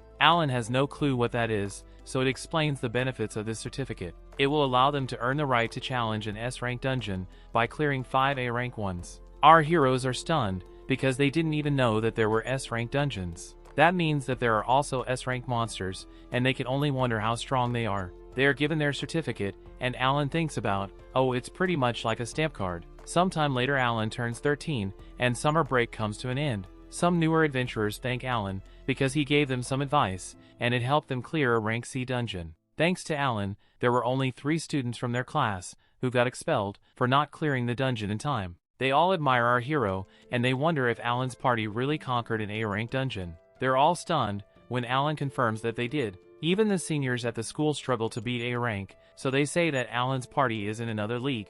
Just then, Krina would like to spar with Alan like old times, but he can't. He explains that his summons are off fighting in an A rank dungeon, so he can't change any of his cards. Their teacher arrives to spar with her instead, but Krina doesn't look forward to getting destroyed. Rife wonders if Alan would like to spar with him instead, so Alan takes him up on the offer, since he isn't a sword lord like Krina. They begin sparring, and it reminds Alan of when he would practice with Mihai. Their battle is interrupted though, when a piece of a broken sword lands in front of them. It came from the fight between Krina and their teacher. Their teacher admits that Krina the Sword Lord is definitely strong enough to beat an A-rank dungeon. The exhausted Krina is grateful for the compliment, and she thanks the teacher for the match. Rife says that Krina's amazing, because she's giving their teacher a run for his money. Alan is just glad that she has someone else to fight besides him. Just then, the teacher remembers that the headmaster wants to see Alan and Krina. Krina stares daggers at Alan like it's his fault, but he says that he didn't do anything. On their way, the teacher wonders if they're going to keep crawling dungeons. Alan says of course they are, because their goal is to challenge an S rank before they graduate. However, there are only 4 A rank dungeons in the city, so they will need to challenge one more somewhere else. Alan then wonders how far the teacher made it. He explains that he conquered 3 A rank dungeons back in the day, and it was the best he could manage to do. He reveals that nobody in the kingdom has made it to an S rank dungeon ever since Verd did, several decades ago. If Alan and his friends can manage to do it, then they will go down in history. When they meet the headmaster, Krina wonders if he's an elf. He confirms that he is, and reveals that he's a millennium old. He has served as both academy headmaster and city administrator for the past 43 years. Alan is stunned, because this guy is at least 1,000 years old. The headmaster then gets to the point of the meeting. He says that he would like for the 2 of them to participate in the school's martial arts tournament that's being held next week. Krina couldn't be more excited, and Alan points out that this is the first time that he's hearing about this. The teacher explains that they didn't talk about it, because normally freshmen like them cannot participate. It's a fighting tournament where 16 contenders fight for the top spot. The most challenging part is that magic is not allowed. Alan points out that Dogora is a stronger fighter than him, so he wonders if he would make a better fit. Unfortunately, the headmaster explains that axe users are not eligible for participation. Also, while magic can't be used, skills are allowed. He says that he's recommending Alan for the slot personally, and our hero realizes what's going on. It's obvious that the headmaster wants Alan to show off what a summoner can do. However, Alan thinks about how unless this can teach him something new, or levels up his skills, then it's just a waste of time. He stuns Krina by declining the offer. The headmaster would like him to know that winning the tournament would earn him the right to fight Verd the Sword Lord. Alan still isn't interested, so he says that that would be great for Krina. The headmaster gives up on trying to convince him, so he says that he will only enroll Krina. A little later we see that our heroes have 3 visitors at their house. It's Granville, Xenoph, and for some reason Rife. Granville meets Kiel and Nina for the first time, and he says that they really do resemble their father Viscount Carnell. He gets right to the point, and reveals that he has spoken to the king about the future of the Carnell family. He explains that the king has made no promises to restore their family to nobility. This means that the royal messenger really did lie to Kiel. Granville then reveals his true reason for coming. He puts a box in front of Kiel, and Kiel can only wonder what it is. Granville announces that it's a contract that will restore the Carnell family to good standing. Everyone is stunned, but there's one condition. That is that Kiel must serve 5 years in the war. However, making significant contributions to the war effort may shorten that time period. The king has already signed it, and so have the Granville and Hamilton families. Kiel wonders who these Hamiltons are, so that is where Rife comes in. Rife explains that he is here on behalf of his father, Count Hamilton. His pops is the liege lord of the Granville and Carnell families. Alan explains that liege lords are upper nobility who take charge and care for vassal families. Rife explains that during Kiel's time on the front lines, the Hamiltons will take on the responsibility of caring for his family. That's great news, so Kiel and Nina are grateful. Kiel says that this couldn't have been easy to get done, so he wonders why Granville is doing all this. Granville explains that members of nobility must take responsibility for their own actions. He simply says that as the head of the Granville family, he's just upholding his duty. He then moves on to the next topic. He brings up the royal messenger who collaborated with the Carnels, and the envoy who came to speak with Kiel. Granville's investigation determined that they both served under a certain member of royalty. It's the crown prince named Envel. Envel is the king's nephew, and he's next in line for the throne. This guy is a big deal, so everyone is shocked to hear his name. Granville admits that there's no direct evidence that links Envel to this scheme, which means that the king can't do anything. Alan is furious, because this means that the jerk behind Cecile's kidnapping and Kiel's exploitation will not be punished. Granville goes on to say that the king is of old age, so Envel will likely ascend to the throne in the next 5 years. That also means that there's no guarantee that he will uphold Kiel's contract. Granville wonders if Kiel will sign it anyway, so Kiel thinks it over. So many people have helped his family get to this point, so he doesn't want to let them down. He declares that as the head of the Carnell family, he will also uphold his duty. Granville is pleased, and Kiel signs the contract. Granville then brings up the fact that the martial arts tournament is being held tomorrow. He looks forward to seeing Krina in action, and she says that she will do her best. The next day, the tournament begins, and our heroes cheer Krina on.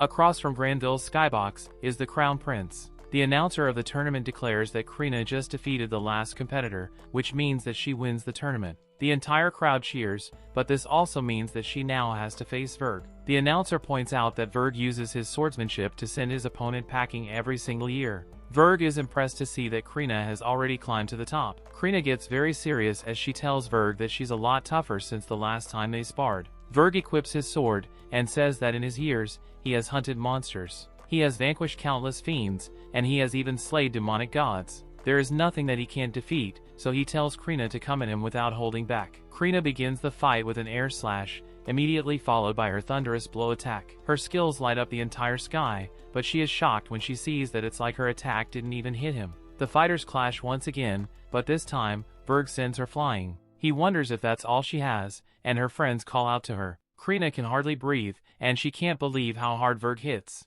Verg wonders if she's already done, but Krina refuses to back down. They clash again, but Verg is just too powerful. Krina collapses to the ground, and Verg has once again defeated another champion. Verg simply tells the unconscious Krina to get stronger, because her friends will need her. Afterwards, everyone rushes to check on Krina, and Alan uses a healing item on her. She regains consciousness, but she's incredibly upset. She poured everything she had into that fight, but she couldn't even land one attack. She sobs uncontrollably, and Alan agrees that it was a really tough fight. Verg had the advantage in both skills and equipment. However, he tells Krina that there's nothing to be upset about. All this means is that she has plenty of untapped potential left. Krina's inspired, and Alan tells her that they just need to get so tough that Krina can wipe the floor with him next year. Granville probably watches them, but he is stunned when the Crown Prince arrives. Envel was very entertained by the fight, because it's been a decade since they last saw a fight like this one. He tells Granville that they should chat, and Alan wonders what's going on. They go to another room, and Alan invites himself as Granville's servant. The Crown Prince doesn't remember inviting a servant, but he still allows it. Alan thinks about how he left the others with Xenoph, so they shouldn't be in any danger. The real question is, what the Crown Prince wants with Granville. Envel says that he assumes that business must be booming in the Granville fiefdom. First the Sword Lord was born among their serfs, then they restored their mithril mines, and then they even took down the Carnels, who were their biggest rivals. Envel gets right to the point, by bringing up the war. He explains that the Gameton Empire is facing a very hostile battlefront in the war, and they want them to send reinforcements. Envel reveals that he's thinking about dispatching Granville's daughter. Granville is startled, but Envel tells him to calm down. He points out that it's only fair that Alliance supporters like Granville uphold the duty that comes with it.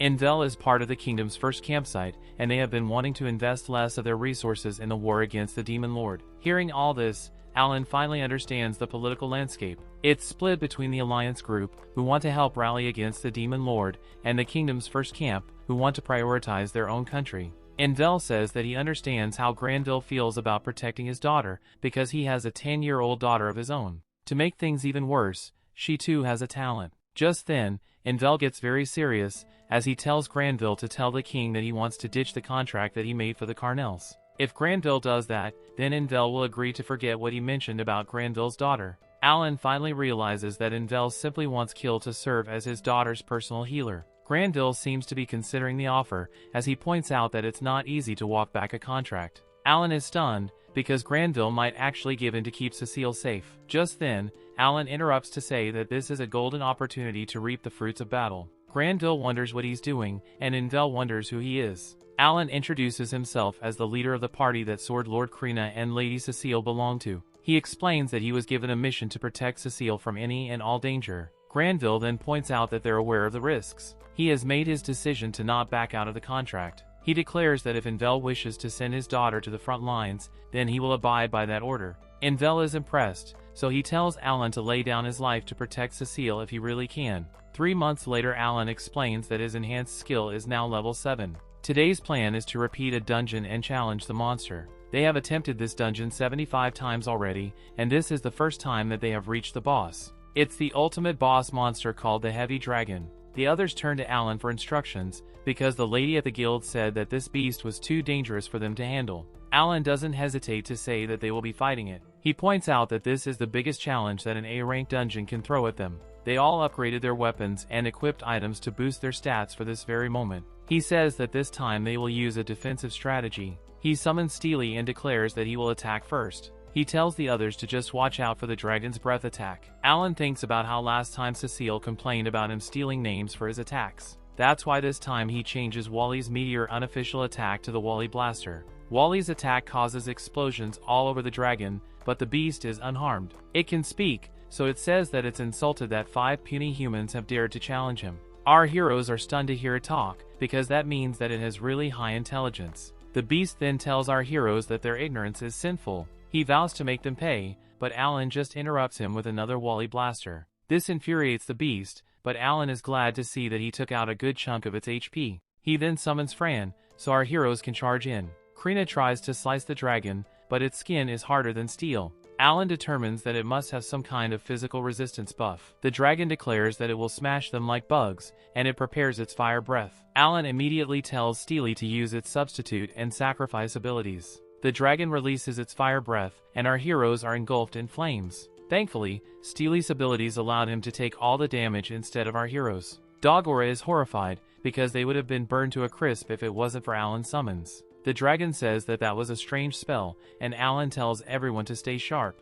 Another attack is coming, but Krina is sure that they can tank it. They continue the fight, but they can't help but notice that the dragon has slowed down. Alan realizes how dangerous this is, because the dragon seems to be charging up a more dangerous attack. Alan urgently tells everyone to retreat, and he summons more Steelies. The dragon releases the attack, and Alan just barely manages to protect everyone. The attack wiped out 4 of his Steelies in one blast, so Alan realizes that he won't be able to summon fast enough. The dragon fires off another attack, so Krina and Dogora are completely defenseless. Alan can only tell them to hang in there, and they take the full brunt of the attack. Keel heals them as fast as he can, but they lost their friends. The dragon calls them all fools, and our heroes can't believe that it's already going to use the same attack again. The others begin to lose hope, so they tell Alan that they should run. Alan tells him not to worry though, because he has figured out exactly how fast and powerful the dragon's breath attack is. He is sure that they can do this, so he tells everyone that it's going to be a long fight.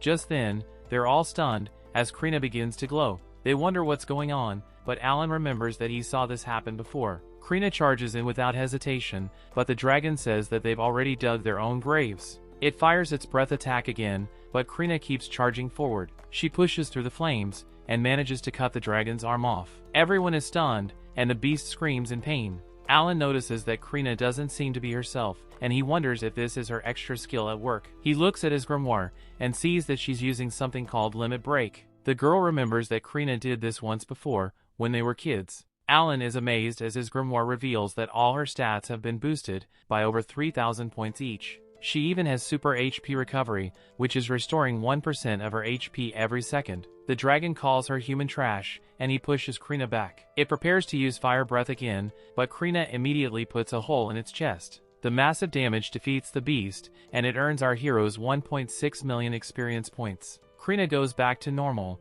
as she declares that she beat the big dragon. Krina levels up after defeating the dragon, but that also means that she just hit the level cap, like everyone else. Alan is annoyed, because he never imagined that they would run into this problem. After just a single year at the academy, everybody in their party except for Alan has reached the level cap. Alan assumes that it's because the Demon Lord boosted the rank of all monsters on Earth. This resulted in everyone leveling up faster, further proving that the balance of this world is falling apart. Dogora wonders if they are stuck now, but Alan explains that there are still things they can do. For starters, Alan says that everyone needs to learn how to freely use their extra skill. They also need to get stronger weapons and equipment. The others say that it might be hard to stay motivated when they can't level up, so Alan assures them that there must be a way to get around it. He has played many games where it was possible to increase the level cap, and it's just a matter of figuring out the requirements. They have 2 years until they join the war, so Alan vows to make the no-life gamers a force to be reckoned with. A while later, we see that Alan and the others have advanced a grade to start their second year.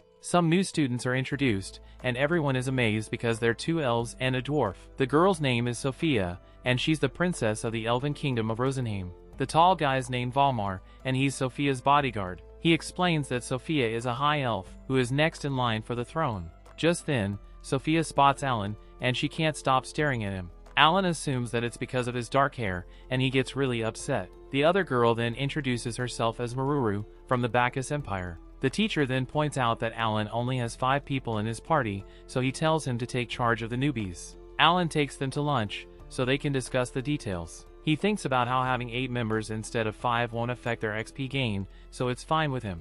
Alan tells the newbies that they go dungeon crawling every day, and he wonders if that will be a problem for them. It's not a problem at all, and Sophia explains their roles. She is a spirit mage, and Valmar has the archer talent. Maruru then says that she has a super rare talent called Talos General. However, she reveals that her usefulness is limited, due to reasons she won't get into. Still, she declares that she wants to get stronger, because they only have 2 years before they face the worst. This makes Alan realize that they already know all about the war with the Demon Lord. With all that settled, Alan welcomes them to the no-life gamer party. Afterwards, the headmaster finds Alan to ask about Sophia. Sophia is a member of the royal family, so he wants to make sure that she's taken care of. He says that Valmar may be her guard, but Alan is the leader of the party she's in. The headmaster tells Alan to keep her safe, and our hero promises that he will. 4 days later, we see that the newbies have moved into Alan's house, and they're having a welcome party. Before they eat, all the elves pray to their Lord Rosen.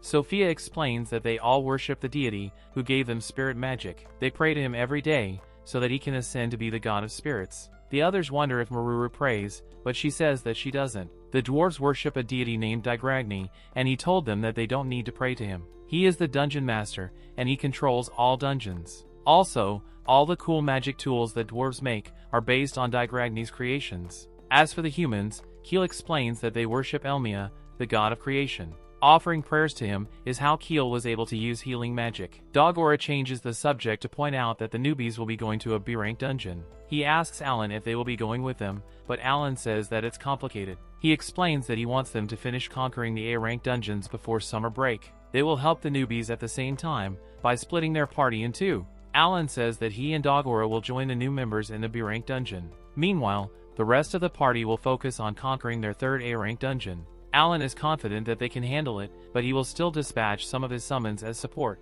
In the B-rank dungeon, Alan shows everyone their own stats, inside his grimoire. They have never seen this before, and they all think that Alan is really impressive. Alan then summons Maria to do some scouting, and Fran for transportation. This is the first time the others have seen what a summoner can do, so they're even more amazed by our hero. Eventually, they encounter a monster, and the new members work together to take it down. Dogora is impressed, because Valmar eliminated it with 1 shot. Sophia then uses a spell to heal Maruru. She admits that her spells are not as powerful as the one clerics and wizards use, but her spirit magic can still provide excellent healing and support. Maruru then apologizes for being so useless. Her Talos General skill is a talent only found in 1 in 10 million people. It allows her to ride a golem into battle while using magic to control its actions. Maruru says that she can obliterate a dragon easily, but she has to have a golem first. Valmar points out that golems are the main reason that the Bacchus Empire has managed to fend off the Demon Lord invasion. Alan doesn't blame Maruru for not wanting to bring her ultimate weapon into a foreign country. Later, Alan can't help but notice that Sophia has been addressing him very formally. Sophia explains that it's because Alan is the person who Lord Rosen spoke of in his prophecy. Rosen has been in a deep slumber for some time now, but they began to hear him whispering over a decade ago. He spoke of a certain raven-haired boy that had just been born with attributes that were all very low rank. The moment Sophia saw Alan summon creatures, she knew that he was the boy from the prophecy. Rosen also said that this raven-haired boy would free the world from the darkness. A little later, our heroes encounter the dungeon boss. Sophia tells everyone to stay back because she's going to use her extra skill. This allows her to create a grand earth spirit called Gnome. Sophia has formed a contract with him, so she commands Gnome to destroy the boss. Gnome uses his power to crush the boss monster into dust, and the others are amazed. Sophia thanks Alan because he helped her level up high enough to pull this off. Dogora says that skills that only work once a day are insanely strong, and Sophia points out that Valmar has one too. Maruru says that she also has one, but she needs a golem. Valmar explains that he saves his to use only when the princess is in danger. Afterwards, Alan explains what the new members were able to accomplish. They beat 3 B-rank dungeons and 1 A-rank dungeon before summer break even started. Meanwhile, the others conquered their 4th A-rank dungeon. The day before summer break starts, Alan and Krina are summoned to see the headmaster. Helmios is there too, and they point out that the school would be hosting another martial arts tournament. Krina happily agrees to participate, but Alan once again declines. The headmaster would like to know why, so Alan explains that he doesn't see a reason to put his skills on display. The headmaster is forced to bring up the prophecies that were told by Lord Rosen. He points out that Alan might play an important role in saving the world from the Demon Lord's invasion. That's why they would like to learn more about the extent of Alan's summoner powers. Alan is impressed because the headmaster is trying a different strategy to convince him this time. However, he still declines because this is even more of a reason for him to refuse. If information about his ability got out, then the Demon Lord's army could treat him as a serious threat. They could realize that he hasn't reached his full potential yet, and try to eliminate him now. Alan declares that there's simply no benefit to having him participate in the tournament. Just then Helmios acts like he dropped his ring by mistake. Krina is stunned because it's an MP recovery ring, and Alan has been looking for one of those for the longest time. Helmios can't believe how clumsy he was being by dropping it, especially because Rosen made this super special ring just for him. He points out that MP recovery rings don't drop in dungeons, and he wonders if Alan wants one.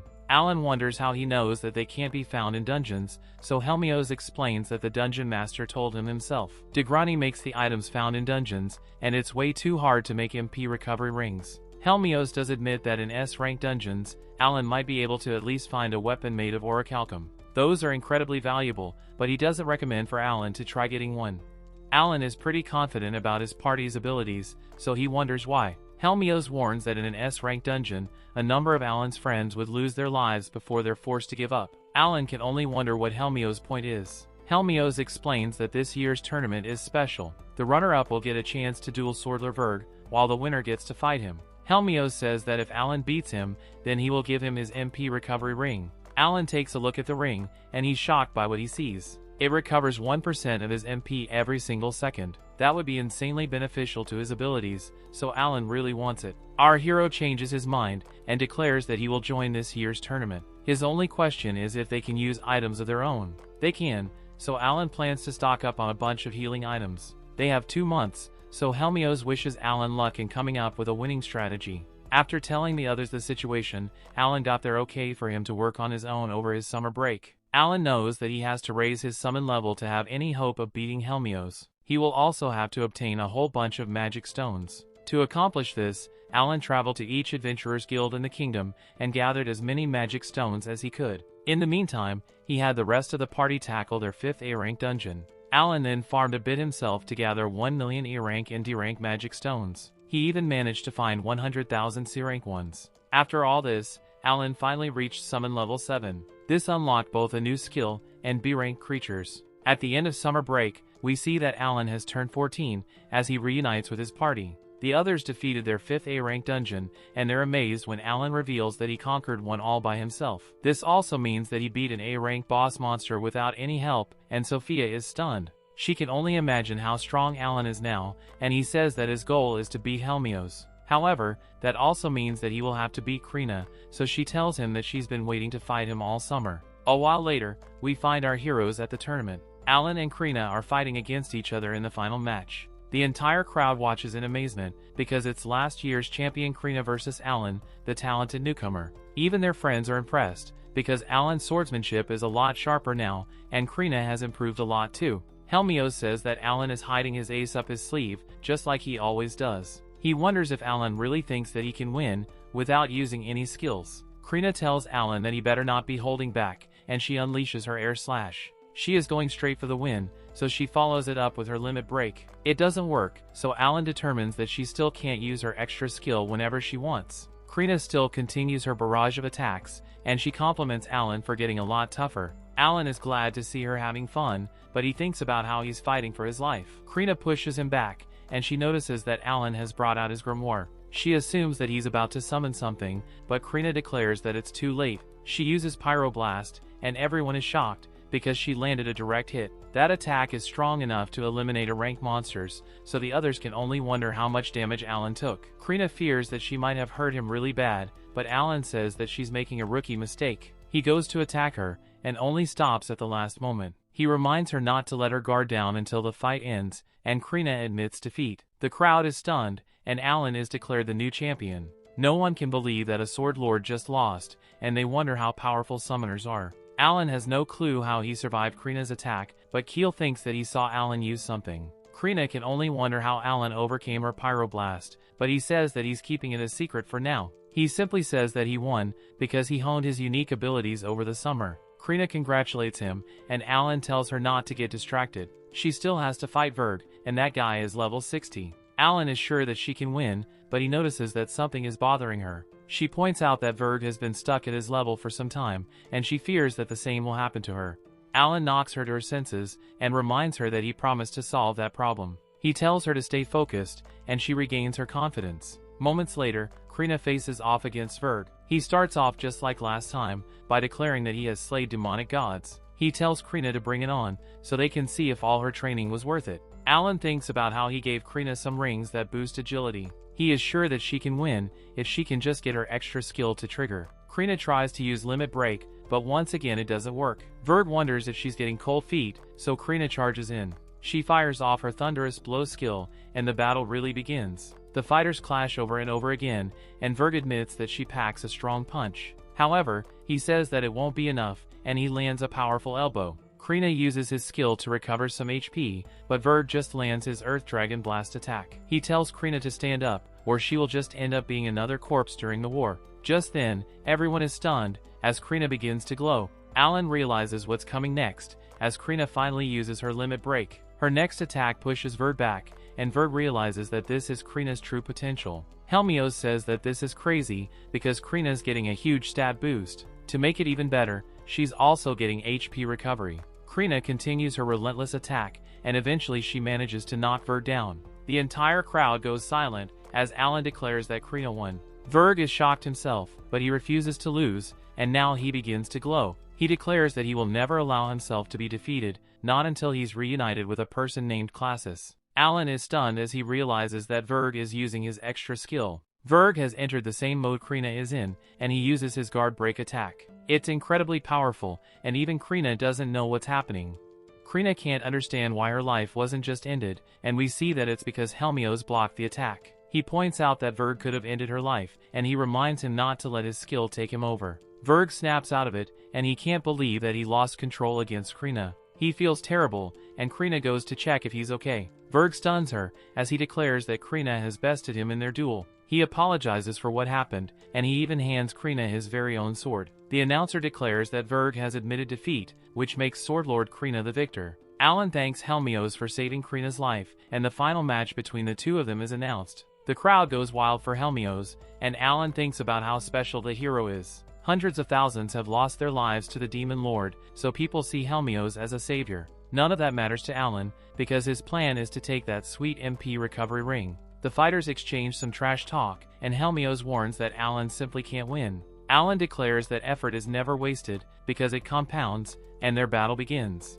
Helmios overwhelms Alan with his speed, but the entire crowd is shocked when Alan blocks the hero's attack. Alan determines that he can't allow himself to get hit, and he can't believe how strong Helmios is, without even using any skills. Just then, Helmios' appraisal skill notices something really weird. Alan shouldn't have the endurance to withstand his attacks, so he wonders what's going on. Alan pretends not to know either, but deep down he knows that Helmios just can't see the buffs that he gets from his summons. Their battle rages on, but Helmios says that he's disappointed. He isn't using any skills, but Alan's already having a hard time keeping up. He says that he gave Alan too much credit, and the crowd wonders what's going on. Alan determines that the two of them are on par in agility, so fighting normally won't work here. He will have to trip Helmios up, so he declares that it's go time for Drago. Alan summons a giant B-rank dragon for the first time, and the entire crowd screams in terror. The dragon's attack allows Alan to land a hit, and Helmios admits that he packs a harder punch than he expected. Alan thinks about how he did some damage,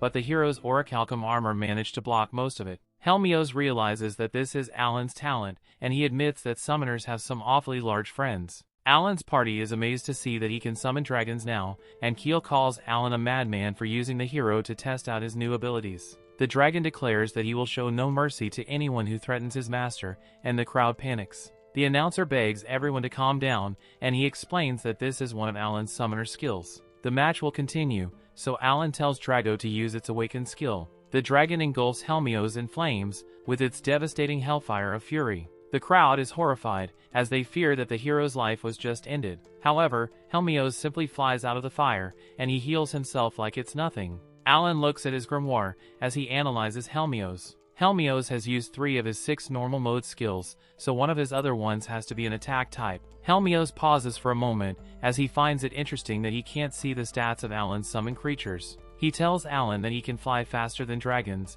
but Alan thanks him for creating some distance, and he uses Wally Blaster. The walls explode directly on Helmios, and the crowd fears that the hero just blew up. Alan surrounds him with even more Wallies, and the crowd begs someone to stop this kid. Meanwhile, Alan is loving his new skill, and he shows off his quick summon. Before it would take up to 10 seconds for him to summon a single creature. Thanks to his quick summon, it's practically instant now, and all he has to do is visualize whatever he wants. He can even swap his entire inventory of 70 cards in the blink of an eye. It's pretty overpowered, so Alan declares that being in Hell mode is finally paying off. Helmios begins attacking again, so Alan has to act fast.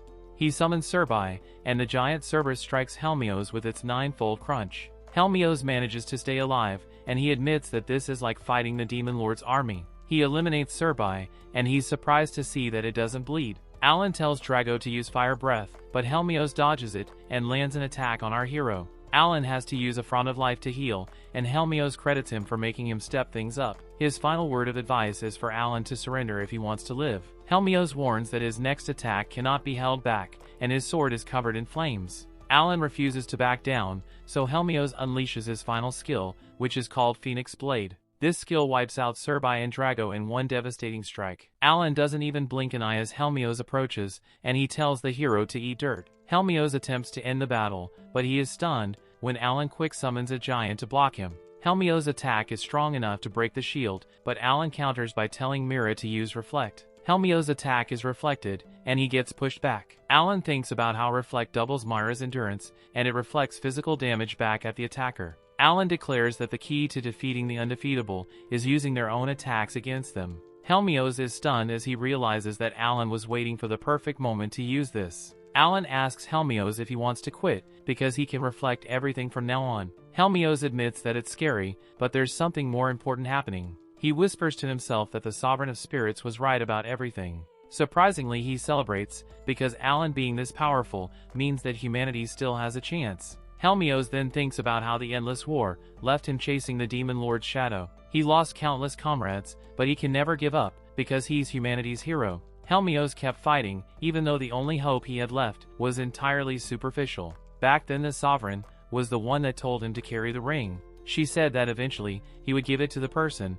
who would restore the hope inside of him. Back in the present, Helmios prepares to teach Alan that he's still out of his league. Alan demands for him to fork over the ring, and he thinks about how he's just wasting magic stones in this fight. Helmios promises to end the fight with one more attack, and everyone realizes that he's using his extra skill. He begins to glow, and the headmaster determines that Alan is in serious trouble. Alan realizes this as well, because he's not prepared to take on the hero's extra skill. He summons as much defense as he can, but he isn't sure if it would be enough. Helmios declares that this is the best attack that humanity has to offer, and he unleashes his holy sword. The colossal attack devastates Alan and all his defense summons, so Alan's friends scream out for our hero. Alan is really angry because Helmios almost ended his life. He refuses to give up, as he declares that he will take the ring from Helmios' corpse. He heals up completely, so Helmios is shocked because he has elven healing potions. Alan brings out another sword, and the hero can't believe that he's not quitting.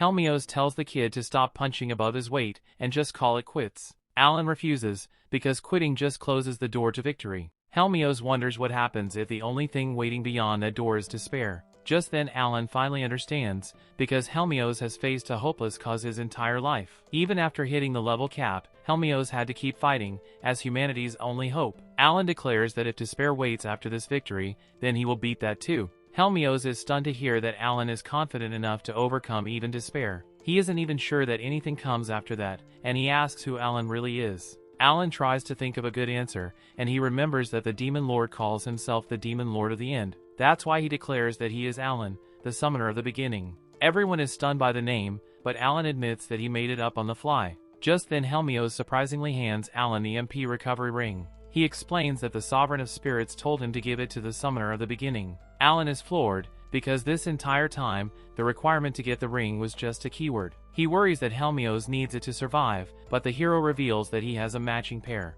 Alan gladly accepts, and then he immediately surrenders, because there's no point in fighting anymore. Everyone is stunned, but Helmios laughs, because it's such an Alan thing to do. Everyone then cheers, as Helmios wins the exhibition match. 1 week later, Alan notices that the Crown Prince is on pins and needles at the award ceremony. It's because Envel now knows that Alan can summon dangerous monsters like dragons whenever he wants. Envel calls the fight the greatest spectacle in Academy history, and he questions why Granville hid Alan's talent. Alan explains that he's an honored guest, and he shocks everyone by pulling out a dagger. Alan thinks about how Envel made a threat to Granville earlier. He determines that this is a good chance to send Envel a message. He declares that he owes Granville a great debt, so he will protect the family as their faithful bodyguard. Only a few months later, we learn that King Radish passed away, and Envel took the throne. Alan determines that the new king took his threat seriously, because there's been no trouble. Sometime later, the party beats a heavy dragon, without having to rely on Krina's extra skill.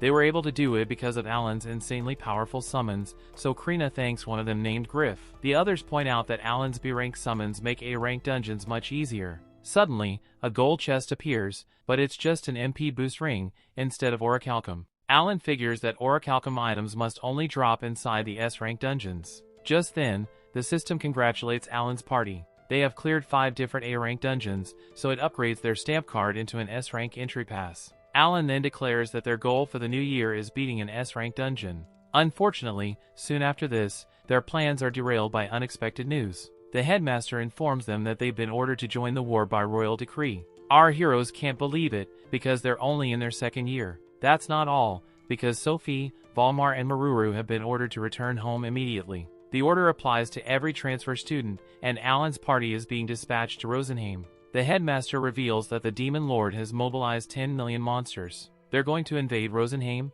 Bacchus, and the Central Continent. Alan says that it's crazy, because it's 10 times more monsters than they usually see in a year. The headmaster explains that historically, the army only attacked the Central Continent because it was the weakest of them all. Rosenheim has always been protected by the Sovereign of Spirits, and Bacchus has their golems. The Central Continent was an easy target, but the hero changed everything. His arrival has thrown everything off balance. The headmaster then explains that the elves only have 1.6 million troops, and they sent most of their healers elsewhere. A month ago, 3 million monsters invaded, and they captured over half the elven territory. Sophie desperately wonders if her mother is safe, because she's also the queen. The headmaster reveals that the capital fell 3 days ago, and the queen's whereabouts are unclear. Sophie can't handle this bad news, so she breaks down. All of this happening right now makes Alan realize something. The Demon Lord must have been keeping some of his forces in reserve for this very moment. The headmaster goes on to say that the survivors are preparing for a last stand,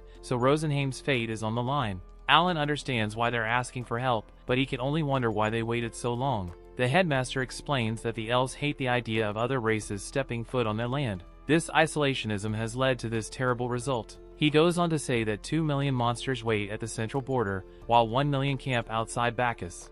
Alan finds this very strange, as he wonders why they aren't just attacking all at once. Alan then asks what the healer elves stationed at the Central Continent are actually doing. The headmaster explains that they're making their way back to Rosenheim as they speak. Alan is shocked, as he realizes that the monsters are waiting for the healers to leave. Cecil can't believe this terrible situation, because their army will have to hold off 2 million monsters, with no healers. The only person that can heal is the hero, so the headmaster says that he will just have to hold up on his own. The others point out that there are over 50-man fortresses, and the hero can't handle it alone. Just then, Alan points out that the numbers don't add up, because 10 million monsters were mobilized. Only 6 million have been accounted for, so he wonders about the rest. The headmaster reveals that the remaining 4 million are assumed to be the reserves. What's terrifying is that they've been spotted off the coast of the central continent. That means 4 million more monsters are sitting right on their doorstep. This makes Kiel think that they should go help the Gammuton Empire instead of Rosenheim. The Gammuton Empire is the shield of the central continent,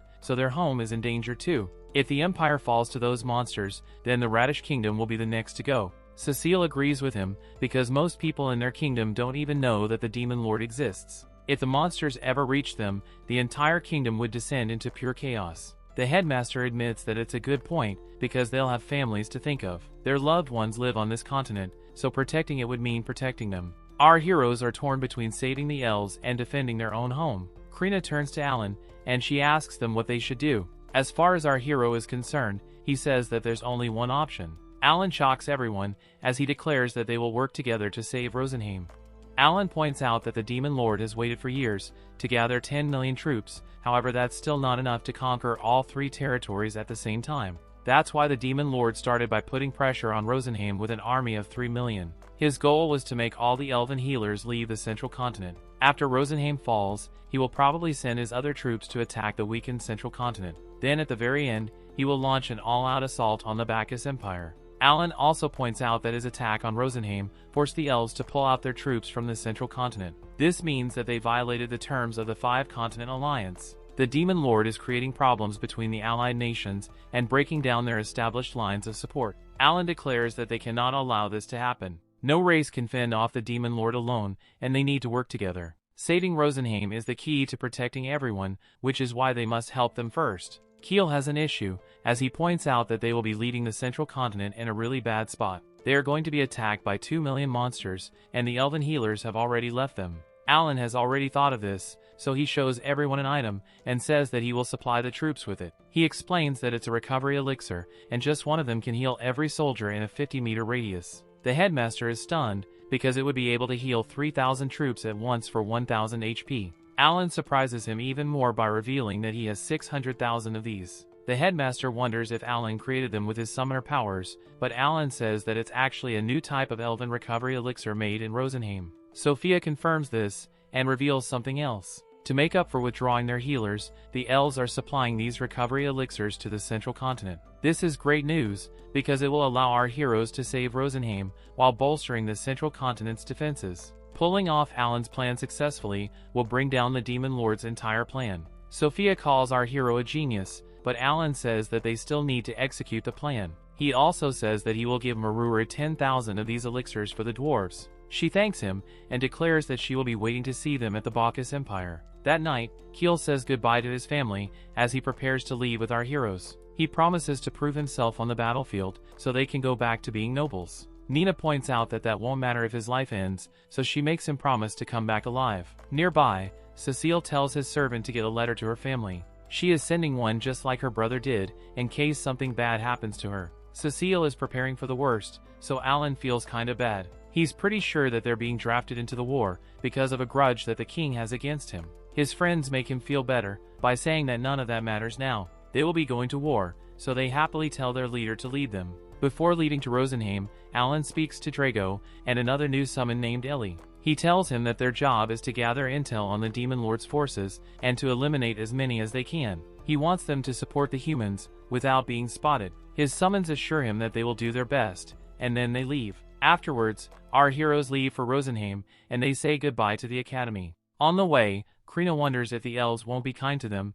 because they are humans. Sophia can't be sure, so she says that it would be best if they were hoods while they are there. The elves are peaceful people, but they can be snobbish when it comes to other races. Our heroes are headed to a port town that is currently being used as refuge for those fleeing the Demon Lord's invasion. The others hope that Sophia's family is safe, and Sophia hopes so too. She is sure that they are okay, because her family has formidable guards. 4 days later they arrive at the port town, and they're relieved to see that the invasion hasn't gotten here. Alan says that they need to gather intel fast, and find a way to help the elves on the front lines. They are greeted by some guards, who are here to escort Sophia to the Council of Elders. On the way there, they see several people who have been injured in the war. Alan scouts from above and determines that there are upwards of 1 million refugees. They can't just ignore all these injured people, so they agree to use the elixir on them. They don't have much time, so they will have to split up. Some of the group stays behind, and Alan says that he will send his summons to tell them when the meeting is over. When they arrive, Sophia is told some bad news. Her mother refused to evacuate, so she is currently stuck on the front lines. Sophia wonders if this means that she's still alive, but they can't know for sure. Contact with her guards has been cut off, and the town she is in could fall very soon. Just then Alan declares that they still have time to stop the worst from happening, but the elves are horrified to see that he's a human. Sophia calms them down by revealing that Alan is the savior that Lord Rosen spoke of. He is here to save Rosenheim, so the elves would like for him to join their war council. Alan wants to treat Luddral's wounds first, but Luddral points out that his severed arm has already been bandaged. Sophia tells Luddral to just let Alan do his thing, so Alan brings out the blessing of heaven that was made by one of his summons. He uses it to heal Luddral's arm, and everyone is stunned. The elves assume that Alan used an elven elixir, but that's just what Alan wanted them to think. Alan then demands to know how many injured there are, so he is told that there are over 100,000. Alan explains that his friends are currently healing the injured, but they need help. He says that he will provide 1,000 of the flowers, so that the elves can use them to treat the injured. Luddral refuses to believe that Alan can have so many, but Sophia says that it's true. She tells everyone to follow Alan's lead on this, so they agree to help. Alan then declares that they will go to the town where Sophia's mother is. They don't have much time, so they will have to leave immediately. Alan still has some questions, so he says that he will leave a proxy to ask them. He summons some of his creatures, and they introduce themselves. Everyone is stunned as Alan speaks through Chappie, and he tells them that it can transmit his voice. They leave immediately, but some elves outside fear for their lives. Terrible things are happening everywhere, and they are losing hope. Sophia declares that it's her duty to protect them, so they will just have to put their hope in her. The others arrive, so Alan summons a bunch of griffs for them to ride on. Sophia tells everyone to have faith, and our heroes leave. Alan tells his party to hold on tight, because they will be going at top speed. He uses the awakened skill called Jet, and they blast off. Normally, it takes months to get to Tiamat Town, but Alan's summons got them here much faster. They notice a fire nearby, so Alan summons Howlee, and uses his awakened skill to get a closer look. He determines that the town is surrounded by monsters, but it hasn't been breached yet. There is still time to save everyone, so Sophia is relieved. The guards at the gate fear that the griffs are monsters, but Volmar reveals himself, and says that they're with Princess Sophia. Our heroes are taken to the Queen, and Sophia is finally reunited with her mother. Sophia introduces her party, and the elves are stunned when they see Alan.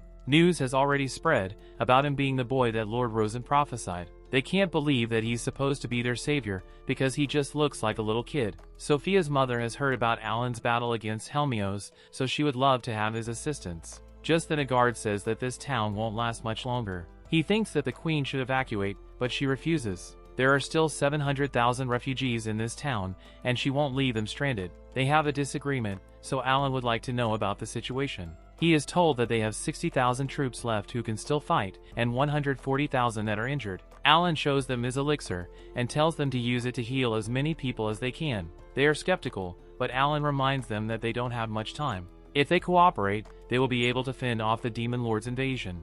Everyone is then stunned when Alan reveals that they intend to fight the monsters right now. They will throw them into disarray by eliminating as many as they can, and buy some time for the elves to heal the troops. Volmar and Ellie are told to stay behind to help conduct treatment of the wounded. Ellie takes to the sky, and everyone is shocked to see that she's a spirit. Alan then brings out all the elixirs, and our heroes head out to fight. Alan explains to the others that there are 300,000 monsters surrounding the city. They get in place, and Alan summons his Cerbis and Dragos. The plan is for the Dragos to hit the enemy first, with its dragon breath. Meanwhile, the Cerbis squad will focus on A-rank monsters, because their awakened skill can defeat them instantly. Alan then summons some water creatures to buff the team. Keel and Sophie then use their abilities to add protection to our heroes. Alan announces that he and Cecile will attack from the air, while the rest of them charge in. Everyone is on the same page, so the battle begins. As they charge in, Alan thinks about how the monsters have been attacking for some time now. They need rest and nutrition just like everyone else, so they have probably been using the elves as their food source.